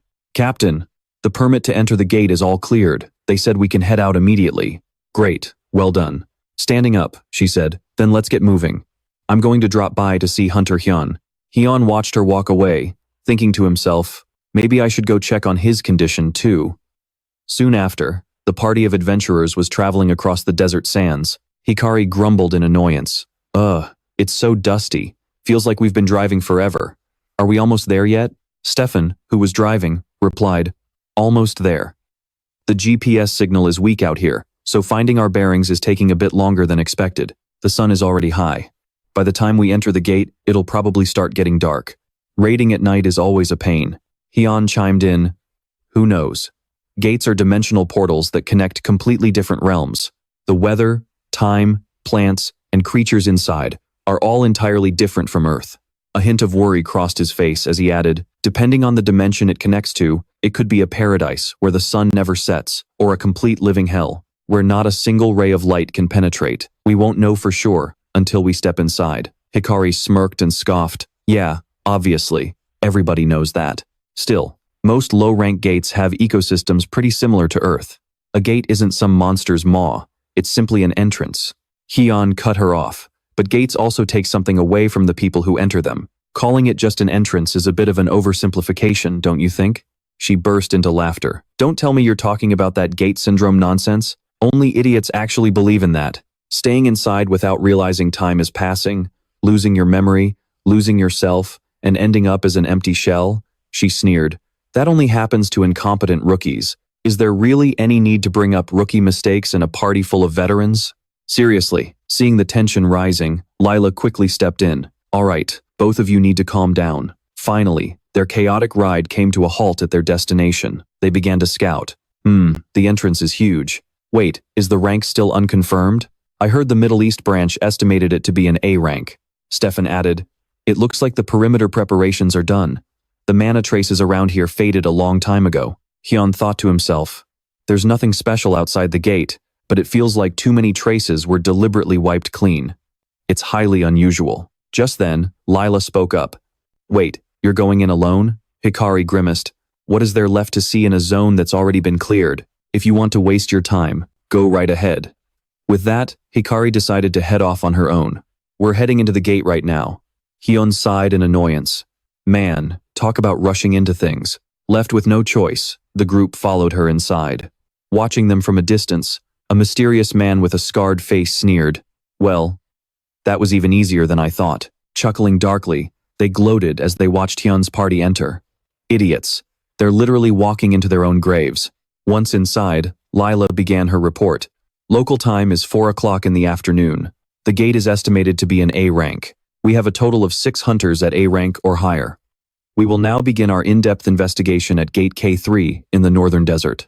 Stefan said, our main job is investigating hunter crimes, which is actually a bit nerve-wracking. Layla interrupted him. No, our mission isn't to clear the gate. Then she reached down to sense the ground.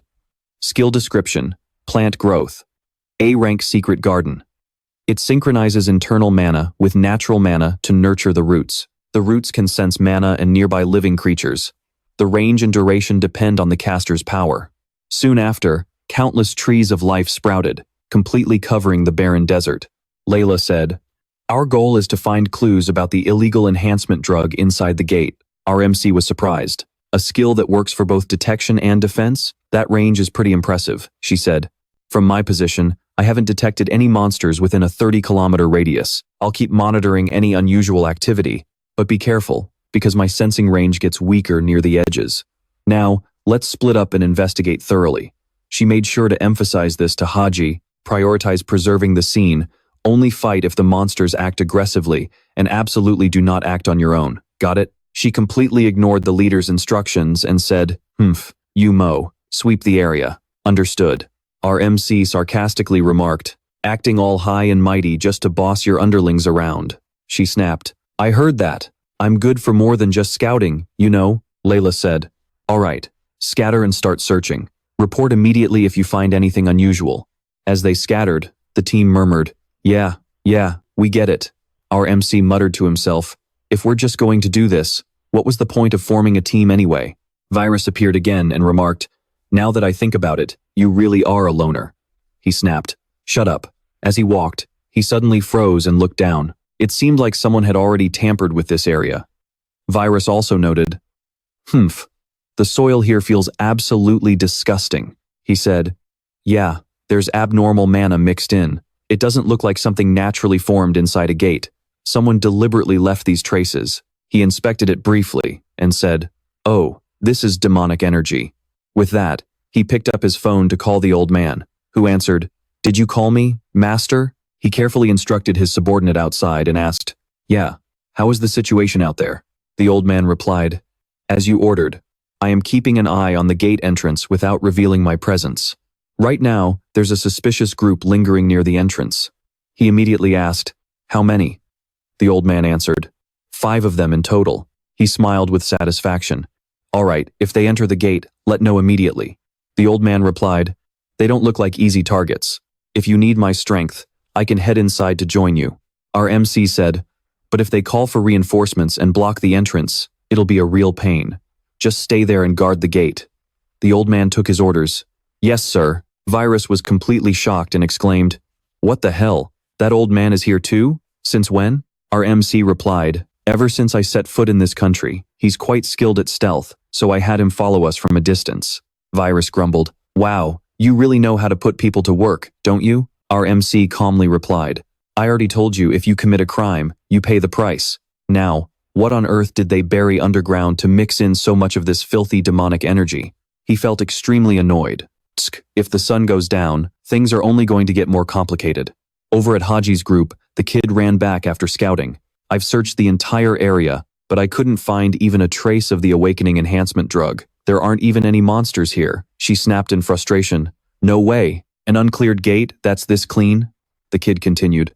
But sis, the traces of battle and evidence of the drug were originally discovered outside the gate, right? If the hypothesis is that everyone involved with this drug was wiped out in that battle, I mean, the victims might have never actually set foot inside the gate. Even so, if they used enhancement drugs to fight, there's no way this gate would be completely empty like this. Ever since the incident, the gate entrance has been under strict control. If the victims had tried to clear the gate, they would have left some traces behind. If they never entered, at least the resources inside should still be here. She muttered. There must be something valuable inside this gate. If there's no evidence left, we should at least secure something valuable to report. She gritted her teeth in anger. The branch manager has high expectations for us, especially since this is a direct order from headquarters. This is not good. She thought, if this is an A-rank gate, there must at least be valuable mana stones buried underground. She immediately cast a spell and cried, "O spirits of the earth, tear this ground apart." The sky instantly lit up as she channeled a massive surge of energy. Layla grew anxious. What's going on? I didn't get any heads up about this, she ordered Stefan. He immediately replied, I'll check on it right away. Watching Stefan leave, she thought wearily. Seriously, nothing ever goes smoothly. Should we just wrap things up here and head back? She had no idea that a group of people had already surrounded her from behind. Meanwhile, switching over to Haji, the kid proudly said, You literally collapsed this entire area with just one hit. As expected, you're just way too strong. Sis, she casually replied, All right, whether it's mana stones or enhancement drugs, you'd better show yourselves already. But as she looked ahead, what appeared before her wasn't mana or precious gems, it was a massive pile of corpses. She shrieked, Corpses! Are these actual corpses? The entire ground was littered with bodies. Her little brother rushed forward and said, Sis, these must be monsters that twisted the cycle of life and death, devouring the darkness to fuel themselves. The kid realized it just in time and screamed, They're undead! The three siblings froze in absolute shock. Underground ghouls? Her little brother added. And that's not all. Normally, undead monsters can't move in a horde this massive. We have to wipe them all out before we can find the cause. The Kaguta deity skill summons the spirit of a contracted serpent god by using the caster's mana. The duration and strength of the summoned spirit are directly proportional to the amount of mana. She ordered, Tear them to pieces. With just a single strike, she wiped out the entire horde of zombies in front of her. Acting smug, she muttered, They're just a bunch of corpses, but they actually managed to startle me. But a second later, she screamed in shock, There are more! Just how many layers of these things are piled on top of each other? Sensing danger, her little brother yelled, Sis, behind you! Fortunately, Stefan arrived just in time and took care of the rest. He asked in shock, What the hell is going on here? Where did these monsters even crawl out from? She replied, I have no idea. Didn't you set up a detection barrier? How could I not have detected so many of them buried underground? He replied, But there was absolutely no mana reaction. They must have been attracted by the loud noise. Why on earth did you mess with that area anyway? Her little brother chimed in, Now is not the time to blame each other. Stefan snapped angrily, Yes, it absolutely is. The little brother quickly activated his skill, B-rank Kamaitachi Spirit, using his mana to summon and channel the contracted weasel spirit. The possession time is directly proportional to the caster's mana. The kid said, If we don't completely destroy their heads, they'll just keep rising. Damn it. She spoke up, My skill requires living souls to sustain itself. Feeding on these rotten corpses won't keep me going for long. Call your captain, Stefan snapped back. Do I look like I have the time to do that right now? Stefan added, With all this chaos, he'll definitely show up soon anyway. Meanwhile, her little brother thought wearily, We have to smash every single head while they just keep swarming us. For people like us who specialize in AoE skills, this is the worst possible matchup. We won't last long at this rate. This is bad. Right at that moment, our main character appeared and unleashed his skill. Choku. Hikari could only stare in utter shock. There are so many of them. He was aiming dead on at their heads, crushing them with sniper-like precision. This time, she was genuinely curious about our main guy. Who was he? A chill ran down her spine as she thought. Who in the world is this guy? Stefan panted heavily, completely exhausted. Haha. Finally. I can catch my breath. A gate packed with ghouls. No wonder the captain's skill couldn't detect any signs of life.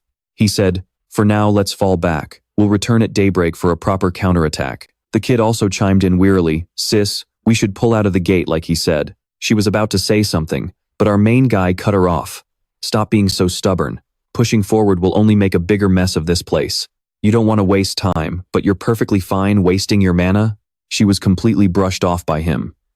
Just then, the kid cried out, "Hey, another wave is headed our way." "Damn it, it was another wave exactly like the last one," Hikari asked. "Hey, where's your boss? Still can't reach him?" Stefan replied anxiously. "I'm still trying to reach him, but he's not picking up. With things this chaotic, I can't believe they aren't here yet." Our main guy froze. "You left him all by himself?" Before anyone could figure out what was happening, our main guy dashed off to find the captain, shouting back, "I'll leave the rest to you guys." Our main guy felt that something was seriously off, so he pulled out his phone and made a call. "It's me. You need to enter the gate right now." Receiving the order, the old man replied, "Just say the word, sir."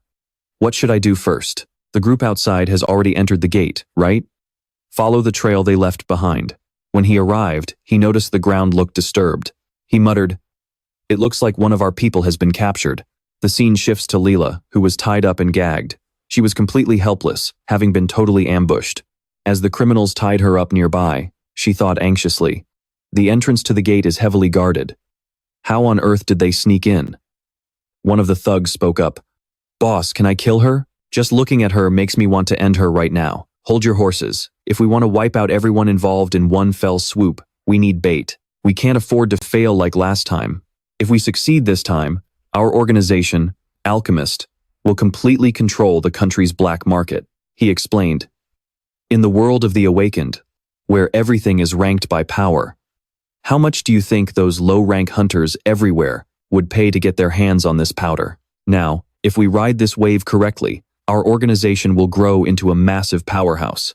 So cut out your little games for now," the kid said.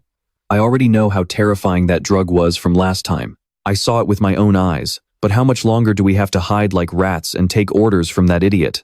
The old man nervously warned, "Watch your mouth, Robert. No matter how he looks, that monster actually gets a kick out of cutting his own hand and pouring his blood onto the ground." A second later, a swarm of undead appeared, crawling at his feet. He is a necromancer, and that is no joke. It is a skill that defies all common sense by manipulating life and death to summon darkness. This is one of the most taboo and dangerous summoning techniques in existence. Just possessing it is enough to make anyone back off. Even I, who have survived the absolute worst of the underworld, have never seen anyone brave enough to use this skill. He is the kind of guy who makes you wonder if he is even human anymore. I need his connections to rebuild the Carmap organization my father left behind. Hey, is this the drug? Boss, just let me take one sip. Stop. Do you want to end up like those corpses outside the gate? With just a tiny bottle like this, your skills can explode to the level of an S-rank hunter. Once you try it, you can never go back.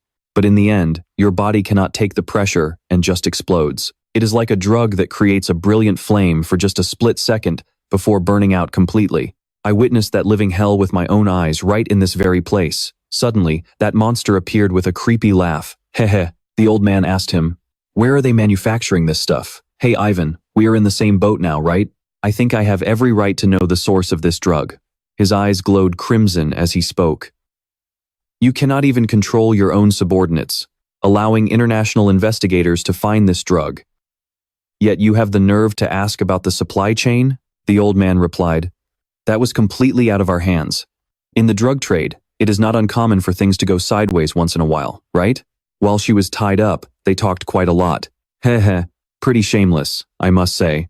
I do love a shameless soul, but I still cannot tell you the supply chain. He stared at the old man and said, "It would be quite a headache if a brainless boss like you leaked information to subordinates who are even dumber, would it not?" The young lackey leaped to his feet and barked, "How dare you speak to our boss like that?" Right then, a voice cut in. "Oh goodness, why all the noise?" The half-demon girl appeared and said, "Making a scene like this is only going to cause trouble. With investigators lurking outside, should we not be keeping a low profile?" Ivan chuckled. "Cleo, what brings you here?"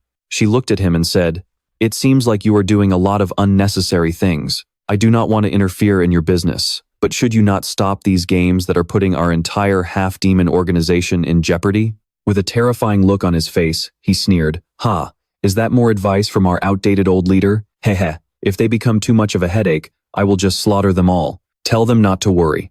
She countered. Ivan, you only play with corpses, so you do not really understand humans, do you? Their bonds are incredibly persistent and troublesome. Cleo stepped closer to Layla and warned, this person is going to bring us trouble. He replied, I will keep her alive a little longer until I have taken care of everyone connected to her. She cut him off. No, I am talking about you, Ivan. Not her. It might be a bit late, but you need to think long and hard about this. Are they truly on our side? Ivan watched her walk away with a dark, displeased expression. He scoffed in disdain. All you can do is hide in the shadows and watch. Meanwhile, the nosy lackey asked, Boss, who on earth were those people? The old man quickly snapped. Shut up. It is best if we just pretend we never saw a thing. Besides, that tied-up woman and those investigators out by the gate probably will not even survive until morning. Cut to the other group, who had been wandering inside the gate. They rushed out without a second thought, only to find the entire path littered with the corpses of ghouls. If Hunter Min had not gone ahead to clear them out, they would have been in serious danger. It would be much better to head outside and call for backup. Haji said angrily, We have to keep going. We cannot just lose like this. Right then, her younger brother pulled her back and called out, Sis. It turned out to be the guy nearby, who asked, Why did you follow me all the way here? Even they looked at him in surprise, asking, Why are you here? Where is the chief hunter? He replied, She is no longer where we left her. There were signs of a struggle nearby, so it looks like she was captured.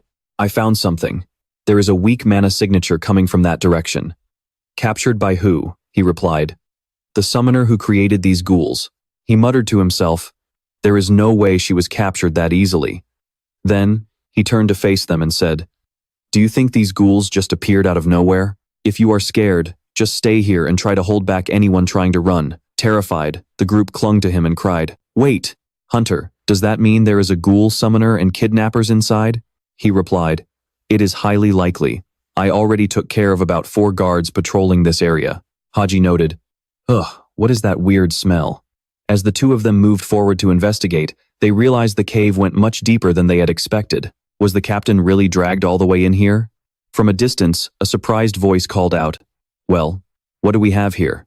Did you guys actually crawl all the way in here on your own? Saves us the trouble of hunting you down. They sneered at him, saying, Thanks for delivering yourselves right to our doorstep. His group glared at them in sheer rage and shouted, You scumbags, how dare you push her to her limits like this? Do you really want to end up behind bars that badly? Don't people usually introduce themselves first? Over on the other side, he sneers dismissively, You snot-nosed brats are still wet behind the ears. He channels his magic and summons Kang Lang. Right beneath him, a magic circle forms on the ground and glows with intense light. He growls, I'm going to make you regret ever stepping foot in this place.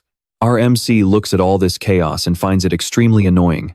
Right before his eyes, a massive brawl breaks out, with everyone throwing punches and unleashing magic to take each other down. Hikari thinks anxiously, This space is too cramped. If I summon Kagutsuchi here, the entire cave will collapse, putting everyone in danger. I can't just stand here. That's it. I need to use this chaos to find Hunter Layla. Then, the ugly Evan shows up, muttering, just as I thought. Leave it to those idiots to screw up and miss a spot. Hikari screams, Back off, you creep. But he reaches out to attack her, sneering, You really are hopeless. Just then, her little brother screams in panic, Sis, I heard a horrible scream. Hearing this, our MC immediately spins around. He instantly unleashes an immense power, sending Evan flying away from Hikari. He mutters, Whoa, that was a pretty serious impact. Did my damage output just increase a bit? Freya groans in exhaustion. Ugh, I feel like throwing up. Our MC says caringly, Take a break, I'll handle the rest. Using his control skill, our MC sends a horde of zombies charging right at Evan, cold-bloodedly saying, Now, go meet your maker. He curses as he frantically defends himself. Damn it! Suddenly, a massive, crimson explosion lights up the sky. After dropping the bomb, he snarls, Fine, I'm not holding back anymore. But to his horror, our MC is even faster and is already standing right behind him, asking coldly, Got any other tricks up your sleeve? Terrified, Evan glares at our MC. A speed-boosting skill? When on earth did he activate that? Our MC simply says, Thanks for breaking down the wall, before throwing a devastating lightning punch. The monster is completely blinded by the flash. With that, our MC knocks him out cold, but out of nowhere, Another figure appears and says, "Long time no see." To his surprise, "It's Chloe," he remarks. "I thought you wouldn't interfere until the very end." "So, I'm not allowed to kill him, huh?" she replies with a smirk. "He might not look like much, but he's actually a pretty important figure. Once he outlives his usefulness, you can roast him, fry him, do whatever you want. So, can you let it slide this time? I really don't want to pick a fight with someone as strong as you." Our MC thinks to himself, unlike the ones who died before, this guy is deeply involved in drug distribution. Plus, with a personality like his, he's bound to cause trouble later. I want to finish him off right here and now, but I have to prioritize what's more important first. Down below, the adventurers are severely injured. On top of that, she is definitely way stronger than that necromancer. So, he confronts her, asking, "Are you guys some kind of filthy creatures, like half-demons?" She chuckles, "Oh my, you sure know a lot about us, but you've got it wrong. The moderate faction has actually been in charge for a while now. This whole mess was entirely caused by this kid. He took on a request without permission and went rogue using our name. I don't even know who put in the request." Skeptical, our MC snaps, "Cut the crap. Are you telling me you're involved in his mess, yet you have no idea who is pulling the strings?" But she quickly washes her hands of it, replying, "Involved? Not at all. We only stepped in to save this kid. In fact, we only found out what he was up to a short while ago." She then adds, "I know you have a lot of questions, but our MC ponders for a moment before saying, "Fine. If you aren't the mastermind, then it doesn't matter. But don't expect a second chance." She beams with joy, giggling. "Oh my, you believe me that easily?" Our MC replies calmly, "I can read your magical wavelength. If you lie, it fluctuates." She pouts, grumbling. How direct?" He asks one last question. "When you say we, who exactly are you referring to?" At this, she smiles softly and says, "Well, I guess it's about time I tell you. We are called YZ." The moment the words leave her mouth, she vanishes into thin air.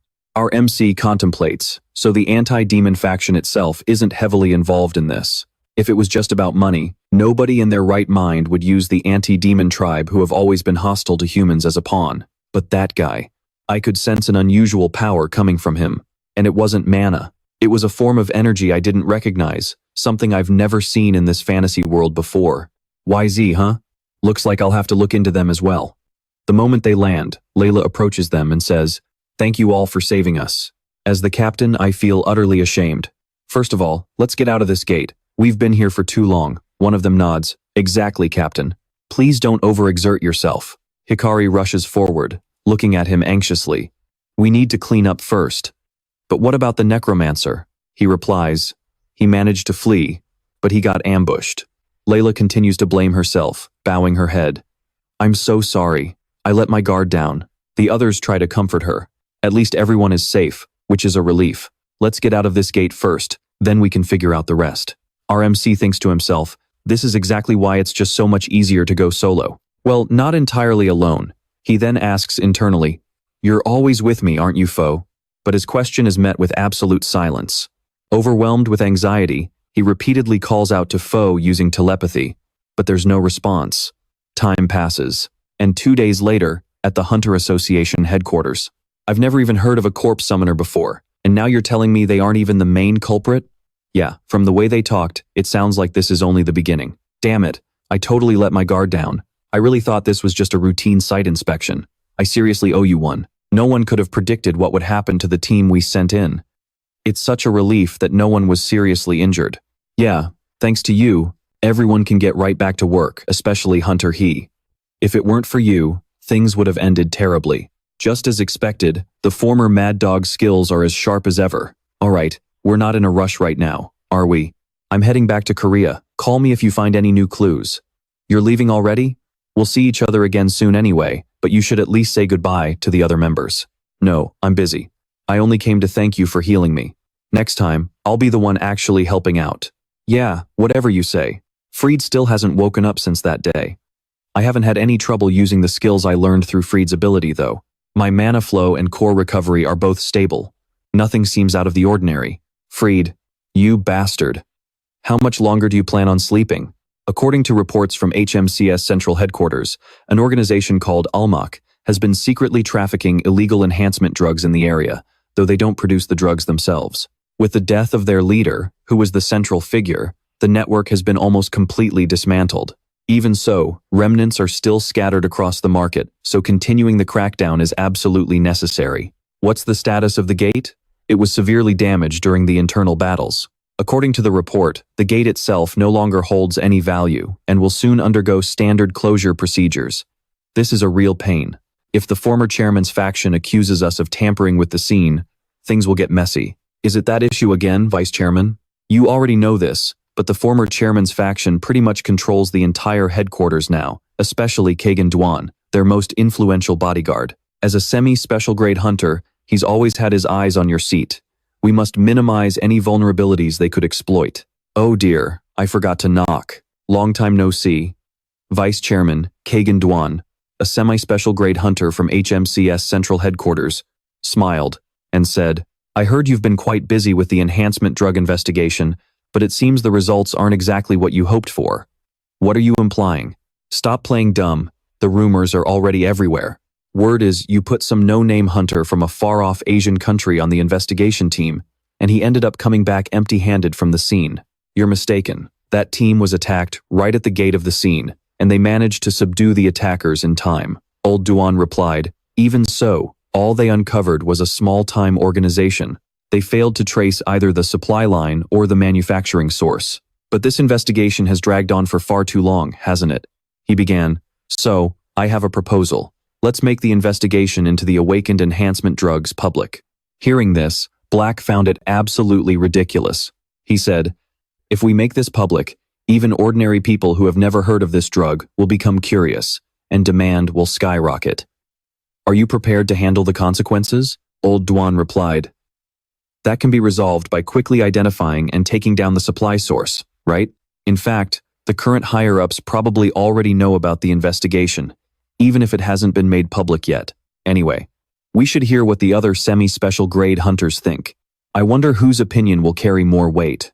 And just like that, Black relayed everything to the protagonist over the phone. So, is there a chance the investigation into illegal enhancement drugs for the awakened will soon become public? If that happens, it'll trigger chaos on an international scale. We don't have much time. I was planning to put an end to this myself, but the roots run deeper than I thought. Meanwhile, his two disciples were whispering, is there really a necromancer who can summon the undead? Absolutely. I saw it with my own eyes. The voice on the other end said, oh, right.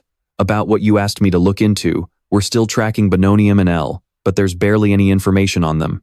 The protagonist replied, it's fine. I didn't expect immediate results anyway. The other person then cautiously brought up something far more important regarding the gate they had investigated. After you returned, we sent a large-scale investigation team over there. And just like you reported, the gate is completely worthless, which is a far cry from the initial assessment. Since we first found piles of corpses around the entrance, that initial evaluation was probably rushed. But normally, after being completely looted, gates are left empty. But what's weird is that this time, there wasn't a single monster left inside, except for a couple of stragglers. Even if someone was secretly farming monsters in there, it still doesn't add up. The Necromancer and the Almach group who attacked you probably cleared out the gate beforehand. He asked the protagonist, what do you think? The protagonist replied, gates are multi-dimensional space rifts, so they aren't bound by normal spatial laws. They appear randomly and without any warning. Predicting where an empty gate will appear and using it to smuggle illegal enhancement drugs? Even with a high-tier sorcerer, that would be impossible. He then added, unless that gate wasn't actually a real gate to begin with. What if that empty gate is just a highly sophisticated spatial illusion, designed to look exactly like a real one, just to smuggle goods? Hearing this, Black Hat burst out laughing. Haha, that is way too far-fetched. I was just tossing out a wild theory. But honestly, your instincts have always been pretty sharp, so I will look into that possibility a bit more. Since you still have authorization to investigate, keep assisting with the case involving the illegal awakening booster drug. His disciples then walked up to our main character and asked, done with your call? Long time no see? How about a quick 3-on-1 sparring match? The observant old man snapped. Can't you see he is exhausted? Pipe down. Beside them, a timid Kukji chimed in. I think I will sit this one out. The old man immediately shut him down. Where do you think you are going?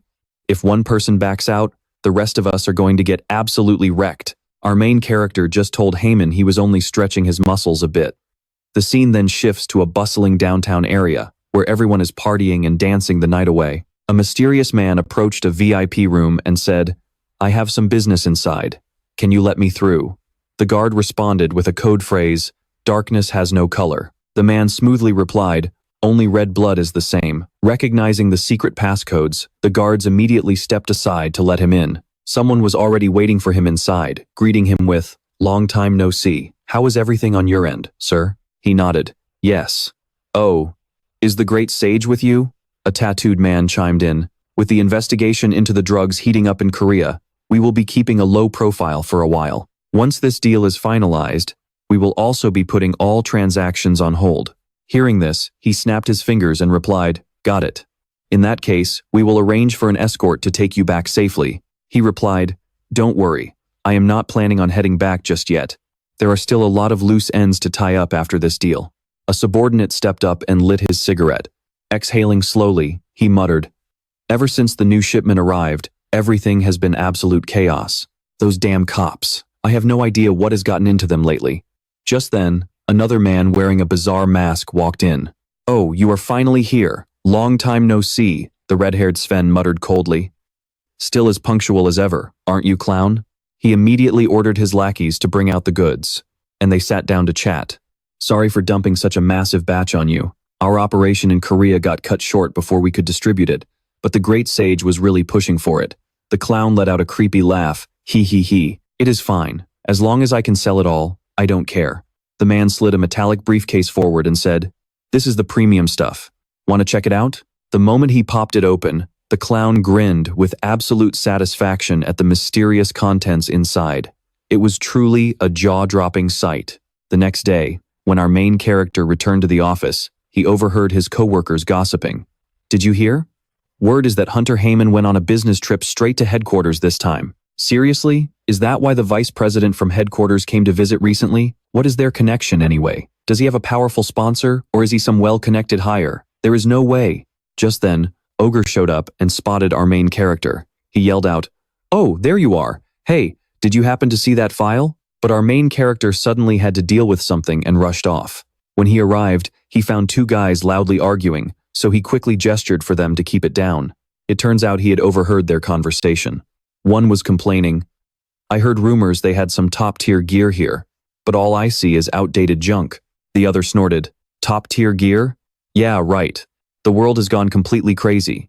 Ever since those awakeners started running amok, people have even been concocting special drugs just for them. It is absolutely disgusting. Who cares? Dealing that stuff makes you filthy rich. You have zero morals, man. I have been in this game for 15 years, and trust me, living like that is a fast track to an early grave. By the way, did you hear that Kang Jae-hyun is back in Korea? That is actually why I dragged myself all the way out here. It has already been a few months." Our main character suddenly popped out and demanded, Who is Kang Jae-hyun?" The two guys jumped in shock, looking at the three of them. "Who the hell are you guys?" Stepping closer, our protagonist said, "Chill, I have no interest in your drugs.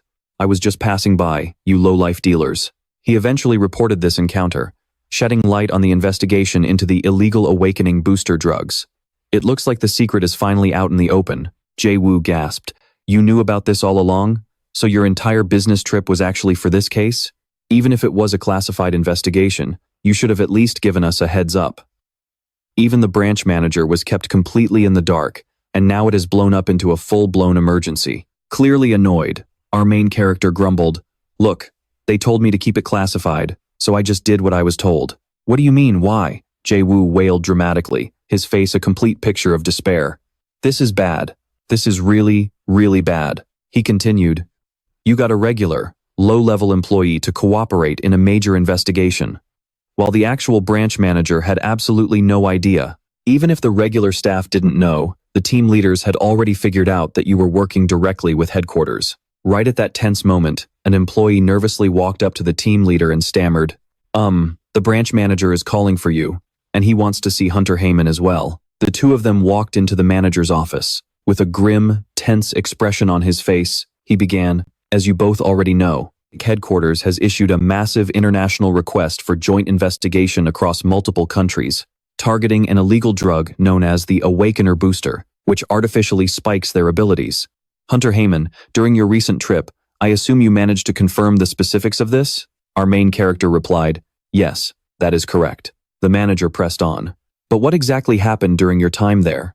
Clutching his head in sheer frustration, he groaned. And why on earth is this mess being dumped entirely on our Korean branch? And they still expect results? Witnessing this, the two of them instantly froze. The director clutched his head, rocking it back and forth, crying, oh, come on. Anyone with eyes can see we're being played. They keep screaming for results. Seriously, where in the world is as clean of illegal drugs as South Korea? What kind of achievements do they expect from a tiny country like ours? He said, utterly devastated.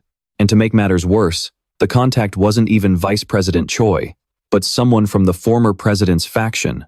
What on earth is going on here? If we get dragged into this, it's going to end badly.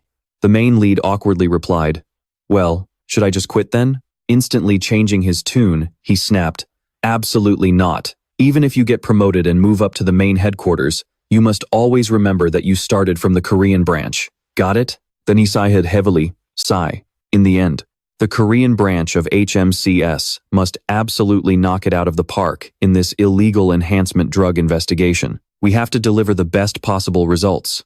So, Hwang Yong-gu, from now on, our Gangbook branch will be the training ground for the awakened. Jio-gu was stunned. Wait, what? The director snapped. You heard me. If your team doesn't deliver results this time, the entire Korean branch is going to get dragged through the mud. Of course, other teams will also be investigating the enhancement drugs, but all the high-profile cases and major suspect areas will be handed over to Gangbook. Just look at this as your golden ticket to a promotion. Clutching his head, Jio-gu said, but director, the other teams are going to throw a massive fit. The director gave him a judgmental look and replied, since when did your team ever give a damn about what they think? Hunter Min, if headquarters asks us to collaborate on another investigation down the road, I'll approve your dispatch immediately, but until then, please focus on our domestic cases. The main lead replied, understood. Nodding with satisfaction, the president said, great, then the first case for our Awakened Enhancement Drug Task Force starts right now. Wait, we're starting already? The president reassured him. No need to look so shocked. I've already had the data department compile a list of all recent suspicious activities. Thinking of the database team, he silently thought, sorry about that, Seung.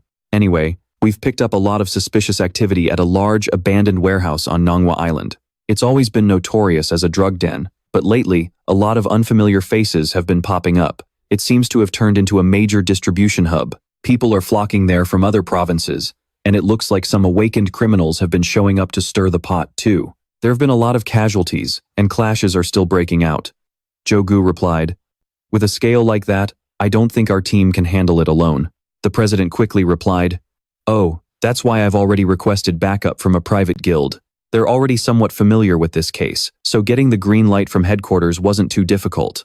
All you need to do is focus on bringing back results. Looking over the documents in front of him, the main lead couldn't help but feel curious. A private guild, huh? And just like that, he headed over to the abandoned warehouse. But as soon as he arrived, his face fell. I knew it, he sighed.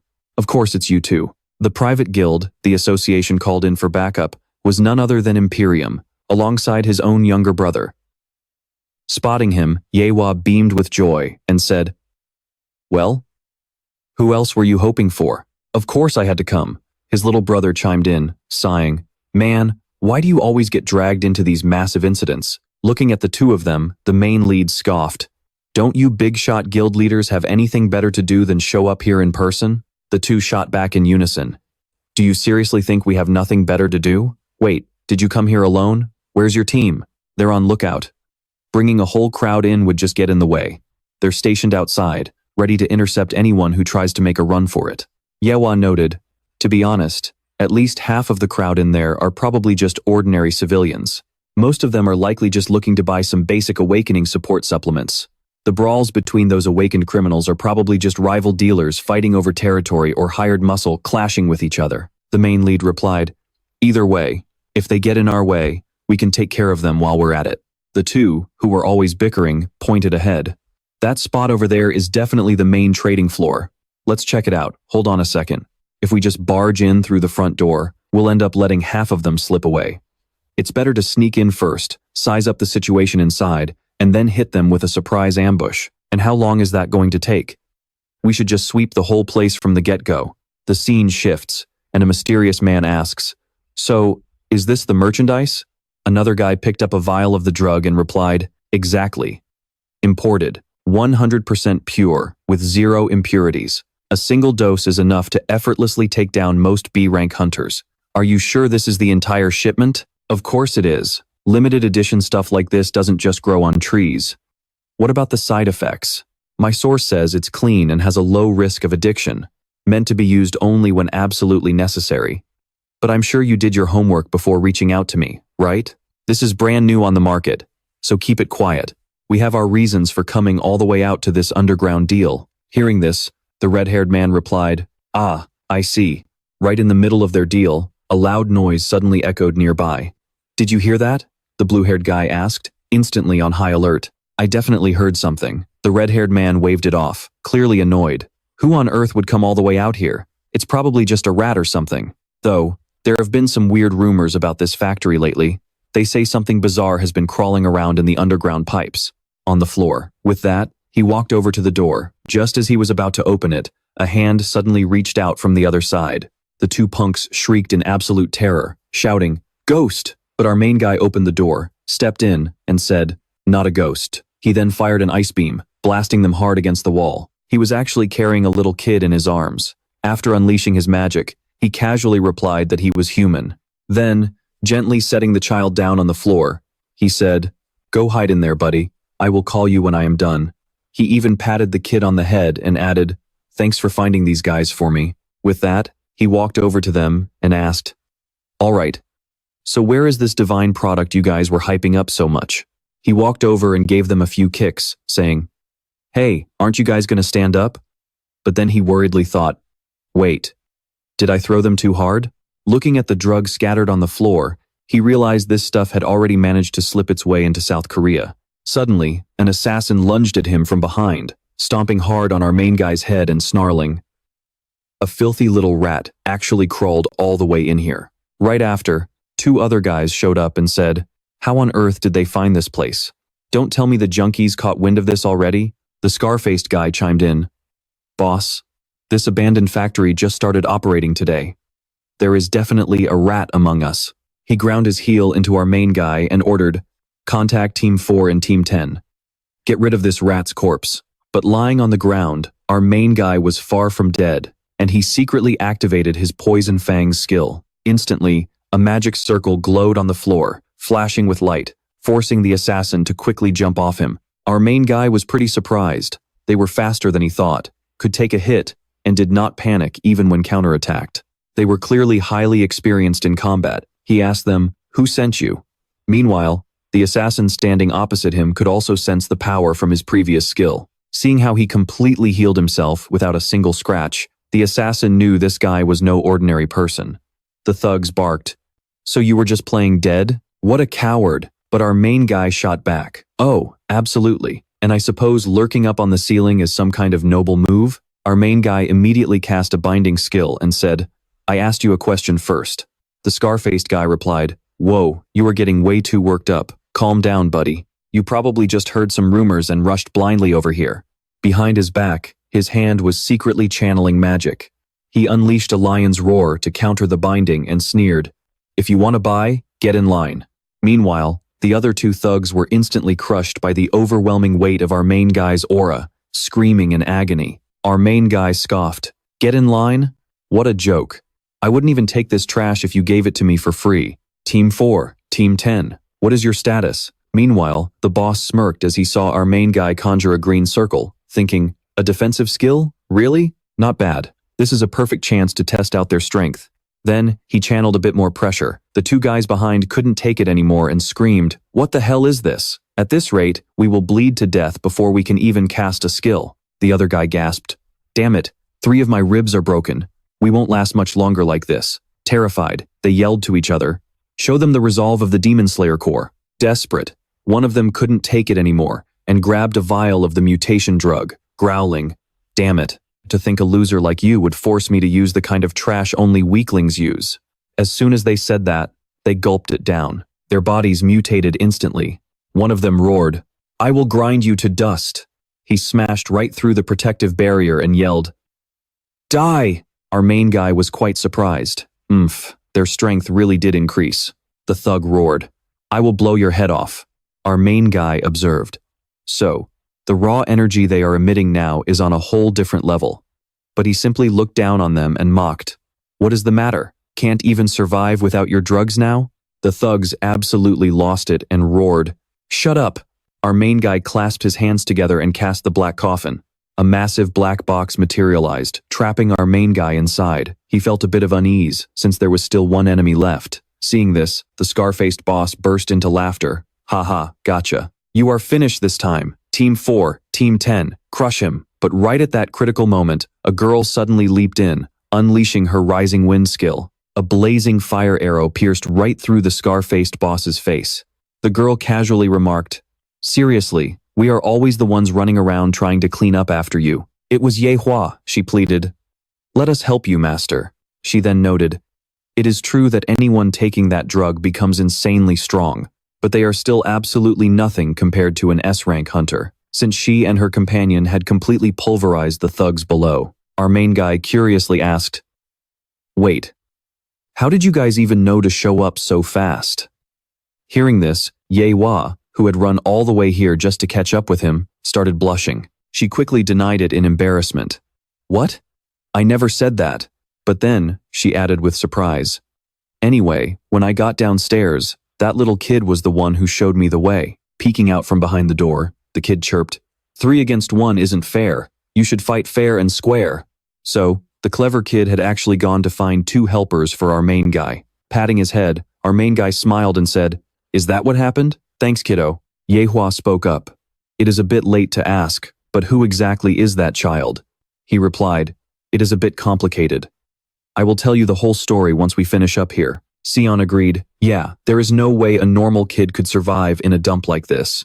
Seun ran a quick scan and said, "The illegal enhancement drug has finally flooded into South Korea. I heard rumors about it, but this is my first time seeing a user in person. He won't suddenly explode, right? He probably relied on those sudden bursts of power and kept increasing the dosage over time, which eventually wrecks the body and leads to death." Nodding at her guess, our main guy asked, "Have you guys ever heard of a group called the Demon Slayers?" But Seun shook her head. "No, these guys are probably just hired thugs from the black market, right?" Our main guy replied, "Even if they are still surprisingly strong. This is crazy. All 3 of them are at least high A rank hunters, and they look like seasoned killers.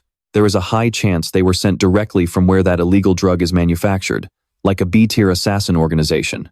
Seon replied, "If it is S-tier, does the organization Minjun mentioned have ties to Pandemonium? Could he also suspect that demons are behind this?" Our protagonist said, "Yeah, but it is just a hunch for now. Pandemonium. An artificial portal that is hard to explain with human strength alone. Could someone from the human underworld be colluding with the demons to pull this off?" After examining things for a moment, Yowu said, "Come to think of it, Mad Dog's disappearance from the public eye for the past 10 years is really strange.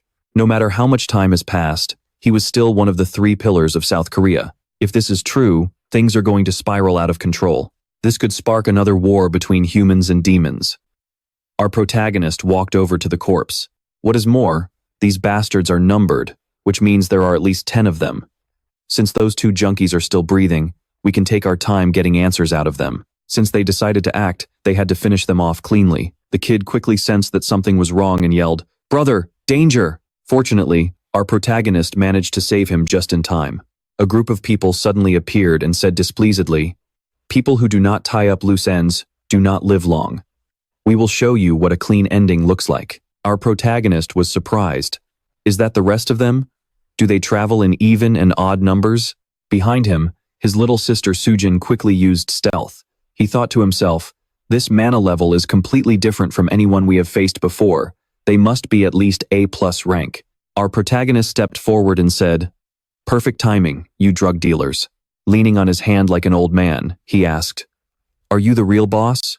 Across from him, he secretly sized up our protagonist's group, wondering, is that the leader of the Cheonghwa Guild from the Empire? Did he catch on to something? Our protagonist glanced over. He had no idea who the guy in the middle was, but the other two were S-rank hunters. They had to be dealt with right here. The other guy replied, "You do not need to know whether I am the real boss or not. You are going to die anyway." With that, they rushed at him. Soojin said, "Leave them to us," while Yeowoo drew her bow and said, "I will provide backup." As the chaotic battle raged on, our protagonist remarked disdainfully, "Your martial arts look familiar, but you are incredibly clumsy. Was the person who taught you an amateur?" Enraged that his respected master was being insulted, he screamed, "How dare you!" The two of them then clashed, and powerful blue lightning flashed around them like sharp slashes. She shot an arrow and called out, "Master, are you okay?" Struck by her arrow, he screamed in agony. "Erg, damn it!" An assassin rushed up from behind and said, "There is no time to look away." Fortunately, Soojin took them down just in time and said, "Sis, we will handle the weaklings." Soojin then turned to our protagonist and scolded, "Stop slacking and get up already." With a dumbfounded look on his face, our protagonist muttered, "That guy uses a really bizarre technique." He tried to calm himself down. He rubbed his head and said, "Well, enough talking." Smiling, our protagonist thought, "But my body really does remember the feeling of fighting together. Back then, they were disorganized and messy, but eventually they became smooth, solid, and overwhelming." Turning to his scratched-up companions, our protagonist asked, "Are you two done warming up?" Yeowoo replied, "10 minutes." Our protagonist stood up, now full of energy, and said, "Exactly. We will take them down in 10 minutes. Charging forward like a bullet, he said, "You have been baiting my attacks this whole time. Was that right-hand strike earlier your skill?" Furious, he snapped, "You talk too much. Shut up already." Our protagonist silently analyzed, gathered, and redirected his opponent's offensive energy. Next, our protagonist slammed his knee into him and said, "A counter skill." Clutching his agonizingly painful arm, the guy groaned, "Damn it." After crippling the guy's hand, our protagonist said with satisfaction, "Looks like you cannot use that anymore." In excruciating pain, he could not believe his eyes. How can a nobody like you reach the Isuzu realm? Our protagonist rushed forward as the red aura around him formed ribbon-like bands. He said, "That is obvious." Delivering a heavy punch, he said, "Because I am the one who created that technique." Our protagonist added proudly, "Is it that hard to grasp? For someone who survives by clinging to a single awakened skill, it probably is. Mana can transform infinitely depending on how you utilize the energy core. Once those forms are systematized and named, they become Asuzer. I never expected it to spread and become an entire school of martial arts." Sensing danger, the enemy yelled, "At this rate, we are going to be forced back. We need to create an opening to retreat. Number 1, get over here now." Our protagonist, hot on his heels, said, "Hey, do not get distracted," scaring him half to death. The next second, he landed a devastating blow that sent the guy crashing into the wall. Our protagonist walked over and picked up the mutated potion. Our protagonist approached him and said, "I only answered because you asked, but since you clearly have no intention of listening, now it is my turn to ask. You are the only one left who can speak." He repeatedly screamed, "Damn it, how can this be? This is insane. What the hell are you?" Our main guy walked up to him and said, "Turns out you weren't listening at all, right? I literally just told you. Now, it's my turn to ask." He then shoved the drug down the guy's throat and said, "Oh, why are you resisting now? Didn't you force your own lackeys to take this without a second thought? This is that new product you guys were so proud of, right?" He desperately tried to spit it out as our main guy shoved it down his throat in a brutal, sickening display. Our main guy continued, "Yeah, because you know exactly what it is. That's why you're terrified to swallow it. If you don't want to die, start talking. Who manufactured it, and who is distributing it?" He choked out, "Anyone can see that's a knockoff. No matter what you do, it's useless now. The strong survive, and the weak get devoured. Ever since the gates opened, this world has only cared about the power of awakened skills. If it makes you stronger, you'd swallow it whether it's a drug or straight poison, wouldn't you?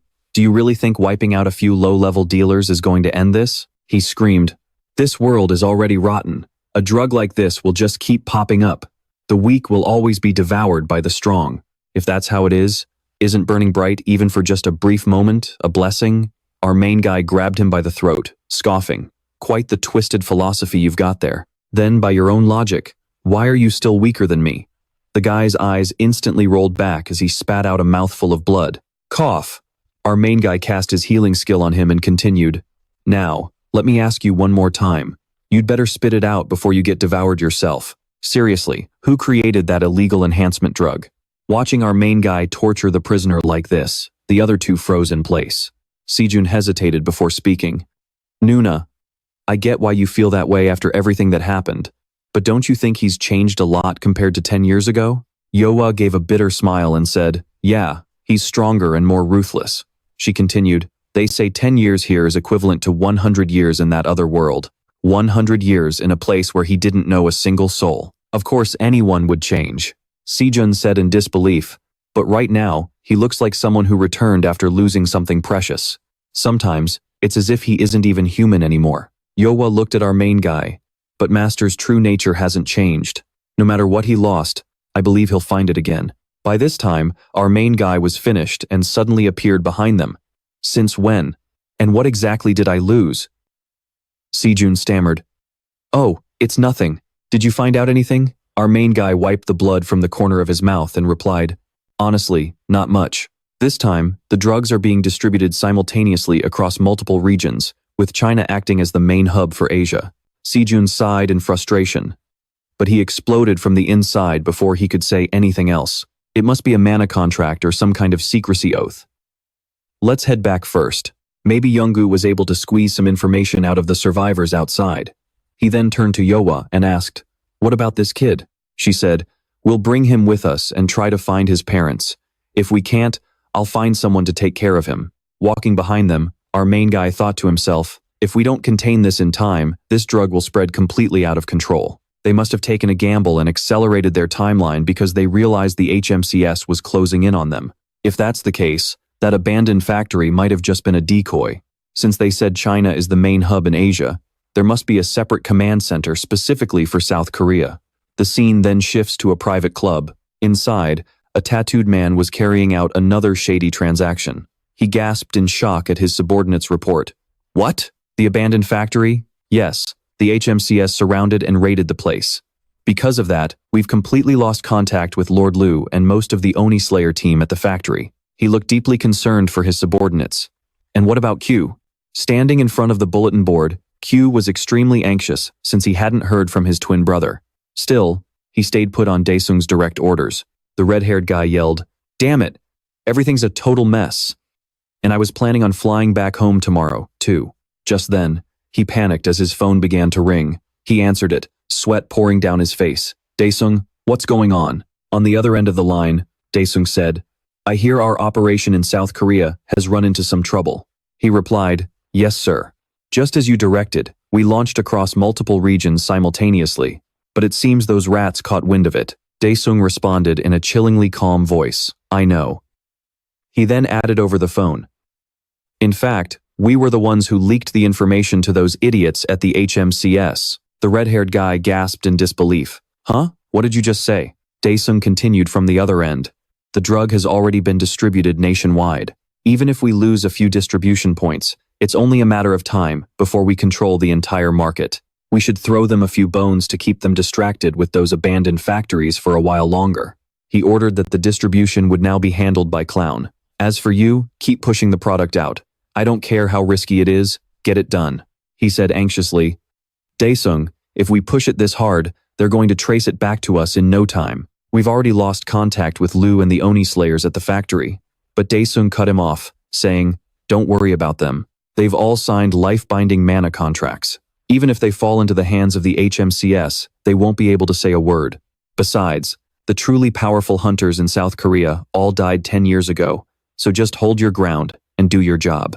That man, Daesung, had meticulously calculated his every move. He pieced everything together, and then tipped off Nagyom on the location. And just like that, everything went according to the mastermind's plan.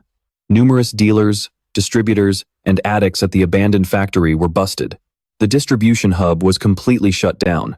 Normally, this would be considered a massive achievement. But the real skeptics started questioning, are the illegal awakening drug dealers really gone for good? At the HMCS branch director's office, Jiogu said, well, they said there was no other choice. The users had crossed the line and completely lost control. That is what they claim. Even so, we managed to seize a good amount of drug samples, and tracing the distribution back to China is a massive win. The director looked displeased and barked, "You had high-level intel, and that is all you managed to pull off?" Jeogu argued back, "Sir, what else were we supposed to do?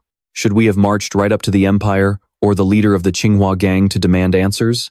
He turned to the other teams and asked, "What about you guys? Any findings?" "Our team is still investigating, but right now there are almost no leads, and it feels like everyone is backing off," the gray-haired guy replied.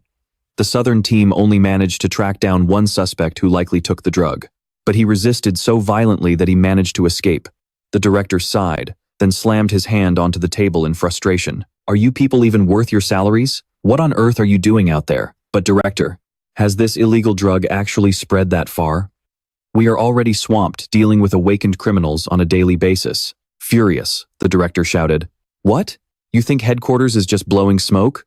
Don't you know the Japanese branch is already in complete chaos because of this?" He was right, but he was seriously grating on everyone's ears. "I've said it 1,000 times, all eyes are on the Korean branch right now. Even if we get our hands on the base drug, we can't even analyze it. Are we just supposed to send everything to headquarters? Do you expect us to accuse the Chinese branch based on pure speculation without any evidence? How am I supposed to face the international branch directors meeting with pathetic results like this?" The crowd whispered among themselves. His obsession with headquarters and his own ambition have completely blinded him. Exactly. Just because he saw a famous rookie, he went all in. And look where that got us. The director turned and asked, "Where is Hunter Min? Where is he right now?" He said he had too much on his plate and took the day off. Standing in front of a massive house, Yeohua asked, "Master, do you like it?" Our protagonist was surprised. "Yeah, I love it. But can I really accept this?" She smiled. "Of course. After everything you've done to look after us. It's about time you had your own place anyway," the younger brother added.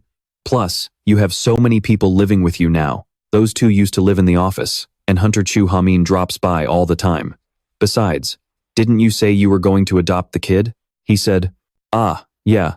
I looked around a bit, but since she's a natural awakened, I figured she'd have a hard time adjusting anywhere else." Yeohua patted the kid's head and said, "These days, being born already awakened without going through the tutorial tower is an incredibly rare talent. Sion, make sure you listen to Master, okay? I'll drop by every day." The kid, who absolutely adored her, said, "The red-haired big sister is so cool." Sejun said, "I'll come by every day too, even though I've moved in with my sister. With the billions of won we poured into this place. This is basically my second home." Yeohua said, "Sion, want to go check out the inside with me?" Our main character was completely blown away. Man, these guys, was this their plan all along? So this is going to be our new secret base? He looked back on the past, thinking how thrilled they would have been to live in a house like this. "It's even bigger than I thought. Everyone gets their own room, huh?" His companion asked excitedly. "You didn't just claim some random house during the war, did you?" "That's highly possible. I mean, where on earth did my brother get the cash to buy a place like this?" And there was another sibling he deeply cherished. The long-haired kid grumbled, "Our goal is to wipe out those demons, so why do we have to live so close to each other?" Our main character patted the kid's head and said, "You need to stay within reach so I can protect you. No matter what happens, I will protect my people. That is my conviction. Stop scowling and head inside. They even have beds."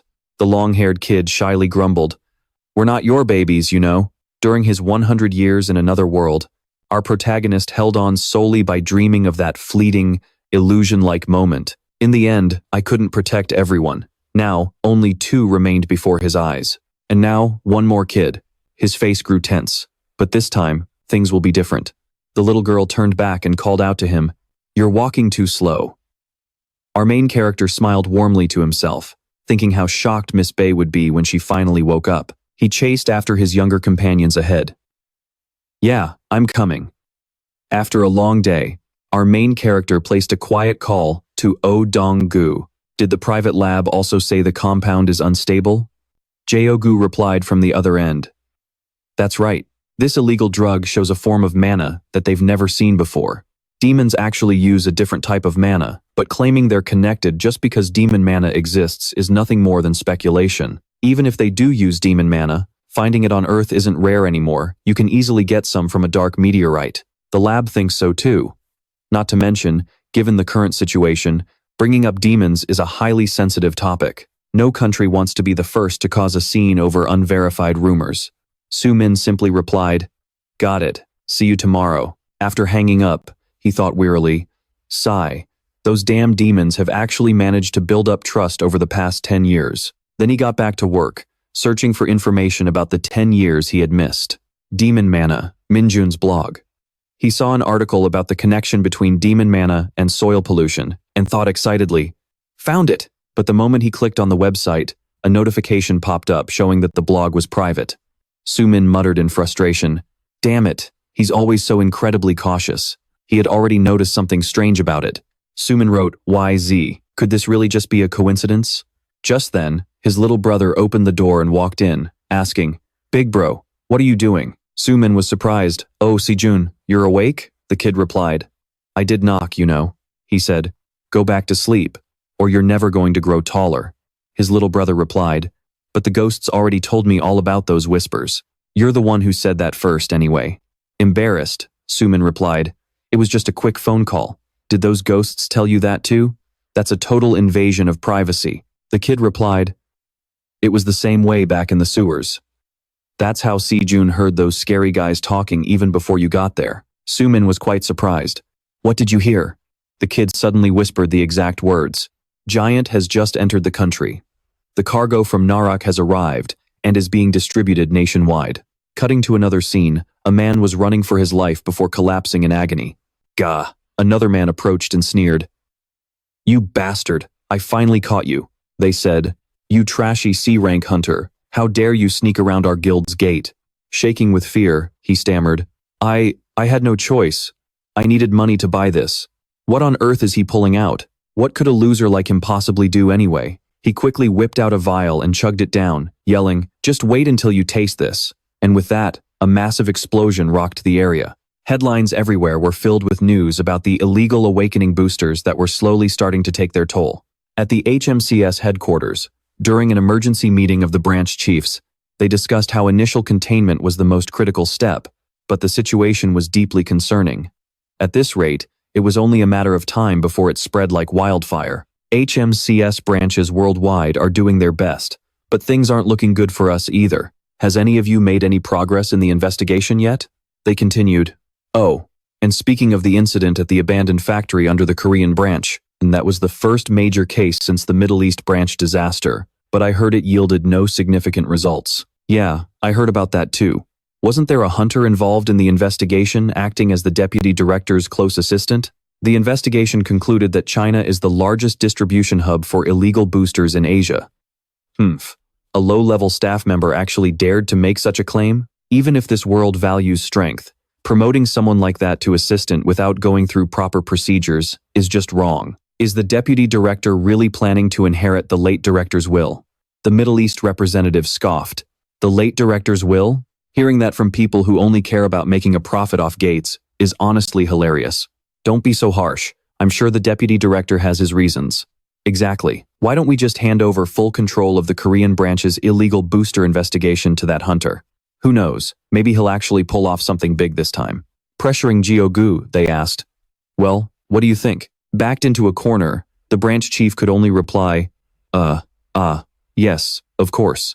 And so, 2 days later, at the HMCS Korean branch headquarters, Gyogu was stunned to hear who was appointed as the head of the investigation. Gyogu turned to Sumin and said, with how things are right now, everything is basically up in the air.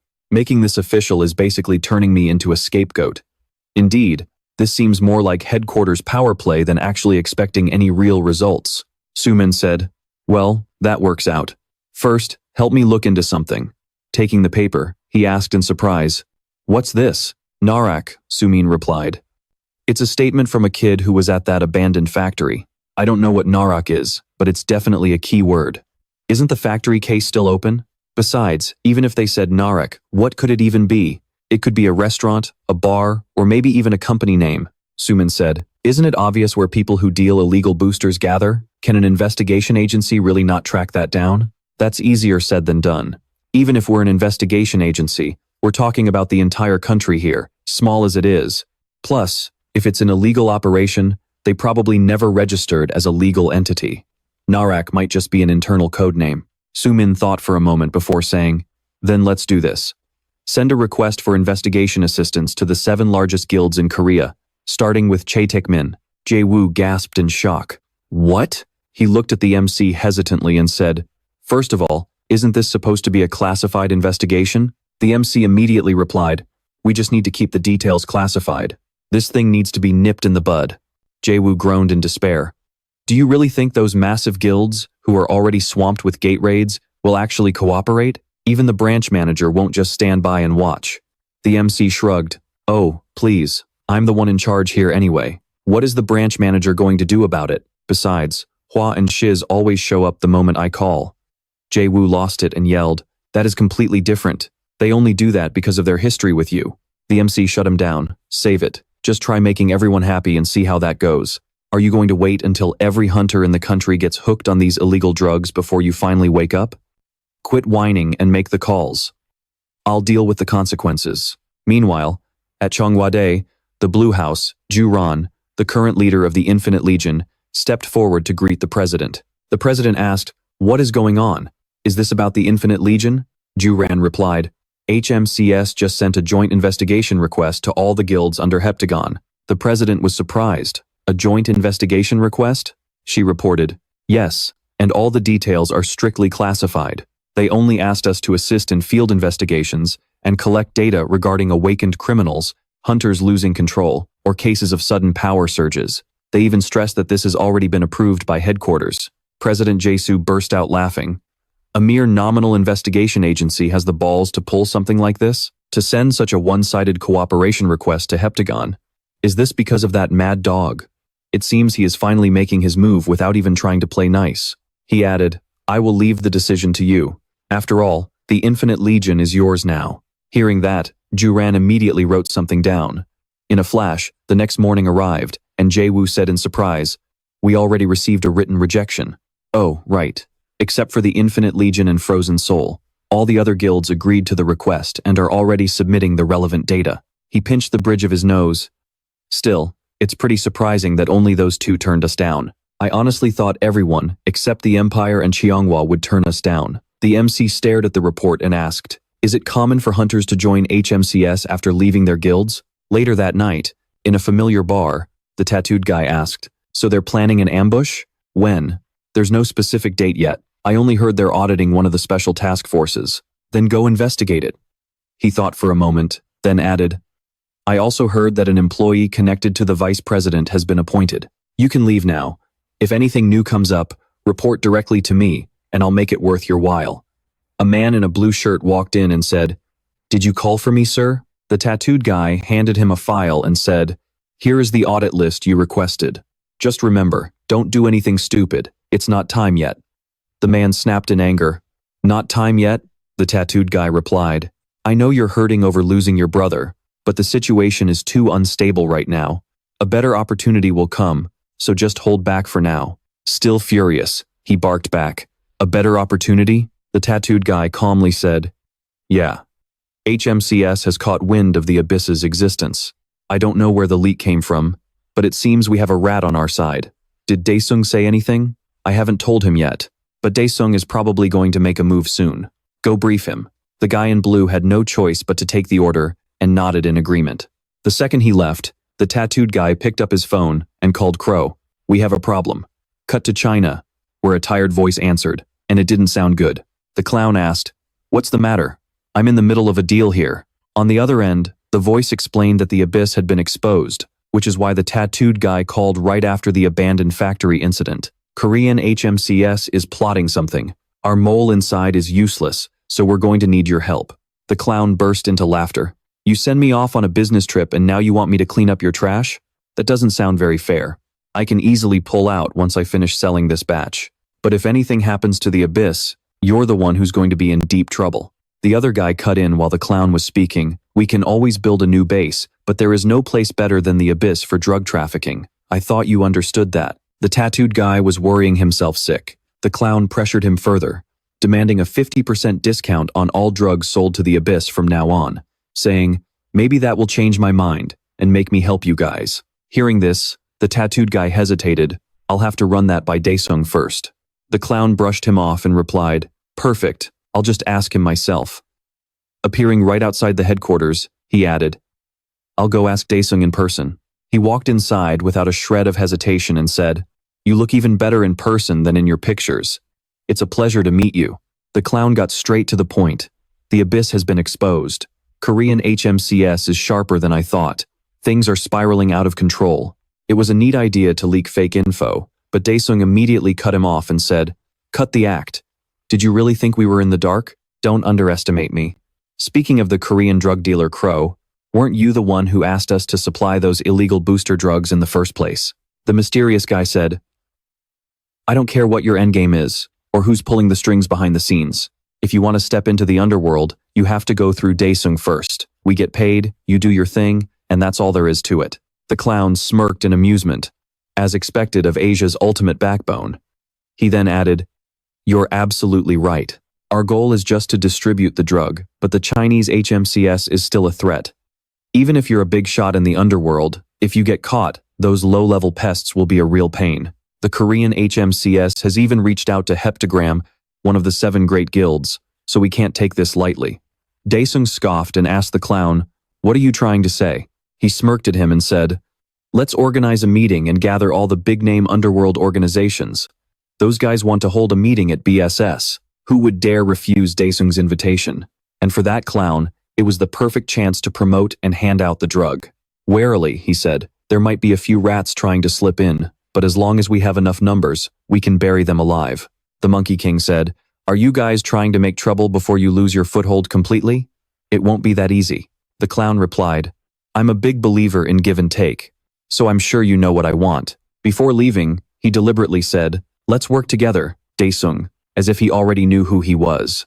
Daesung turned to watch him leave, completely displeased. As memories of the past flashed back, he remembered saying, "I told you to call me Big Brother." His sick little sister smiled and teased, "Hee, of all times, you're still complaining about that?" Back then, Daesung was just like any other guy his age, full of love and worry for his sister. "Don't talk like that, hang in there a little longer. I'll make some money. Anyone with power can make money these days. I'll do whatever it takes to get stronger. When that happens, you'll get proper treatment, and we'll go back to China together, the home you've always wanted to return to." His sister looked at him with a weak smile and said softly, "I don't need money. I just want you to have a happy family of your own." And with that, she drifted into a deep sleep. Devastated and desperate, Daesung had approached Minwoo back then, saying, "I want to be your disciple." Young and reckless back then, Daesung had said, "Power. I need power. With power, I can have everything I want and protect those who matter to me. You're the strongest person I've ever met, and I want to become even stronger than you." The vulnerable young man had burst into tears, crying, "I don't ever want to lose the people I love again." Remembering that only made him frustrated. What a waste of useless emotions. "I have more than enough money now, and I'm incredibly strong." His face darkened as he called out to his subordinate, "Ryu." The man appeared instantly, replying, "Yes, sir." Daesung ordered him to contact all the organizations. "We'll be holding a meeting in Korea soon." Cut to the conference room, where a voice announced, "So from here on out, Minwoo will be taking the lead. We'll now begin the briefing to plan our investigation. As most of you probably already know, I'm Hunter Minwoo from the Gangbook Squad, and I'm currently leading the investigation into the illegal booster drugs being sold to the Awakened. If any of you are wondering why some random guy like me is calling the shots, feel free to file a complaint with headquarters. Since this is an urgent matter, I'll give you a quick rundown. What you're looking at is a private resort in Incheon called Nax. It serves as the main distribution hub in Asia for those illegal booster drugs, and the very organization that first distributed this drug in Korea is believed to be based right here. The actual owner of Nax remains unknown, as the property is registered under a foreigner's alias to act as a front. Several drug-related cases have also been reported at other clubs within the same chain. Gyogu, standing next to him, added, "Exactly. We're currently putting together a list of suspected officials, and we'll work with the police chief to dig deeper once this operation wraps up," Minwoo added. Furthermore, based on intel gathered from the scrapyard where we first picked up Nax's trail, the distributors knew about our investigation early on. There's a high chance we have a mole in our system. That's why, with approval from the higher-ups, we're holding this secret briefing with only our most trusted, verified members. Drug cases require us to move fast, and our goal this time is to completely wipe out Nax, their main distribution hub, in a single strike. Since Nax is a critical trading hub, their security is incredibly tight. Under the guise of a resort, They've deployed a massive security force all around the area. Recent logs of visitors show that most are tied to criminal organizations. A curious guy asked, "Is there a high chance that Nax is crawling with armed forces, specifically awakened individuals from other worlds? Which is why we're bringing in Heptagram for support?" Minwoo replied, "Exactly. Aside from the agents directly involved in this operation," he said, raising his hand mysteriously, "not even the guild leaders who promised to support us know about this plan. The time and location will only be revealed on the day of the raid." The green-haired guy said, "Understood. I get how urgent and sensitive this operation is. But why are the Empire and Singhua guilds the only exceptions? If it's just because of personal or family ties, that seems a bit strange." Minwoo said, "The Empire and Singhua guilds were already aware of this drug from overseas cases before it even spread to Korea." He added, "That's why we also asked for their assistance during the scrapyard operation." The green-haired guy agreed, saying, "If that's the reason, I have no objections." Minwoo said, "All right, that's enough for the introduction. Now, let's get into the details of the plan." His face turned serious as he said, "The operation's codename is Dobium." As the rest of the group was ushered out to the waiting area, one of them grumbled, "Well, this is annoying. Even if they're a government agency, asking for our backup only to go whispering and plotting behind our backs is pretty low. Seriously, do they think we're just some cheap mercenaries from some no-name guilds? Unbelievable." War King Kiho scoffed and replied, "If you're so unhappy about it, why didn't you just refuse to help from the start? Since you chose to join, cooperate seriously and stop whining. Besides, our ultimate goal here is still the greater good."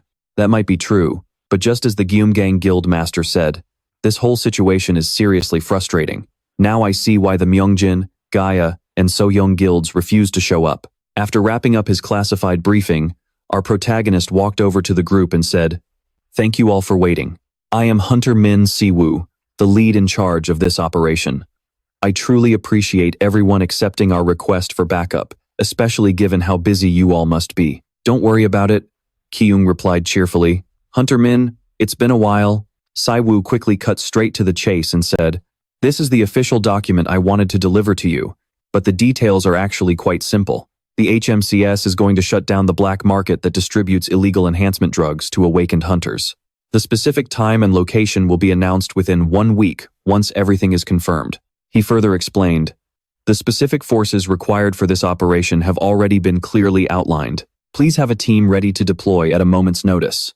It would be highly preferred if the guild masters themselves could participate directly." One of them spoke up in surprise. "Hunter Min, don't you think asking for that is a bit?" But Siwoo immediately cut him off, saying, "I don't think it's an unreasonable request for a major guild registered with the association. But if it's truly too difficult for you, please let us know as soon as possible." The silver-haired guy chuckled with amusement. "Oh, I had a feeling, but I didn't expect you to be this direct. Hunter Min, or should I say Min Siwoo, the legendary rookie who conquered the tutorial tower in just 5 days. Word on the street is that you're actually a hunter who went missing 10 years ago. Isn't that right?" He pressed further. "Even though most of your records have been wiped clean, those in the know used to call you Samson. Am I right? You used to be a pretty famous hunter, didn't you? So, where on earth have you been all this time? And now you suddenly show up out of nowhere, disguised as a rookie, shaking up the entire investigation agency." The man smiled slyly and added, "You've got me seriously curious." But our protagonist calmly replied, "Since this is my very first assignment within the agency, I am technically a rookie, and as for how any of that relates to this case, I have no idea." Another guy nearby muttered thoughtfully, "Samson. That name does sound familiar." His eyes narrowed as he went on.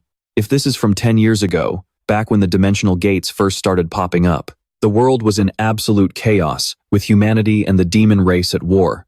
He was definitely active during that conflict. Who exactly was he again?" Sensing things were going south, our protagonist decided to wrap things up, turning to leave as he said, "In any case, the relevant documents have been delivered. Please get in touch once your forces are ready." "Right, sure. See you around then." The moment Siwoo walked away, he immediately made a phone call, while the silver-haired guy kept his eyes locked on him. How strange. How could someone that extraordinary be completely forgotten for all this time? Meanwhile, at that very moment, over at the HMCS Japan branch headquarters, a panicked voice cried out, "Director, we discovered illegal drugs at the scene of the recent riot." Hyuk sighed. "Sigh, has it really come to this? At this rate, it's going to spread like wildfire." We have to stop this as soon as possible. Any progress on tracking down the mastermind? How is the progress going? The ringleader of the Lakaikun riot is currently out of the country. Narrowing her eyes, she added, that is highly suspicious. Lately, many leaders of major criminal organizations have also gone missing from the country. Could there be a connection? Her little brother Kumo ran up and said, Sis, you just received a directive from headquarters. Shocked, she replied. From headquarters? The kid replied, yes, it seems to be related to the investigation into illegal enhancement drugs. Hearing this, she immediately made her decision. Prepare to leave the country right now. Startled, her little brother asked, why so sudden, sis? Hikari smiled and said, it is time to pay back that debt. And with that, they departed immediately. Our main lead was already waiting at the airport gate. Annoyed, he grumbled, hold on, seriously, I am buried in work here. Why on earth do I have to pick them up? He then gasped in surprise. Backup? What backup? I did not ask for any. Sejun, you went ahead and did something incredibly annoying again. Right then, a voice called out from a distance. Minwoo, Hikari, and Lila happily looked at him. It has been so long, how have you been? You actually made it on time for once. The main character walked over and said, branch leaders, aren't you guys supposed to be busy? Did you all seriously drag yourselves here just because you were excited to see me? Hikari snapped back. Your nagging habit really hasn't changed at all, has it? Standing behind, Yo-won thought sadly, I thought you asked to go to the airport alone for something important. Utterly shocked, she blurted out. And here I thought it was to pick up your girlfriends and there are two of them. Night fell, and inside a lively club, the crowd raised their glasses to toast. Hey, I told you, no matter what anyone says, this meeting is mandatory. This is our chance to take complete control. Min Nam, you are truly on another level, boss. While they were dead drunk, a mysterious group of people quietly slipped in through the back entrance. A tattooed guy appeared in front of them. You know that dealer, right? Contact them first. There is already a crew waiting inside. We cleared out the inventory, hired mercenaries, and even planted a mole inside HMCS. You are actually pretty impressive. The clown guy replied, oh, it is nothing. It is all thanks to Dae-choi's full cooperation. The crowd said, right, either way, great job. If you need anything else, just hit me up. I will leave the rest to you. Surprised, they asked. What? You are heading back to China already? Yeah, the red-haired Suwon replied. I have already delivered my share of the assignment. There is no reason for me to stick around, right? The clown guy added, yeah, makes sense, since you are not a fighter. Zhang Quan, don't tell me Chihu is backing out too? He brought up Chaewoo's painful past and said, even though your brother's killer is right before your eyes? On the upper floor of the nightclub, a shout echoed, everyone, hurry up. The scene was completely chaotic, as both sides clashed brutally.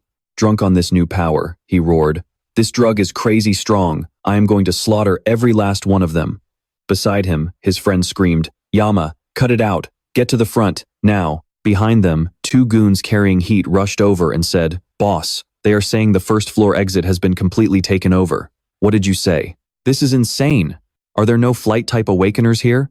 Smash the windows and let us just make a run for it. Yama looked like he was losing his mind, his eyes turning completely white as he snarled, what are you scared of? I will kill them all. Cough. As long as this drug works, I don't care if it is real or fake. With this, I will wipe everyone out. Another person appeared and said, I can't allow that. Any further resistance is futile. Hikari appeared and declared, surrender now. Her little brother, utterly confused, asked her, hey, who on earth are those guys? Hikari replied, exactly, kiddo. They are internationally wanted criminals. Excitedly, she exclaimed, we thought we were just raiding some low-level drug dealers, but who would have thought we would catch such big fish? This is a massive bust. Take them all alive. The clash between the two sides was incredibly intense. Kumo thought in agony. More reinforcements? Damn it, they are too strong. A group of awakeners showed up and shouted to the drug dealers, go. We will hold them off. Hikari gasped in surprise. Those outfits. They are from the Gyeonghwa Association, led by Yo-won, the overlord of the Asian underworld. Thrilled, she pulled out a bracelet and muttered, looks like I finally get a chance to test my new legendary Shikigami. Go, Kagutsuchi. The Gyeonghwa Association members mocked. A weasel and a snake? Is this a freaking zoo? Hikari didn't appreciate the comment. A zoo? You've got a lot of nerve. She then added, they aren't animals. They are spirits. Her little brother Kumo sucked up to her, saying, Wow, sis, you've gotten way stronger. Beside them, an assassin in green lunged forward, shouting, "What are you idiots just standing there staring for?" The kid struggled to push back, thinking, "This is too heavy. Is it an enhancement type skill? Fine, I will block off all paths of approach." With that, he gathered his energy into a swirling vortex. The low-level thugs were blasted away by the tornado. He looked at Kumo and teased, "Cute, little mouse." Kumo snarled in fury, "I am a weasel. Got that? You damn snake." Nearby, the battle among the women grew incredibly fierce. "Die." She gathered energy in her hand and shouted, "Kagutsuchi, full blossom." The Kyungwa Association side grunted in pain. How impudent. Death is closing in on that girl. Fortunately, her teammate dashed forward and blocked the attack. She was surprised to see that the person who arrived was Chihu. "Showing up right in the nick of time," he remarked.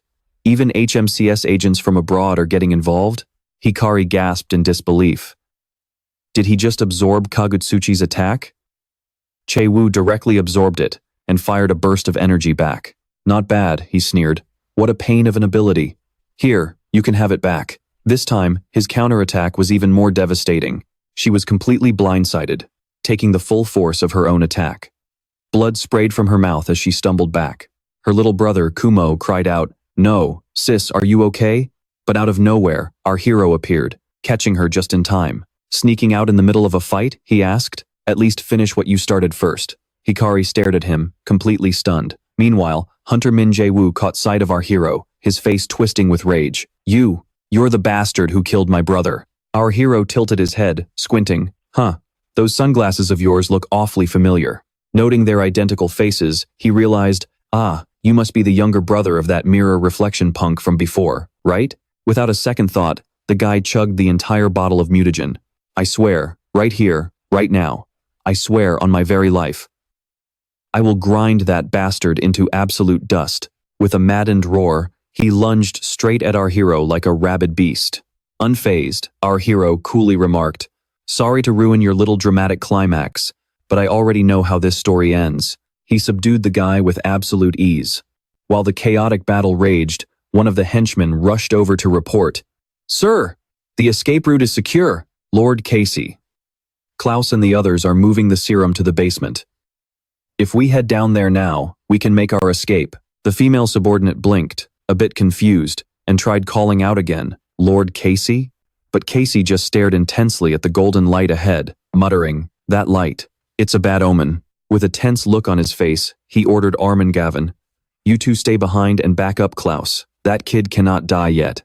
And just like that, the three of them scurried off to move the remaining serum. Watching our hero fight, the cowardly henchman thought anxiously, "This fire, it's spreading way faster than I expected." The guy was a total coward. Watching Jae-woo get absolutely pulverized, he panicked, cursing under his breath, damn it all." Slinking into a dark corner, he whimpered, "I never should have followed Ji-hoo. I should have just slipped away when they were distracted. Who would have thought he'd charge in like a complete lunatic? Who the hell is that guy anyway?"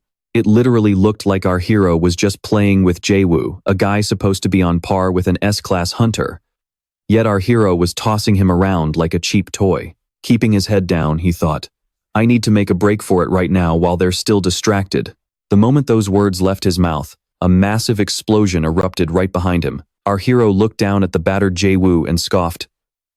"Is that all you've got? Down already? You bastard." Jae-woo had been beaten to a bloody pulp by our hero, drawing his final breath with his eyes wide open in sheer disbelief. Kumo rushed over to his sister, asking, "Sis, are you okay?" Hikari sighed, looking at our hero, and said softly, "It looks like I owe you yet another favor."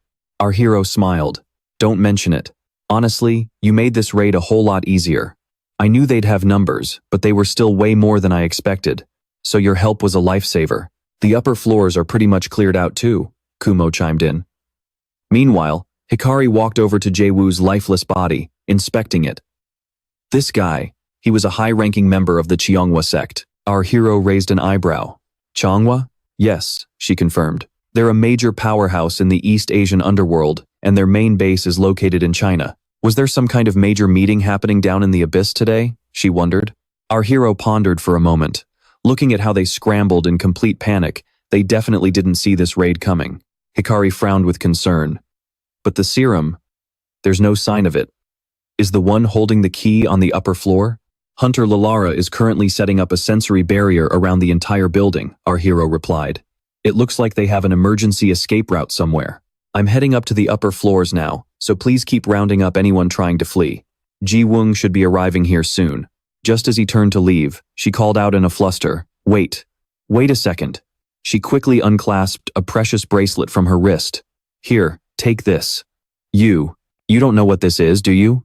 Gently sliding it onto his wrist, she explained, It's a mana-boosting artifact I got from our last raid.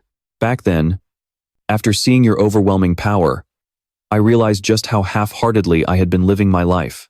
So, I've been pushing myself harder ever since. When the headquarters asked for my backup this time, I was genuinely thrilled. I wanted to be of use to you, but I'm still not strong enough. I need to work even harder. Right then, Kumo gasped and yelled, Sis, are you seriously giving him the Takamikazuchi? The kid whined, crossing his arms. How can you just hand over a legendary grade artifact like that so easily? Wait, don't tell me he's your panicked and blushing furiously. She quickly slapped her hand over her brother's mouth. No, don't you dare misunderstand. Flustered and stumbling over her words, she squeaked, I'm just returning a favor. Don't get any weird ideas. Come on, let's go. There are still tons of small fries we need to clean up. Seriously, falling head over heels just because he saved me a few times? That's ridiculous, right? She thought, her heart racing. Just then, our hero stepped in close. Wait, he said. The moment she turned around, she bumped straight into his broad, solid chest. Wait, what? But as it turned out, our hero was actually leaning past her to catch a hiding rat. Dragging the sneaky thug out of his hiding spot, our hero growled, Where do you think you're sneaking off to? Got a death wish? Looking at our hero like he was staring at the Grim Reaper himself, the guy shrieked, Wait, I'm not an awakened. I'm just a civilian, just an ordinary civilian. Our hero scoffed, tightening his grip. Even from a mile away, anyone can see you're a thug for these gangsters. What kind of garbage are you spouting? Still trying to talk your way out of this? Want me to knock your teeth down your throat? The guy wailed. Help! Stop, please! Our hero raised an eyebrow in disgust. You're this terrified of dying, yet you had the guts to peddle that toxic serum? Glaring down at him with cold, murderous intent, he whispered, If you don't want me to beat you to death, you better start talking. Where is the serum? That bastard spilled everything right away, screaming that they're underground. In the basement. On the top floor, there's a special VIP elevator that goes straight down to the basement, and there's an emergency exit down there. They've all already escaped through that way. Hearing that, our MC felt even more exhausted. Ugh, what a pain. He immediately called Mr. Gu to let him know there was something down in the basement. Gyogu responded in disbelief. A tunnel? In the basement? Chasing after the rest of the enemies, our MC replied. Yeah, one team already went ahead, but they desperately need backup. There are way more criminals than we expected. Even if it is just the two of us, we have to go. Luckily, the guards already cleared out the lobby anyway. While they were running, Yowa suddenly cried out, Sihyun, wait!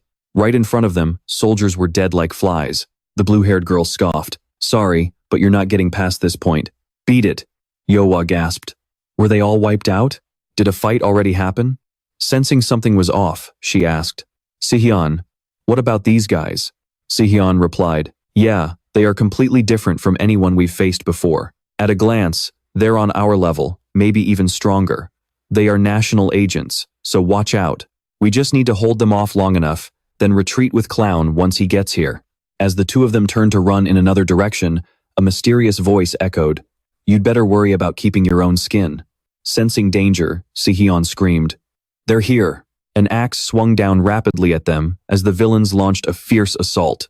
Sihyun quickly activated his passive skill and yelled, I'm going to burn those annoying drugs right along with all of you. Across from him, the girl wielding an ice whip snapped, You dare. The other guy used teleportation, appearing right in front of Yowa in the blink of an eye. What? How did he teleport here? Sihyun cursed. Damn it, is that a spatial skill? Charging forward with his giant axe, the man bellowed, A weak long-range archer like you is going to snap like a sugar cookie. With that, he swung hard at Yowa. Barely holding him off, she grunted. Guess you didn't know, did you? For an archer, physical strength is actually the most important thing, you know? With that, she turned the tables and stabbed him hard with her bow. Spitting up a mouthful of blood, he collapsed and groaned. Damn it. Clown, who was hiding in the corner watching, muttered, "What the hell is this? I told them to get the drugs out beforehand, and yet they end up starting a chaotic brawl right in front of the exit. Now what? If we're going to leave someone behind, at least let it be someone useful." Saying that, he stepped toward the battlefield. Si Hyun yelled, "It's you, masked clown." Both of them turned their attention to Clown. Seizing the moment, the enemy lunged forward, saying, "You're distracted." A slash struck her right on the arm. Clown muttered, "Thanks for helping me survive. Under Casey's orders, this whole mess has become an even bigger headache." "That's enough. Let's get out of here before you get caught." The buyers asked, "What about your subordinates? Are you leaving by yourself?" Clown confidently replied, "I already told you, what's so special about Cheonghwa? I've shaken off those pests, and now I'm just an outcast. Just grab the drugs and let's go." A voice echoed, "Where do you think you're going?" Flying down into the basement just in time, our MC shouted, "Don't you dare take another step, you bastards." Clown sighed, "Ha, what a pain. I guess I should congratulate you on such a successful ambush, shouldn't I? Thanks to you, my stronghold is completely ruined. Damn it. I can always rebuild my base anytime. But do you have any idea how much money I poured into this place?" He looked at our MC and said, "So yeah, I'm pretty busy. You've already got plenty of credit for this operation anyway. Don't get too greedy and lose it all. Let's just call it a day here, all right?" Then, pointing at our MC's disciple, he added, "Since we're both busy, why don't you focus on dealing with those guys on the floor?" Losing his cool, our MC demanded, "Did you do this?" Picking up the axe, Clown charged at our MC, shouting, "Do you not understand what I'm saying?" In response, our MC casually unleashed his iron fist skill with just one hand. In battle, the closer the caster is to the target, the greater the power. The remaining woman was terrified, thinking, Javon was taken down in just one hit. It has to be him. He's the core of this whole operation. Worried, she whispered to Clown, "Retreat while you still can." Seeing our MC, Clown was absolutely furious. He ripped off his coat, preparing to fight him head on. "Actually, forget it. I'll handle things here. You just make sure to guard those drugs." He approached our MC and said, "Now, let's calm down and have a little chat, shall we? You're a member of Gangbuk Minu's team, right?" Instead of answering, our MC swung his blade and slashed him hard. "Impressive. I was always confident in my speed, but you're no pushover either." Our MC demanded, "You're the main distributor, aren't you?" Clown smirked. "What makes you think that?" Our MC immediately replied, "Because you're the best at slipping away. Spit it out before I knock all your teeth out. How did you smuggle those drugs in? Who is manufacturing and distributing them?" He burst into laughter and clapped. "Oh, don't tell me you actually thought I'd just sit here and answer you? If that's the case, you've seriously underestimated me." With that, he suddenly leaped and lunged at our MC. Extremely agile, he appeared right above him in the blink of an eye and delivered a powerful downward kick. Our MC was surprised. A movement skill? Speed-wise, he's even faster than Jasu, but his raw power is much lower. He instantly unleashed Great Wind, blasting Clown far back and completely breaking his offensive momentum. Klaus wiped the blood from the corner of his mouth and chuckled. "Ha ha, I can't believe I actually got hurt." Then, in a fit of rage, he roared, "It was me, getting hurt?" He lunged at Siwoo once again, throwing a devastating punch. Hearing those words was just plain ridiculous. It actually made him double-check. Siwoo was pinned against the wall, but instead of grimacing in pain, he just stared back with a smirk. "What on earth are you?" In the blink of an eye, Siwoo unleashed his frost skill, turning the surrounding air ice-cold. Sharp icicles shot up like spears. Thanks to his quick reflexes, Klaus barely avoided getting skewered, letting out a wild laugh as he yelled, "Who would have thought you were such a monster?" But there was one thing Siwoo hadn't told him yet. He was incredibly confident in his own speed, too. "You bastard." With that, Siwoo leaped over Klaus and delivered a crushing downward kick, sending him slamming into the ground.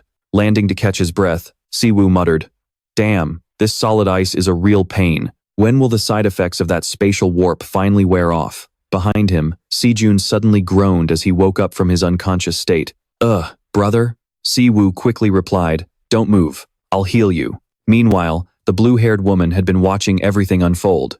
"No way. What is that insane power? That massive pool of mana doesn't even feel human, and he can summon spiritual entities too? He's definitely a threat to Pandemonium. I have to report this to headquarters immediately." But the moment she reached for her weapon, Siwoo gave her a chilling warning. Hey, don't do anything stupid. Stay right there. From what I can tell, you're not just some low-level grunt, are you? What do you know about the origin of those drugs? Don't glare at me like that. Just answer the question.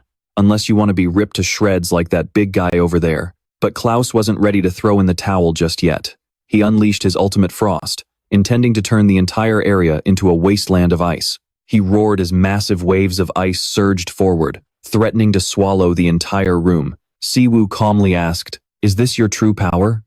With parts of his face slowly freezing over, Klaus snarled, "Now that you've seen it, we have no other choice. Let's turn to ash together." The blue-haired woman shrieked, "Are you insane? You're going to burn this entire place down, you bastard." Siwoo summoned his fire energy to warm up the freezing basement. Pouring his flame magic into the air, he said irritably, "Why are you throwing such a tantrum over a tiny scratch? Seriously, you need to chill." The freezing temperature was starting to get under Siwoo's skin, but to him, Klaus was just wastefully burning through his own mana. With a wicked grin, Klaus sneered, "Gotcha." Siwoo's body was completely frozen in place, unable to budge. Klaus taunted, "Now do you get the picture?" Siwoo tried desperately to counter it with his fire. "Damn it, why won't these flames go out?" Klaus burst out laughing. "Hey, struggling is completely useless. My fire and ice aren't your typical elemental magic. This is the soul-piercing flame. Once my fire latches onto its target's life force, their very soul, it will never go out. Normally, humans can't easily materialize their own living souls. But Min Siwoo has a brother named Min Siwoo, doesn't he? You're one of those rare people who can manipulate their living soul, aren't you?" he continued. "But you're just using your living soul like an uncontrolled, drooling rabid dog. So go ahead and burn to ashes along with that flashy life force of yours." With that, Klaus unleashed another wave of power. Clenching his fists and gathering his energy, Siwoo smirked. "Oh, really? So what?" To Klaus's utter shock, Siwoo charged forward, yelling, "What are you going to do about it?" and punched him, using the very flames that were supposedly burning him alive. "Let me heat things up for you," Siwoo shouted, beating him to a pulp. "All I have to do is crush you before my body burns up, right? Besides, a skill only lasts as long as its caster is alive. Once you kick the bucket, the skill will vanish with you." Klaus leaped back, boosting his power even further. "Keep dreaming. You think it's that easy to kill me?" Siwoo analyzed the situation. "My recovery rate is keeping pace with the erosion of my body, and my life force is massive. He knows that, so he'll try to stall instead of launching an all-out attack. Just as I thought. The best option is to take him down as fast as possible," Siwoo muttered. "I can read your mind from a mile away." Wiping his mouth, Klaus retorted, "No matter how strong you are, the more power you use, the faster your body will burn. Pushing past your limit is nothing but suicide." Klaus sneered, trying to buy more time. "You can't even touch me." Siwoo activated Iron Body to form a protective barrier around himself. "There's one thing I've realized since returning to Earth. The limit on my output caused by dimensional travel is actually a self-defense mechanism of my own body. The amount of mana stored in my core for the past 100 years is still fully intact, but the magic structure and operating systems in each dimension are worlds apart. So, to prevent an overload before fully adapting to a new dimension and environment, my body must have restricted its own output. In that case, if I'm forced to push past that limit, the only way is to forcibly detonate my own core to break through the barrier. And I've already figured out how to shatter that limit since then, though the consequences are still completely unknown." Siwoo grimaced as a thought suddenly crossed his mind. "Man, at a time like this, I actually miss Pred. What a surprise. Why is that? Why won't you just die? Damn it." He desperately tries to burn his mana core again, shouting, "Die, you annoying piece of trash." Behind him, the green-haired woman stares, thinking he has completely lost his mind. This is bad. She quietly assesses the situation. Someone who can shatter all of that magic and force a high-ranking member of Pandemonium to show their true colors. At this point, worrying about saving face is the least of her problems. This man is simply too dangerous. Since this is a direct order from Lord KC, I have to keep Klaus alive at all costs. But with the mana I have left, how can I resolve this situation in a single blow? If necessary, I'd rather take matters into my own hands. Sidon had regained consciousness at some point and says, "Stop this nonsense right now and let go." She snaps back, "You can't even stand, yet you're talking big." Sidon replies, "Actually, it's the opposite. Look around you. The abyss is completely surrounded. inside and out. Most of the syndicate's key figures gathered here, along with those suspected of being involved with that drug, have already been captured. It won't be long before we find out exactly where those escape routes lead. Realizing the situation is hopeless, she snorts and drops her weapon. Klaus glares at our protagonist and sneers. Hey, you flashy investigator, how does it feel to burn through your own life force as fuel? You're nothing but a human after all. Unless you're of a different race, that physical body of yours definitely has its limits. Shouldn't you go write a will for your brother right now? Our protagonist realizes that his recovery process is indeed slowing down. If this keeps up, he will run out of energy first. But my remaining mana is also hitting rock bottom. Never mind my own recovery, Ryu, Hua, and Sizer are still severely injured. Do I even have enough strength left to defeat him and clean up this mess? Is the only way to break my limits. But what if the entire building blows up from overload? Suddenly, a familiar voice rings out. What are you so worried about? What are you scared of? You can't even break through this thin wall, yet you're still hesitating? Frey suddenly appears and says, Then I'll use this body to smash it to pieces for you. Our protagonist lets out a confident smile. A second later, the power surging inside him suddenly shifts, making Klaus scream, What on earth is this power? A little black head with 2 mini horns pops up as Frey appears, shouting, Lord Bede is clearing his throat. Bring out breakfast, quick. Under Frey's overwhelming power, all of Klaus's frost begins to melt away. Gritting his teeth in agony, he mutters, What is this? Is my transcendence being devoured? Our protagonist smiles and says, Well, everything is fine now. You're finally awake, huh? He walks up to him and says, Your timing is perfect. Right. What was that move called again? Transcendence. He activates his copying skill to duplicate his opponent's ability, immediately unleashing Transcendence right back onto Klaus's own body. He says, Now this is a real battle of survival. Meanwhile, Klaus's body continues to burn relentlessly. Our protagonist says, Didn't you just ask me how it feels to burn? Smirking, he adds, I'm not great at explaining, so why don't you feel it for yourself? Klaus's agonizing screams are painfully vivid as he whimpers for help. The woman drops to her knees and cries, Lord KC, for your sake, and for all of Pandemonium. She quickly snatches her weapon back up and hurls it straight at our protagonist. A second later, she screams in agony, thinking, Did he redirect the skill's coordinates to my body? Meanwhile, Klaus's body feels like it's about to melt, and he curses, Damn it! He then activates a special magic scroll. In the blink of an eye, he vanishes, leaving behind a threat. You just wait, you bastard. Irritated, our protagonist says, Damn it, was that some kind of special escape tool? What a coward, dumping everything on his subordinate and running away. The talkative Frey fires back. You almost got roasted alive, and yet you still have the energy to run your mouth. He approaches his younger brother and asks, Sion, are you okay? Sion replies, Yeah, I'm fine. The kid warily glares at his brother and says, Wait, what is that thing next to you? The cute little Frey pinches his cheek and makes an adorable pouty face. Our protagonist hesitates before saying, I should have warned you about this first, but how should I put it? He's kind of like a house guest. The snow-covered building ahead is the Demon Territory, their Antarctic base headquarters. Inside, Klaus is gasping for breath, muttering, Damn it, Dr. Stein gloats, to think you were burned by a fire created from your very own mana. What a hilarious sight. Klaus grits his teeth in sheer frustration and snaps. Shut up, you old fossil. Unable to take it anymore, he roars. I'll kill you, you bastard. The doctor merely sighs and says, To think the guy who ruined the entire project still has the nerve to talk so big. Though, seeing how loud you can scream, you must be recovering just fine. I've told you countless times since we first met. Transcendence is a poison. The more you use it, the more dangerous it becomes. While the flames can burn through the target's life force, your own body acts as the detonator. A human body has its limits when unleashing an S-rank skill or higher. I've patched you up, so be smart, and conserve your strength for the great flow of Pandemonium. Nearby, a half-demon chimes in. See, that's exactly what I've been saying. With blue hair, the half-demon named Crow looks at him and says, You're a renowned guildmaster, ranked among the top hunters in the world. How did you end up this weak?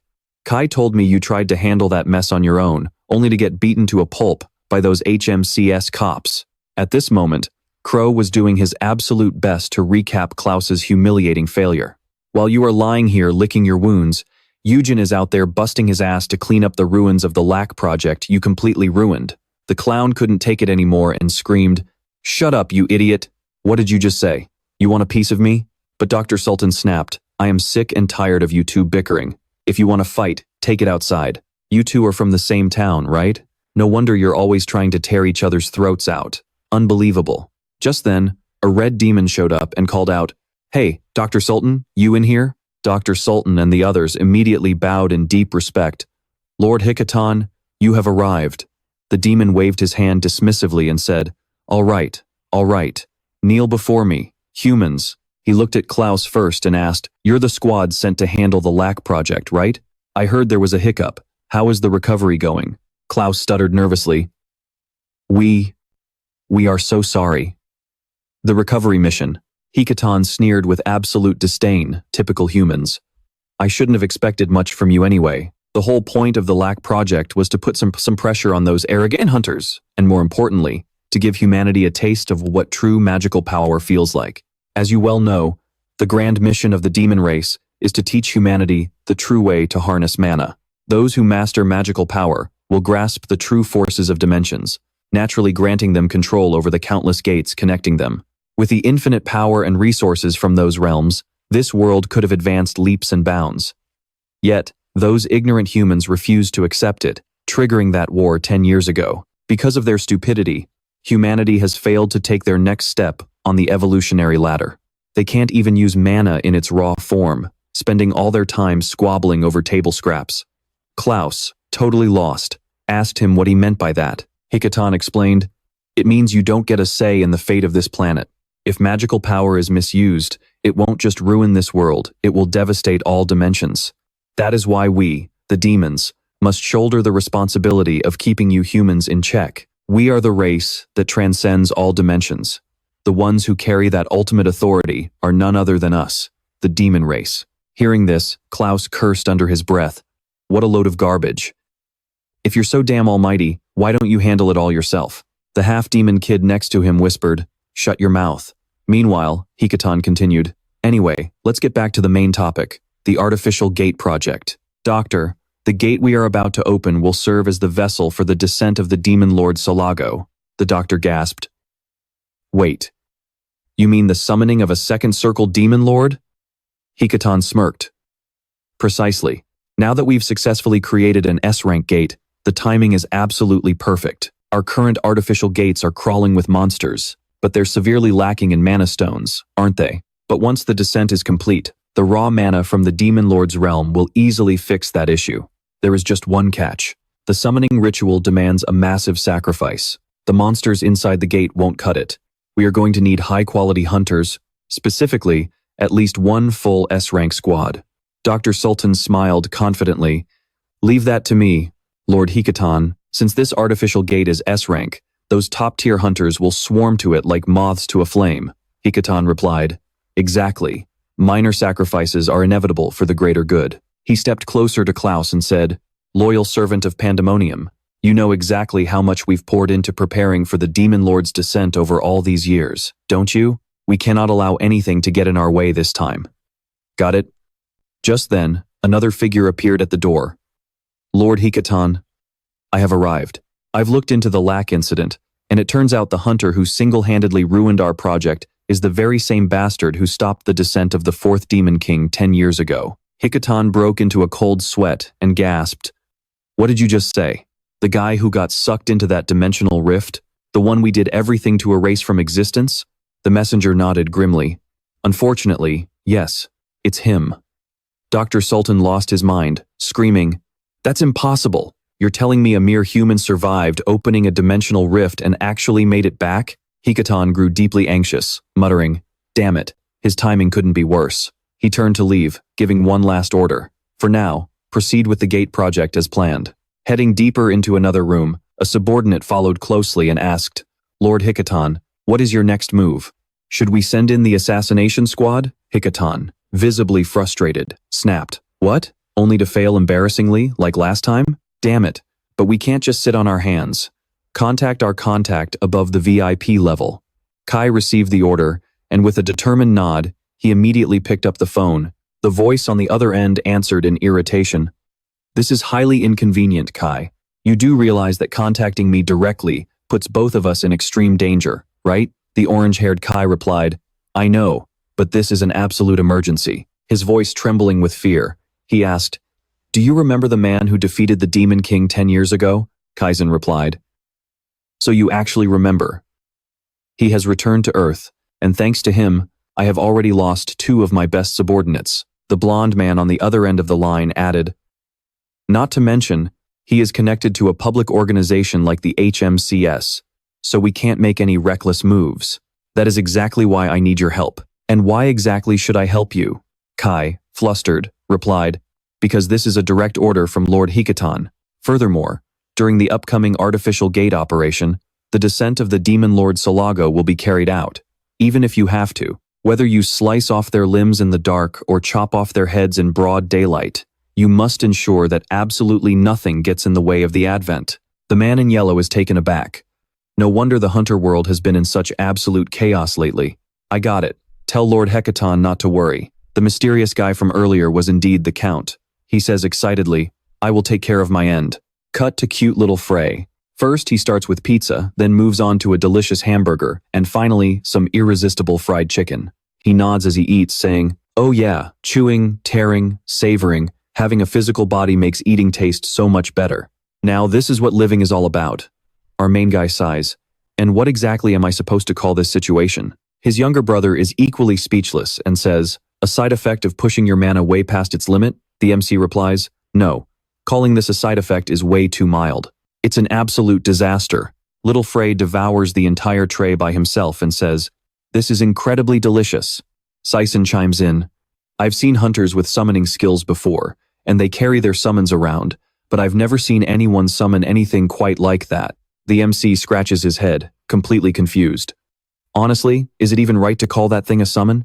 On the other hand, Yua chuckles softly and says, Hey, that thing runs on your master's mana, doesn't it?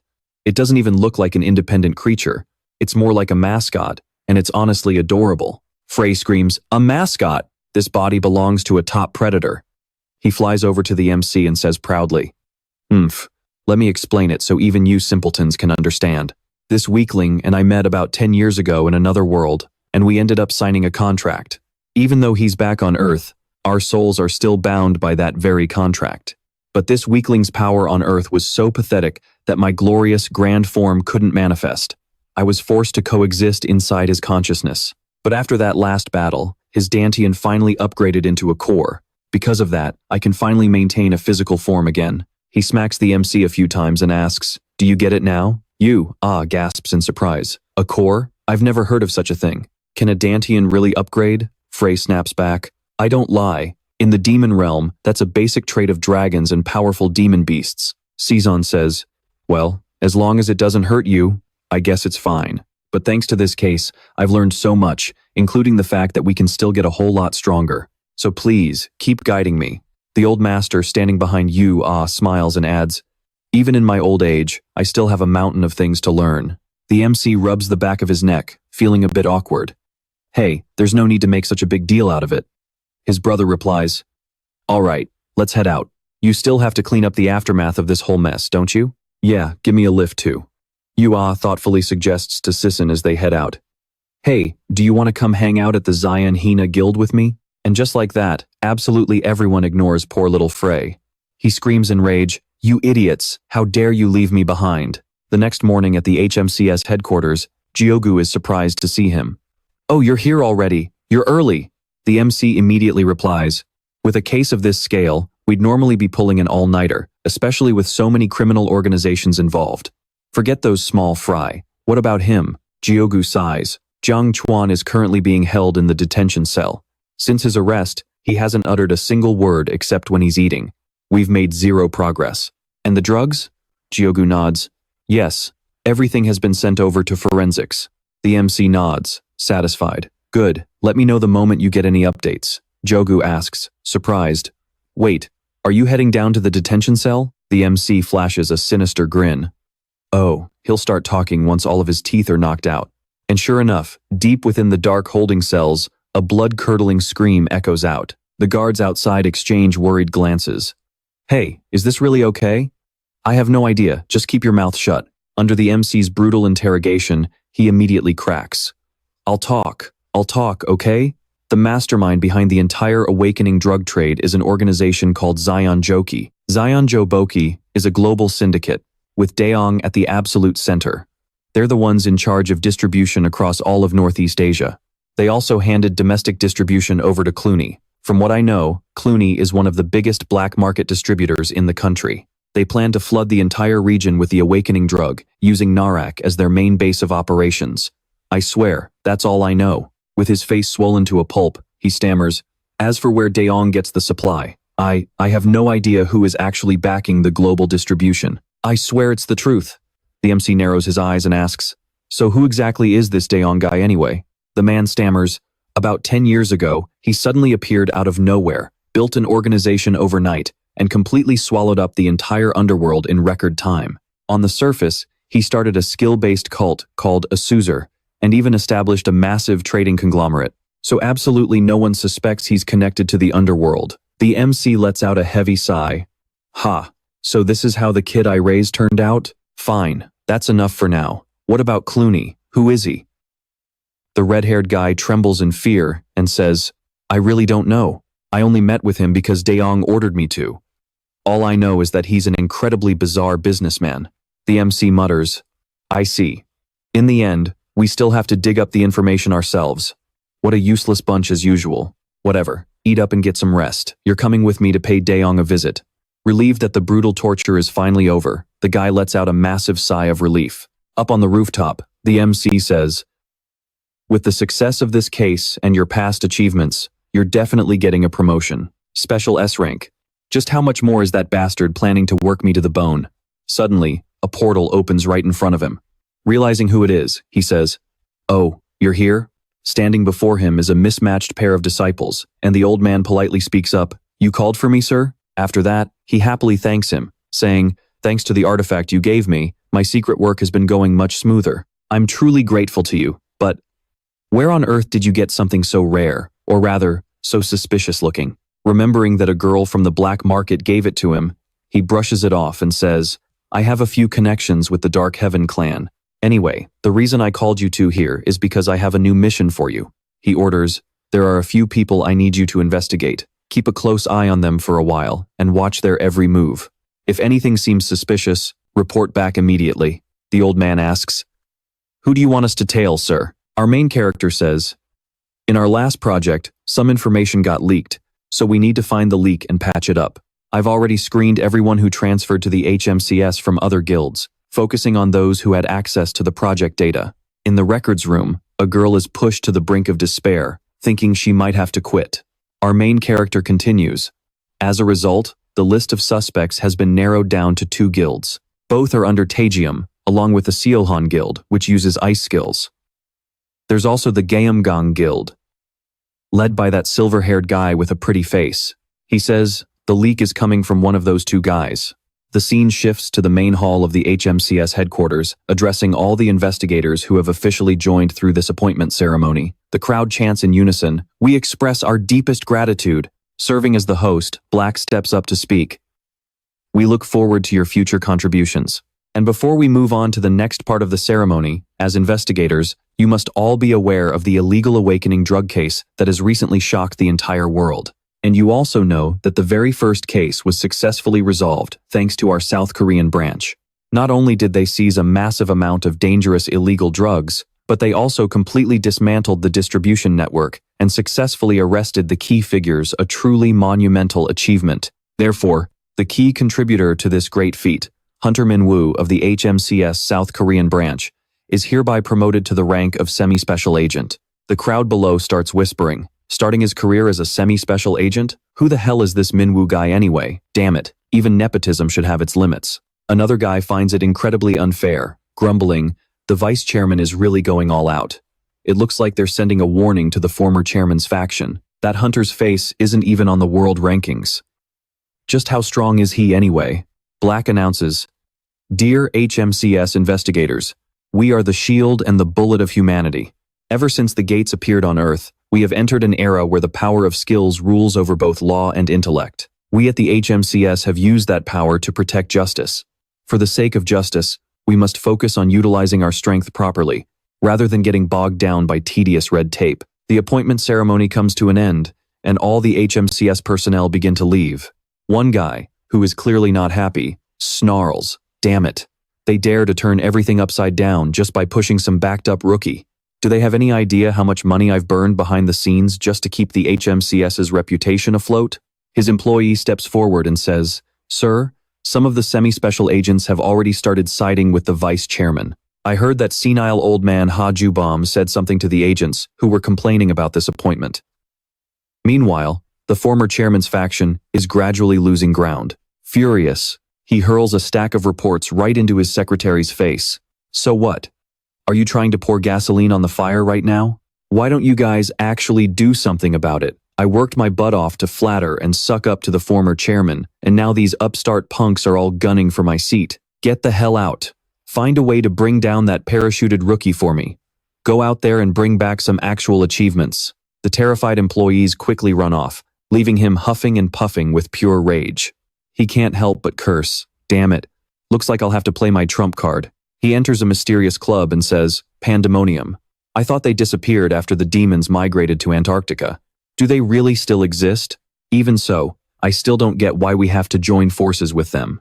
It's not that I'm against having demons as backing, but it's not like you guys gain much from us either."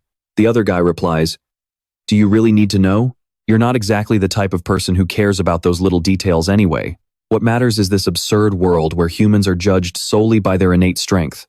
I know just how hard you've struggled to climb from the absolute bottom to where you are today." He continues, "Yes, from dirty money laundering to shady under-the-table deals, I know about all of it, but I don't care. What Pandemonium values most is that pure, raw desire to become stronger. If you can just do us a few small favors, sitting in the chairman's seat won't be hard for you at all." That was what they told him. Take it and wear it with pride. This is the only international organization dedicated to investigating awakened criminals. Its scale and authority vary depending on the country, but the influence of the main headquarters now far surpasses any national agency. After that, he explains the ranking system to our main character. Suddenly, our main character stares at his phone, his face darkening. Black asks anxiously, "What's wrong?" With a look of sheer disappointment, he says, "Jiangtu is dead." Refusing to believe it, our main character immediately rushes back to see his disciple. "I was only gone for a moment. How could this happen? Give me a quick rundown." The old man replies, "Poisoning. There were no signs of break-ins in the holding room.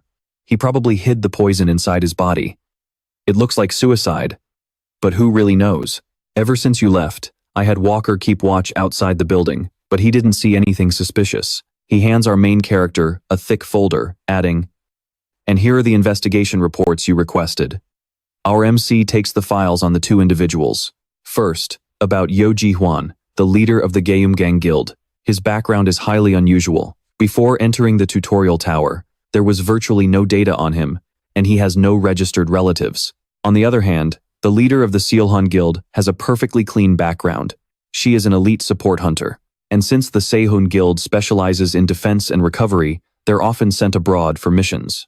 He says, "All right, I'll dig deeper into the internal files myself. Send Walker to China to investigate the Chongyongbu organization. We need to find out more about Ji-hwan's origins." The old man obediently complies. While Frey is busy stuffing his face, our main character thinks anxiously. No matter how I look at it, Cha Jishin was probably silenced. Does Chongyongbu have ties inside HMCS? What kind of investigative agency has this many loopholes? Little Frey suddenly cuts him off. "Hey, hurry up. This is an emergency." "What?" Frey complains. "My show suddenly stopped broadcasting. This is so boring. Change the channel." Our main character is completely speechless with this kid. Unbelievable. Just as he changes the channel, a breaking news report flashes on the screen. As of midnight, South Korea's first ever S-rank gate has appeared on Mount Taebaek in Gangwon province. We now go live to our reporter on the scene. Early the next morning, at the South Korean headquarters of the International Hunter Association, news of the S-rank gate in Gangwon province has everyone talking. A crowd gathers, whispering among themselves. "I heard they decided to run the raid using only domestic hunters." "Yeah, I saw the official government announcement. Rumor has it that Mr. Taein showed up at the conference." "What? Seriously? Still, it's an S-rank gate.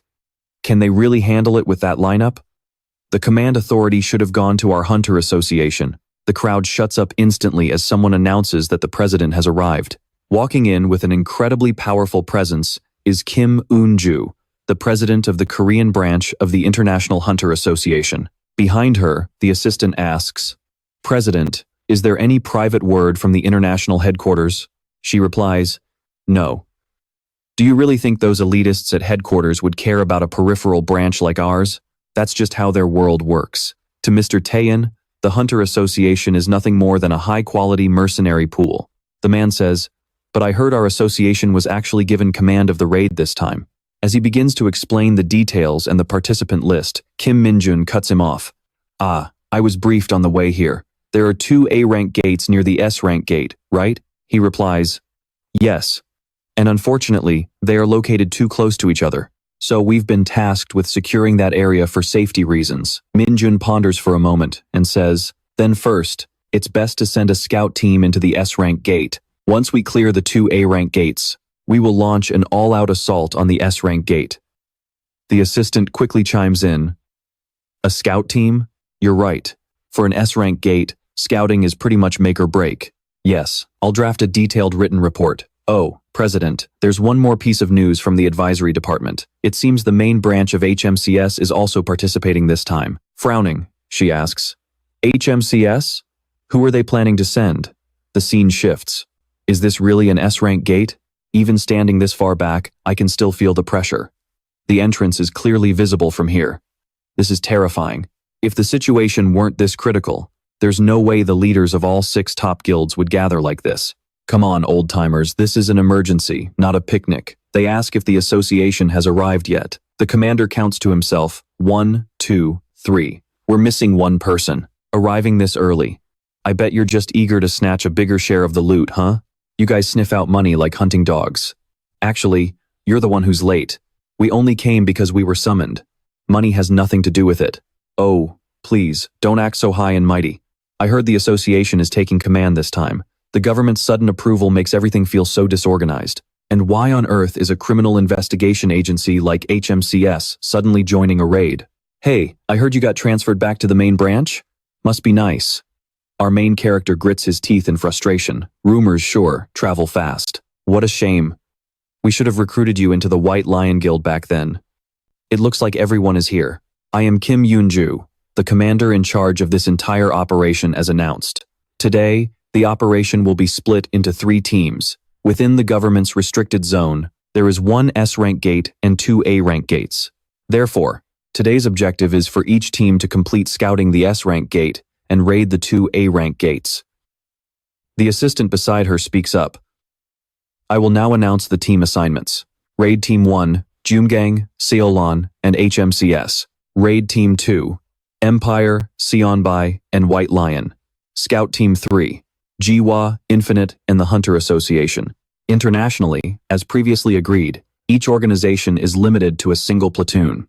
Based on the average capability evaluation of the gates, Raid Team 1 will handle the A-rank gate to the east. Raid Team 2 will take on the A-rank gate to the west. Recon Team 3 will be in charge of scouting the S-rank gate. The silver-haired guy snaps angrily. I knew it! Sticking us with cleanup duty again while the recon team gets all the fun. We are only prioritizing safety, the captain says calmly. Unless something incredibly unusual happens, there won't be an early attack, so stay calm. Teams A and B, proceed with the raid as fast as you can. Just then, Sovereign pops up and whispers, Hey, who is that Shadow Sovereign guy? He's talking like he's some supreme leader. Our main guy replies, No clue. Back in my day, the Hunter Association didn't even exist. Either way, that jerk Choi Got-yul is just looking for an excuse to work us to death. A guy walks up to him and says, Hey, our team is ready. Let's head to the eastern gate. He replies, Got it, let's go. While on the move, the captain suddenly turns around and asks Hunter Sungmin, Have you ever thought about leaving your old guild and joining the Seiho Guild? Our protagonist hesitantly asks, Do I know you? She replies, Who doesn't know you these days? Our guild specializes in healers, and you are a rare spirit summoner. We offer the best pay and benefits among all the guilds. Our main guy firmly replies, I think you already know my answer. No, I still have a lot of things to do. She already saw it coming, saying, "Yeah, I figured as much." Suddenly, an employee runs over to the guildmaster and says, "We found the entrance." They immediately arrive at the gate, and the silver-haired guy remarks, "It's pretty big for an A-rank gate, but still tiny compared to an S-rank." Strange. The gate entrance is flat on the ground. He says excitedly, "Let's go in right now. First one in gets the loot." The crowd immediately jumps in. "Wait, loot division is supposed to happen after the raid is finished. Hurry up." Our main guy scratches his head, completely baffled as to why they are rushing like dogs that desperately need to pee. "Well, we should catch up with them. CO1, keep the formation and enter from the rear." Understood. Our protagonist slowly steps through the strange gate. The moment he steps inside, Sovereign screams, "Oh my god, it is so hot. I think I am literally melting. Someone bring me some watermelon, please." Wait, is this a tropical rainforest terrain? Our protagonist reminisces, feeling like he's back at the Tower of Beginning. Behind them, a member informs the guildmaster that the entire main force has successfully entered the gate. She looks around for a bit and says, "Good. Keep a small team to guard the entrance." This is weird though. There are no low-level monsters around. Looks like the Geumgang Guild has already gone deep inside. Suddenly, a massive noise startles the expedition team. Everyone freezes, wondering, what on earth was that sound? "It's coming from the forest. Move, quickly." And just like that, they run towards the source of the noise. The gray-haired guy is still totally clueless. "Come on, why is everyone crowding over here?" he says with immense pride. "We marked this spot first, you know." The adventurers venture deeper into the gate, only to find the surrounding area filled with flowing lava. Everyone is stunned. Wait, is this a volcanic zone? This is bizarre. I can't even tell if it's day or night. One of the girls says, "Our objective this time is strictly reconnaissance. Let's scan the environment quickly and head back before anything unexpected happens." Each guild will investigate a different direction. "Hunter Gyu, our team will take charge of the southern area," Yua says. She simply nods. The master of the Infinite Guild is an S-rank hunter. Isn't her skill word of command? Maybe that's why she's always so quiet. Yua shivers from the cold atmosphere and sighs.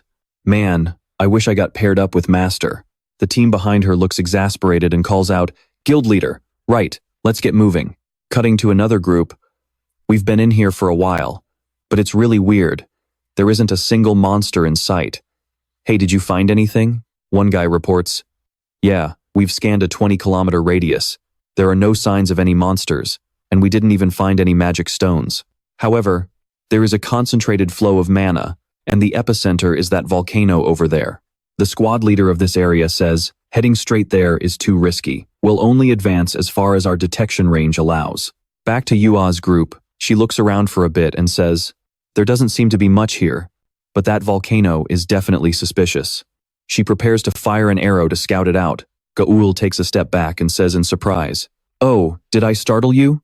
Hunter Gyu writes something down on a notepad. "The southern sector has been fully explored. Let's head back to the meeting point." Yua agrees, saying, "Right, let's get back." Then, Hunter Gyu writes to Gayul, "You seem to know the famous hunter Minwoo pretty well, don't you?" Yua asks in surprise, "Yeah, why?" She writes, "I was able to make it this far, thanks to the guidance of Master Choi Gayul and the heroes from the war 10 years ago. My uncle, Choi Gayul, and Dako Byumho. Their achievements are still vivid in my memory, but strangely, no matter how hard I try, I can barely remember anything about Minwoo. Don't you find that weird? Someone so incredibly powerful that they literally shook the nation, yet they faded from memory after only 10 years. Yua replies, "Well, why don't you try asking Master about it?" Suddenly, someone runs over and reports, "Guild leader, the connection to the command post has been cut. You need to come see this right now." Realizing things were going south, the group rushed over. In absolute shock, she gasped, "What the hell? What happened here? What is this place?" Bodies lay scattered everywhere, with only a lucky few barely clinging to life. The monster sneered, "So, you came looking for me. Saves me the trouble of hunting you down. I'll slaughter every single one of you right here." Over a dozen high-rank hunters had risked their lives to fight, yet they couldn't even leave a single scratch. They were completely wiped out. The southern captain thought in terror, "This isn't just a monster, it's a whole species that transcends all limits." Trembling with fear, she realized. It was a demon. Just as despair consumed her, Yowa rushed over, shouting, "Captain, Thankfully, Yowa saved her just in the nick of time from the demon's deadly strike. The group threw everything they had into their attacks, desperate to stop the horrific demon. After taking a hit from Hunter O Gyuga, the demon didn't feel a thing. Instead, he grinned excitedly. That technique is quite interesting, but I think this will be much more fun. In contrast, O Gyuga's face was tense as a piano wire as he thought, did it just break my linguistic command that easily? It's intelligent enough to speak, and with those horns, it must be a legendary grade high-ranking monster. Yowa shouted, everyone, keep your eyes on its attack path. The monster roared, let's see you fly like insects, you pests. He unleashed a massive blast of fire, keeping everyone from getting close. She screamed, damn it, Captain, we'll draw the enemy away. Gather the survivors and call for reinforcements. Taking this chance, she tried to distract it, shouting, over here, you oversized lizard. The monster roared in pain as it was shot right through. Infuriated, it growled, the fun ends here. With that, it stomped its foot heavily onto the ground. Sharp stone spikes erupted from the earth. Unluckily, Hunter O Gyuga had his mouth slashed open by one of them. It laughed maniacally. I've torn your mouth open. Now I'll crush both of your arms. The demon twisted its body and unleashed another devastating attack. He roared, turn to ash. Yowa screamed, everyone, defensive formation. But suddenly, his lethal strike was completely neutralized. It shattered into pieces, leaving the demon dumbfounded. What on earth is this? Even the MC was completely bewildered, wondering, wait, how did I end up here? Rewinding to 30 minutes ago at Cave A, the MC stood before the gate and said, if what I'm looking at isn't an illusion, is there really another gate inside this gate? Little Frey spoke up. This gate is already unstable enough as it is, but this is the first time I've ever seen anything like this. Should we call it a layered gate? The MC clicked his tongue and said, are we even sure this is actually a gate? Frey replied, at the very least, we can confirm it connects to another dimension. Its mana composition and structure are identical to a normal gate, leaving even the silver-haired guy in shock. Oh, Gyuga exclaimed in disbelief. A gate within a gate? I've lived my entire life and never seen anything like this. The MC asked, where are the other hunters? He replied, they're being treated by healer CO. The rest are inspecting the monster corpses to see if there's anything worth harvesting. The MC suggested, since there are no monsters or mana stones inside, let's head back out and report this first. The silver-haired guy grumbled. Why would we do that? What if the gate closes? We should just throw in a few guys who are still in good shape to test it out. Why retreat so early? The MC looked at him with pure disdain. You've almost ruined things so many times already, always rushing in like a moth to a flame. Haven't you learned your lesson yet? Embarrassed and furious, he yelled, what did you say? And just like that, Frey popped up and said, ahem, I shall make the decision. Frey shoved the two of them and yelled, you two, get in there first. And just like that, they were sucked inside, completely blindsided. What the? Are you insane? You crazy monster? The two fell flat on their faces, feeling dazed. Where on earth is this? A volcanic zone? That damn black-haired bastard. I swear I'm going to settle the score with him later. I have no idea how he trains his summons. Suddenly, a blood-curdling scream echoed through the cavern. Recognizing the voice, the MC immediately leaped to his feet and dashed toward it. Arriving at the scene, he said, I heard a familiar scream, so I came running over. Shocked, Yowa asked him, Master, how did you get here? The MC replied, I should be the one asking you that. Why am I even here? Don't tell me these two gates are actually connected. The demon pointed angrily at the MC's face and roared, how dare you ruin my fun? I'll slaughter you all and devour your corpses. The MC immediately activated a defensive skill and turned to Yowa. Support me from behind. She instantly replied, yes, master, and pulled out her bow. The silver-haired guy caught up, completely out of breath, and gasped, but next time, could you at least give me a heads up before you do something? Wait. Why is Team C here? Don't tell me this is a rank 5 gate, Captain? Oh. She passed out. Watching the MC go toe-to-toe with the monster, the silver-haired guy was utterly speechless. This is so humiliating. Before he showed up, nobody had ever called us weak. The power gap should have been small enough that we could at least try to catch up. Is he even human, or is he a demon? The captain suddenly muttered, his lineage is completely different. He is not human, an existence that powerful. There's no way he's human. Now, completely shaken, she stammered, I'm an S-rank hunter too, and the president of the Korean International Hunter Association, so why am I so incredibly weak? The silver-haired guy sighed in understanding. Yeah, I've been feeling the exact same way lately. No matter how hard we push ourselves, we'll never be able to catch up. Compared to other races, our power is practically nothing. But who knows? If we can truly grasp the essence of that power, we might at least stand a chance of catching up to them. Yeohua cried out, "Damn it! I've landed so many hits, master." I think that thing has self-regeneration. Hwan explained that it was a demihorn, one of the extremely rare high-tier monsters capable of using skills. And among those, demihorns are so rare they are almost never seen, even in the demon realm. Instead of a Dantian like ours, they rely on a higher concept known as a core. And the special ability of a demihorn's core is regeneration. Yeohua asked, "So, if we destroy the core, we win, right?" Hwan smiled confidently and replied, "Why destroy it? I'll just eat it." Yeohua, I'll draw its attention. You find the core's location. Yeohua was startled. What? How? I don't have a detection skill. The monster roared. You filthy insects. Hwan lunged at it while guiding her. A skill is just the most basic way to activate mana. How you actually apply it is entirely up to you. To put it simply, the core is the deepest center of their Dantian. They are living creatures, after all. Yeohua obediently followed his instructions. The shape of mana is determined by willpower. Let me try activating a wind skill and look at the mana directly. And with that, she successfully spotted the spot where the mana was most densely concentrated. Drawing her bow, she called out, "I found it!" Hwan praised her. "Well done. Those eyes of yours are pretty useful." The beast snarled in anger. "You pests! How dare you target that spot? I have no choice but to draw my sword." Speed Weapon got excited. The demihorn is actually using Balmung. That's a legendary weapon. It's rare even in the demon realm. The monster drew the blade and unleashed a scorching flame. Yeohua shrieked in panic. "Master!" The monster slammed its sword down right onto Hwan, but he didn't have a single scratch. He simply clicked his tongue and said, "Wow, how embarrassing. Where on earth did you get that cheap knockoff?" He was effortlessly blocking the strike with just one hand. In the past, during his 50th year after falling into the other world, he had run into that exact thing every single time he visited the volcanic region. That damn sword. Even among demihorns, only high-tier individuals possessed the flame sword known in the other world as Balmung. A demihorn wielding Bawa was powerful enough to be ranked as a demi-dragon class even in the demon realm, making it practically invincible in the current world. Hwan smirked. The real Balmung isn't this light.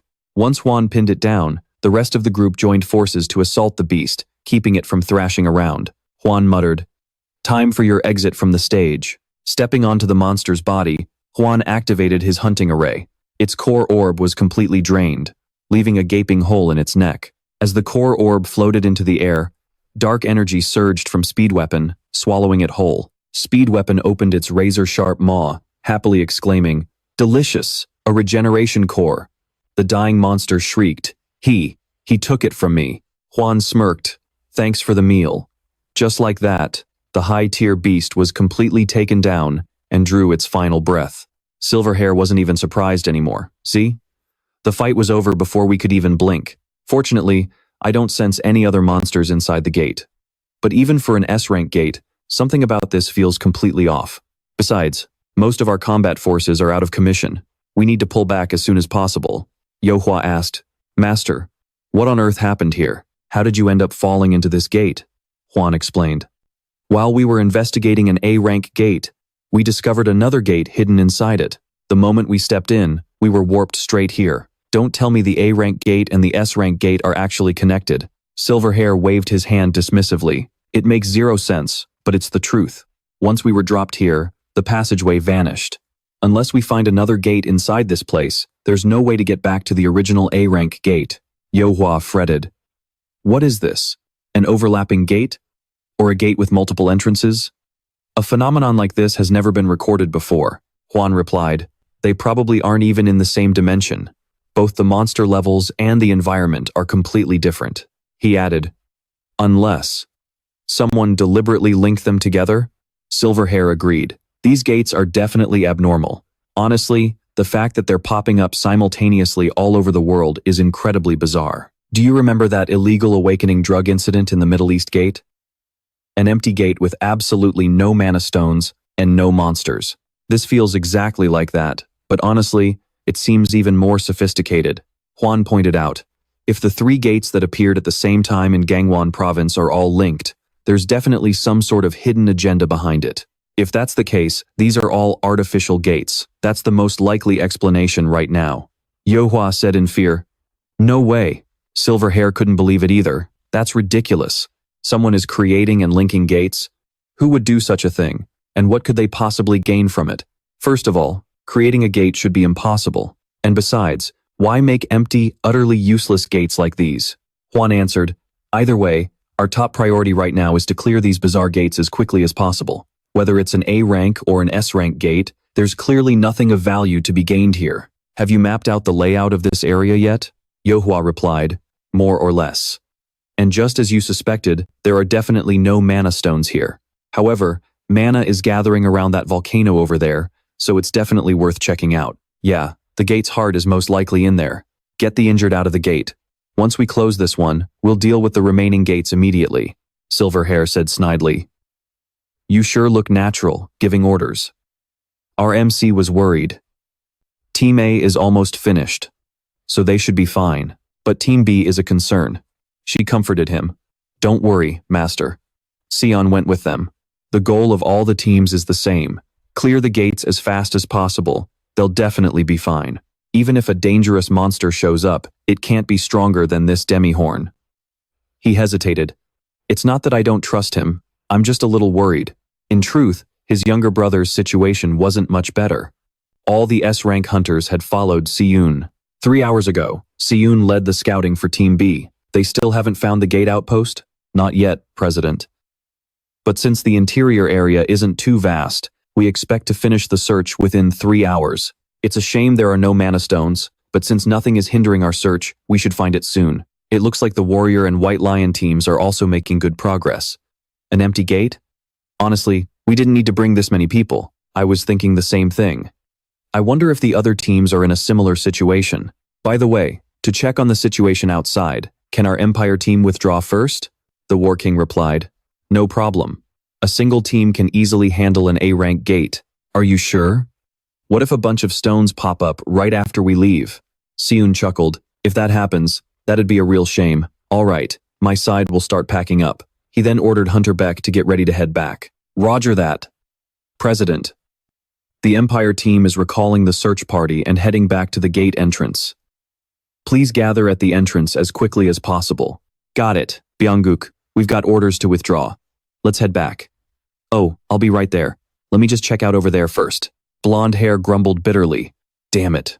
We were recruited at the exact same time, but just because of one rare skill, he gets to be the team leader, while I'm still stuck as a nobody. Even during rookie training, he was at the absolute bottom of the class. There's gotta be something shady going on. As he wandered around aimlessly, he accidentally slipped. Falling down a cliff, he gasped in sheer shock. What on earth is this? Where am I? The moment he scrambled to his feet, he saw countless dead bodies scattered around. He shrieked, Are you? From Jeumgang?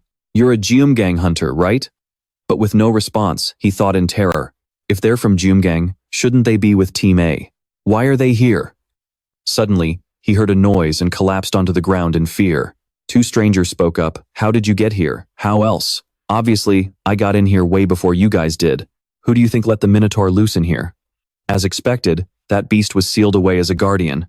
Even you couldn't have killed this many hunters, right? Since all the team leaders left their posts, I came to help. Speaking of which, where is President Ri? Aren't you guys planning to completely wipe out Froststorm? Healers are highly valuable, and she's still useful as a sacrifice, so I sent her out first.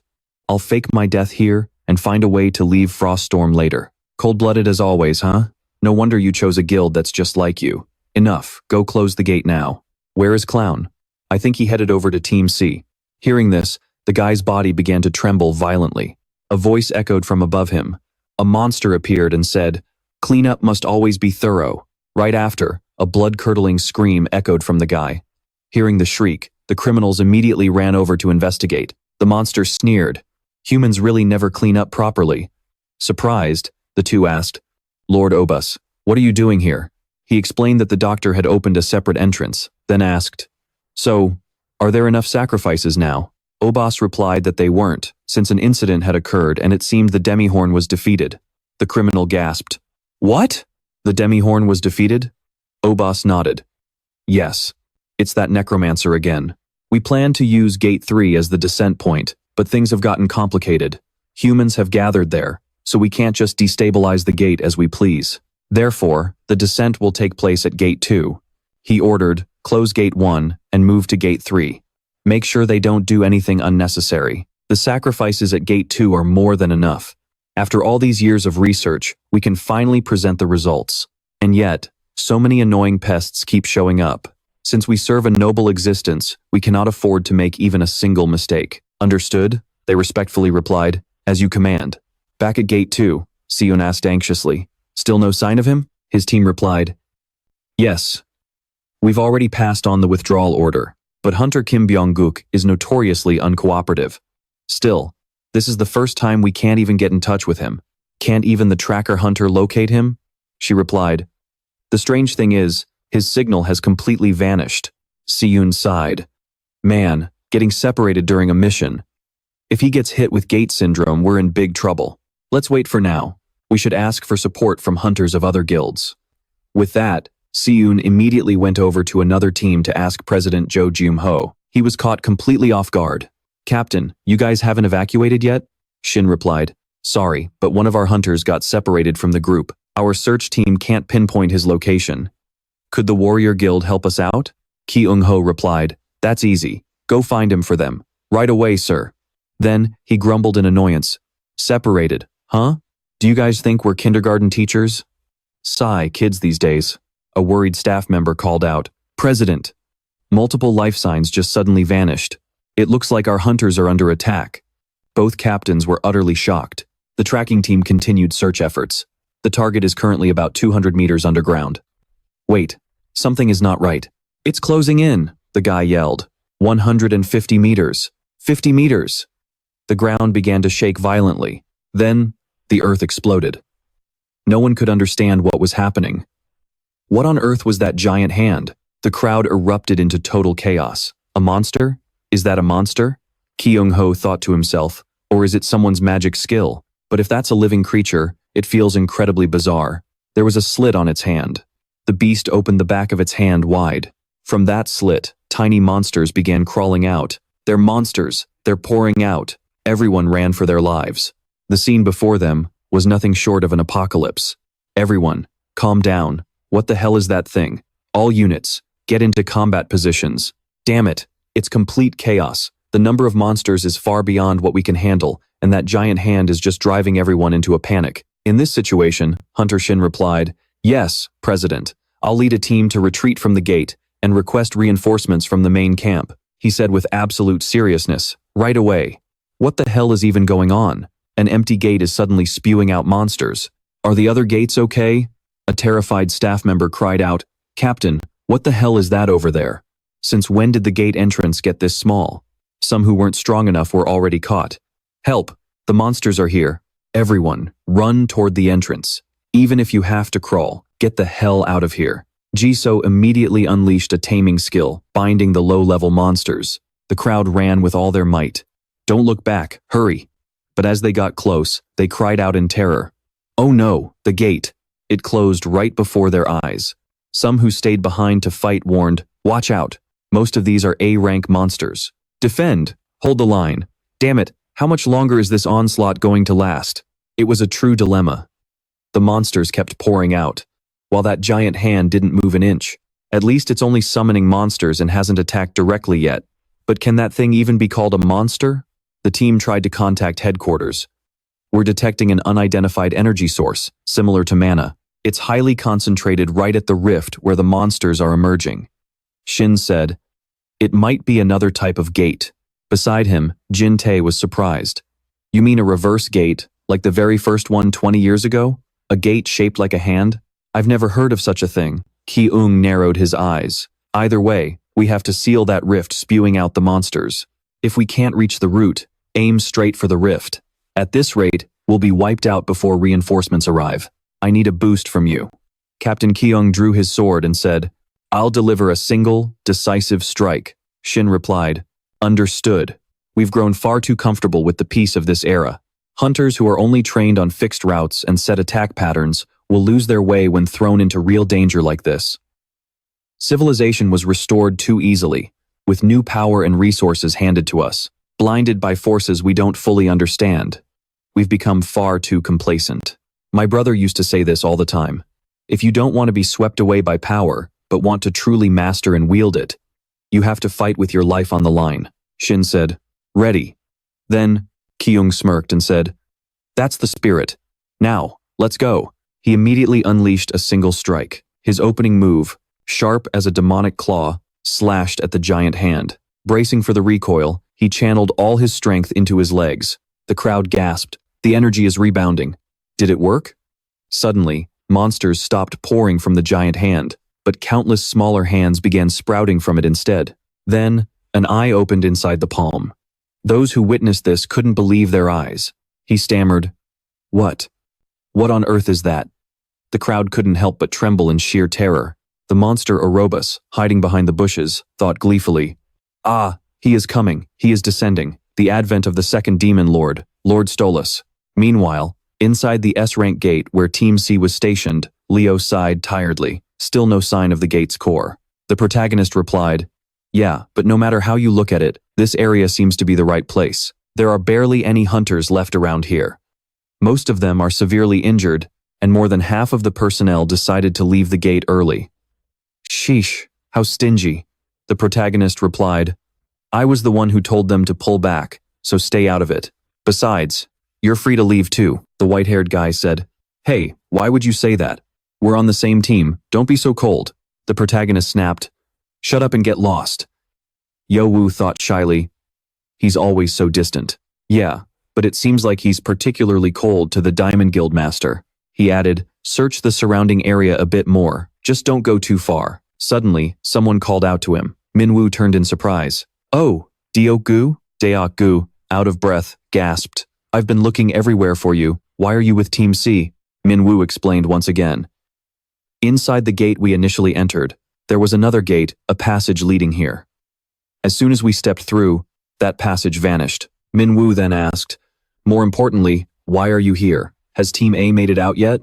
Is the raid over?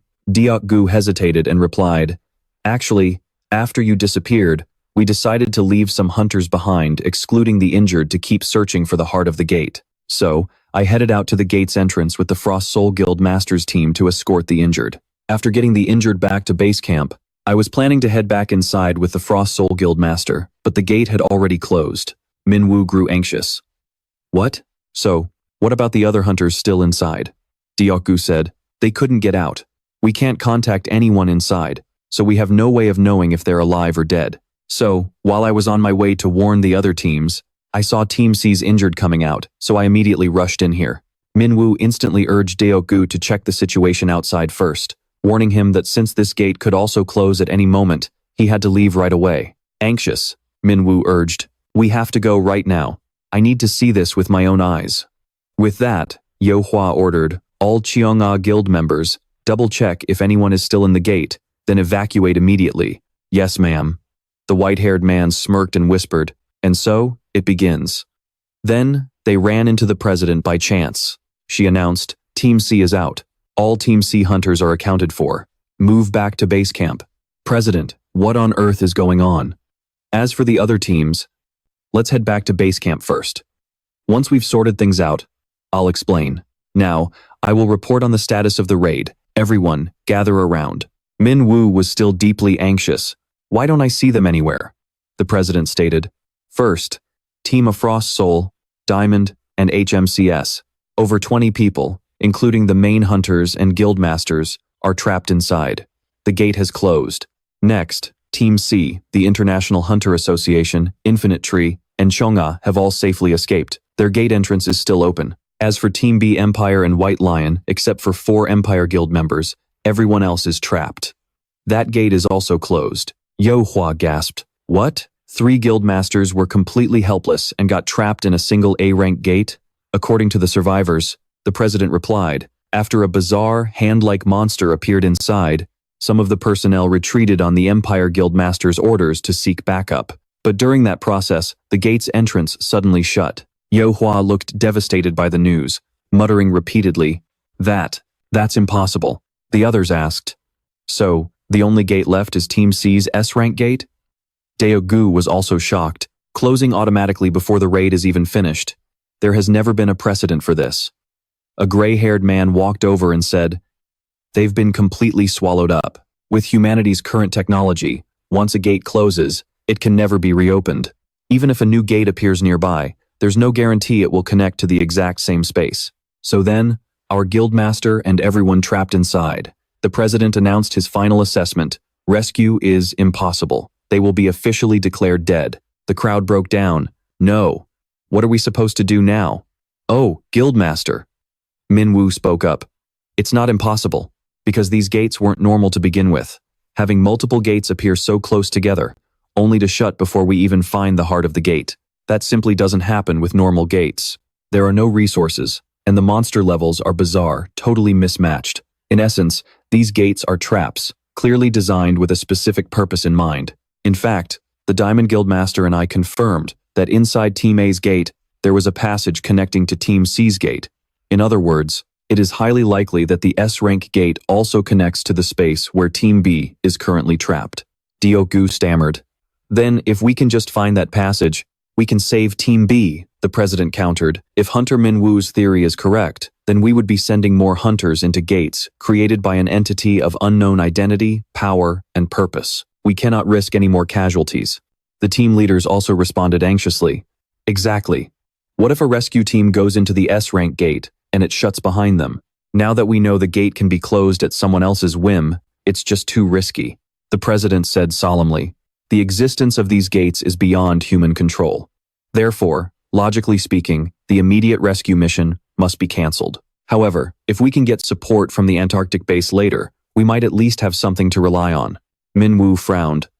"You're not suggesting we ask the demons for help, are you?" She replied, "Why are you reacting like that? In the current situation, it's obvious they have far more knowledge and information than humanity. Our MC finds it ridiculous, especially since they themselves might be the ones who created these gates in the first place." She replies, "Seems like there are still plenty of people who hate the demon race. All this time, they've been quietly helping rebuild human civilization as penance for starting that war years ago. So, what could they possibly gain by pulling a stunt like this now?" Our MC was about to lose his mind. "So you're ready to trust the invaders just because they attacked us, and then turned around to patch up our wounds? This didn't happen 200 years ago. It's only been 20 years. Seriously, you weren't even in that war, so what do you know anyway?" Her pride wounded, the chairwoman snaps. "This argument is going nowhere. If you're so capable, why don't you handle everything yourself as the raid commander?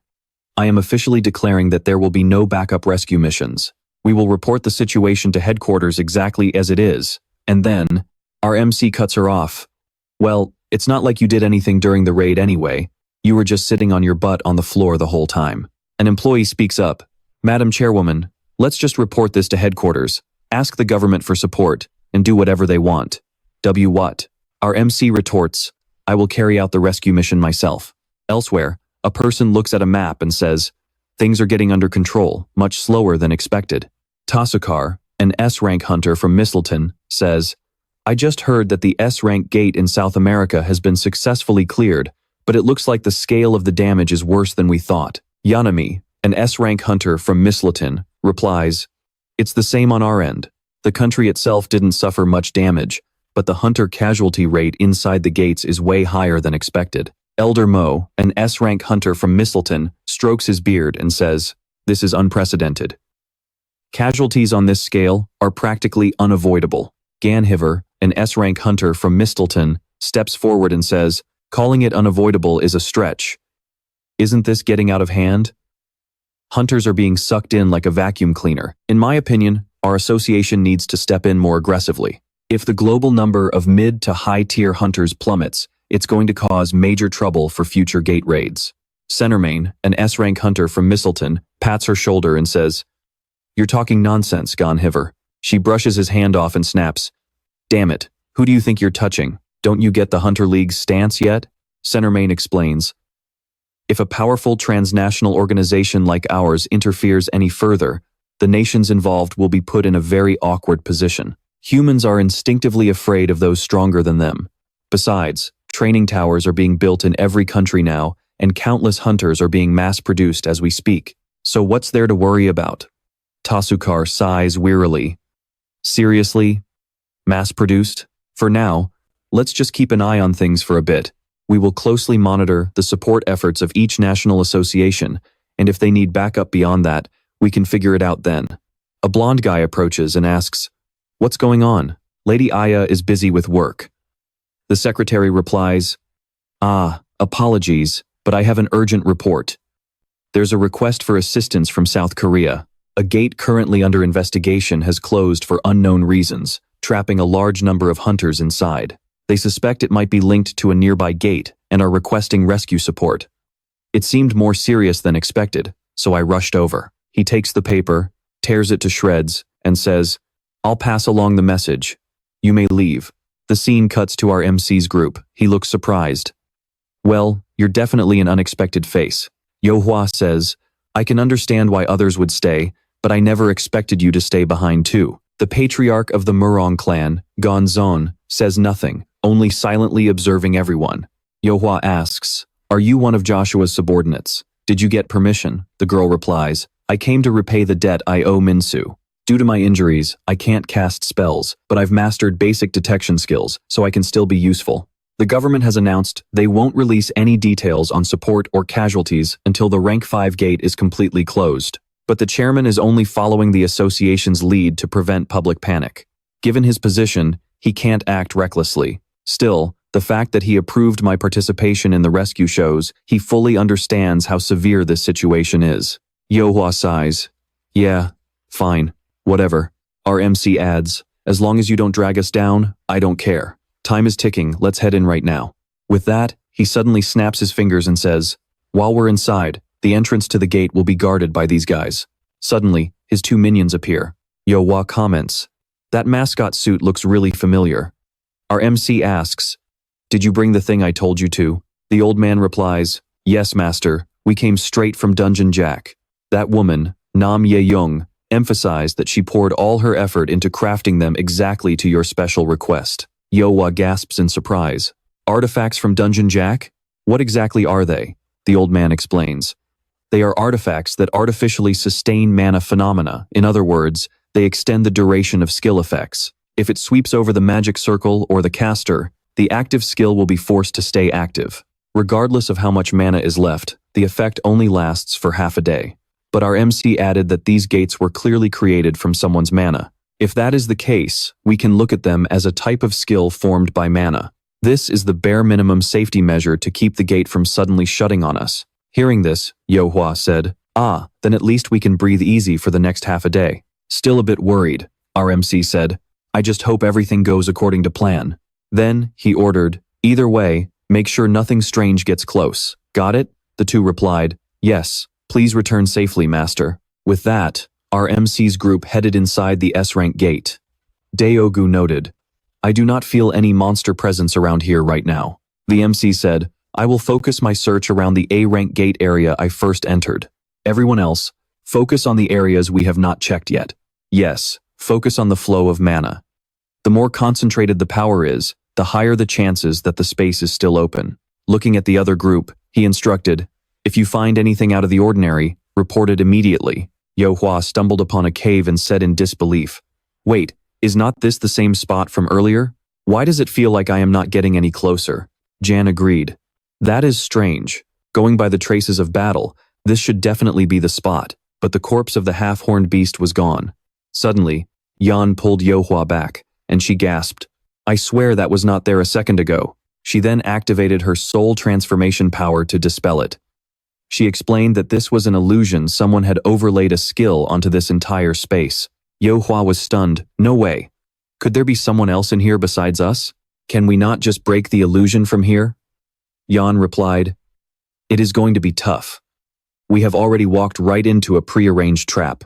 Even if we realize it is an illusion, breaking out is no easy task." Jan added anxiously, "Shoot, so even if we try to make it back to our teacher, the paths have likely changed, and we will not even know which way is right anymore." At the end of the day, illusion techniques are a type of crowd control skill. If we can pinpoint the mastermind's exact location, our MC should just use his arrow rain skill. Hearing this, the group gasped in surprise. Wait, what? Wait, is it suddenly raining? A weather phenomenon inside the gate? Is this the work of the illusionist? Or could it actually be an ally's skill? Yo-Hwa said with excitement. Oh, could this rain be coming from our teacher? Diogu added. For a second there, I panicked thinking it was an actual rain of arrows.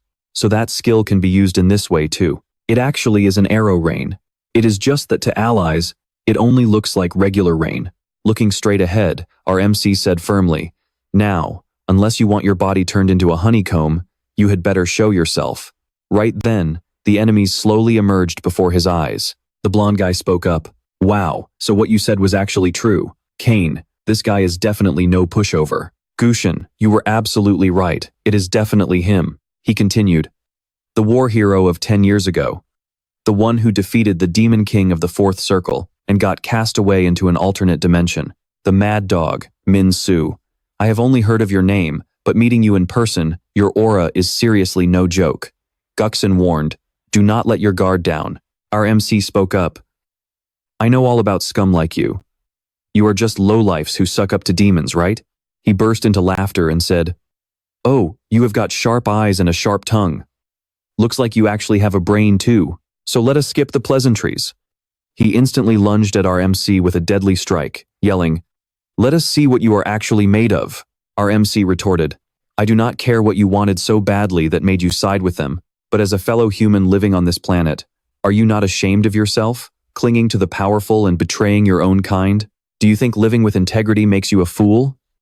Since ancient times, scumbags like you only deserve one thing. The rest of the group lunged forward, finishing the MC's sentence. A thorough beating. Yo-Hwa unleashed her Crimson Wave folding fan. Even at its basic level, it could warp the illusionary world to whip up colossal waves. It is a skill designed to dominate all 5 senses of the target. Yo-Hwa hesitated for a moment and said, a wave? Julian cut in. Calm down. It is just an illusion. Frey said greedily. Man, that skill looks so appetizing. I want to eat it.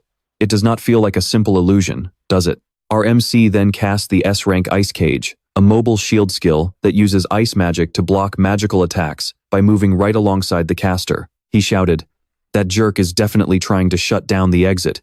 Kang Wu, get him. Kang Wu replied, on it.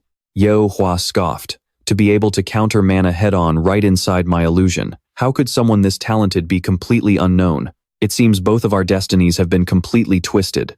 10 years ago, we fought in different places, but I was well aware of your reputation.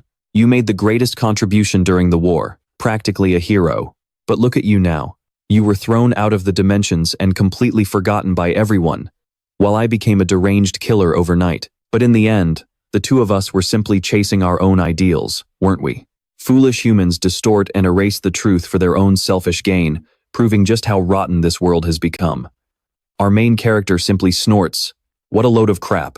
I've never killed an innocent soul or sucked up to the demon race just to protect my ideals. Gitoa bursts out laughing. You only know half the story, you mad dog. I don't get any pleasure from killing innocent people either. While you were cast aside and vanished, this world turned into an absolute living hell, barely held together by a fake, pretty exterior. I wonder if you'll still hold on to that naive, righteous faith of yours once you learn the truth. I'm definitely curious, but I won't be finding out here.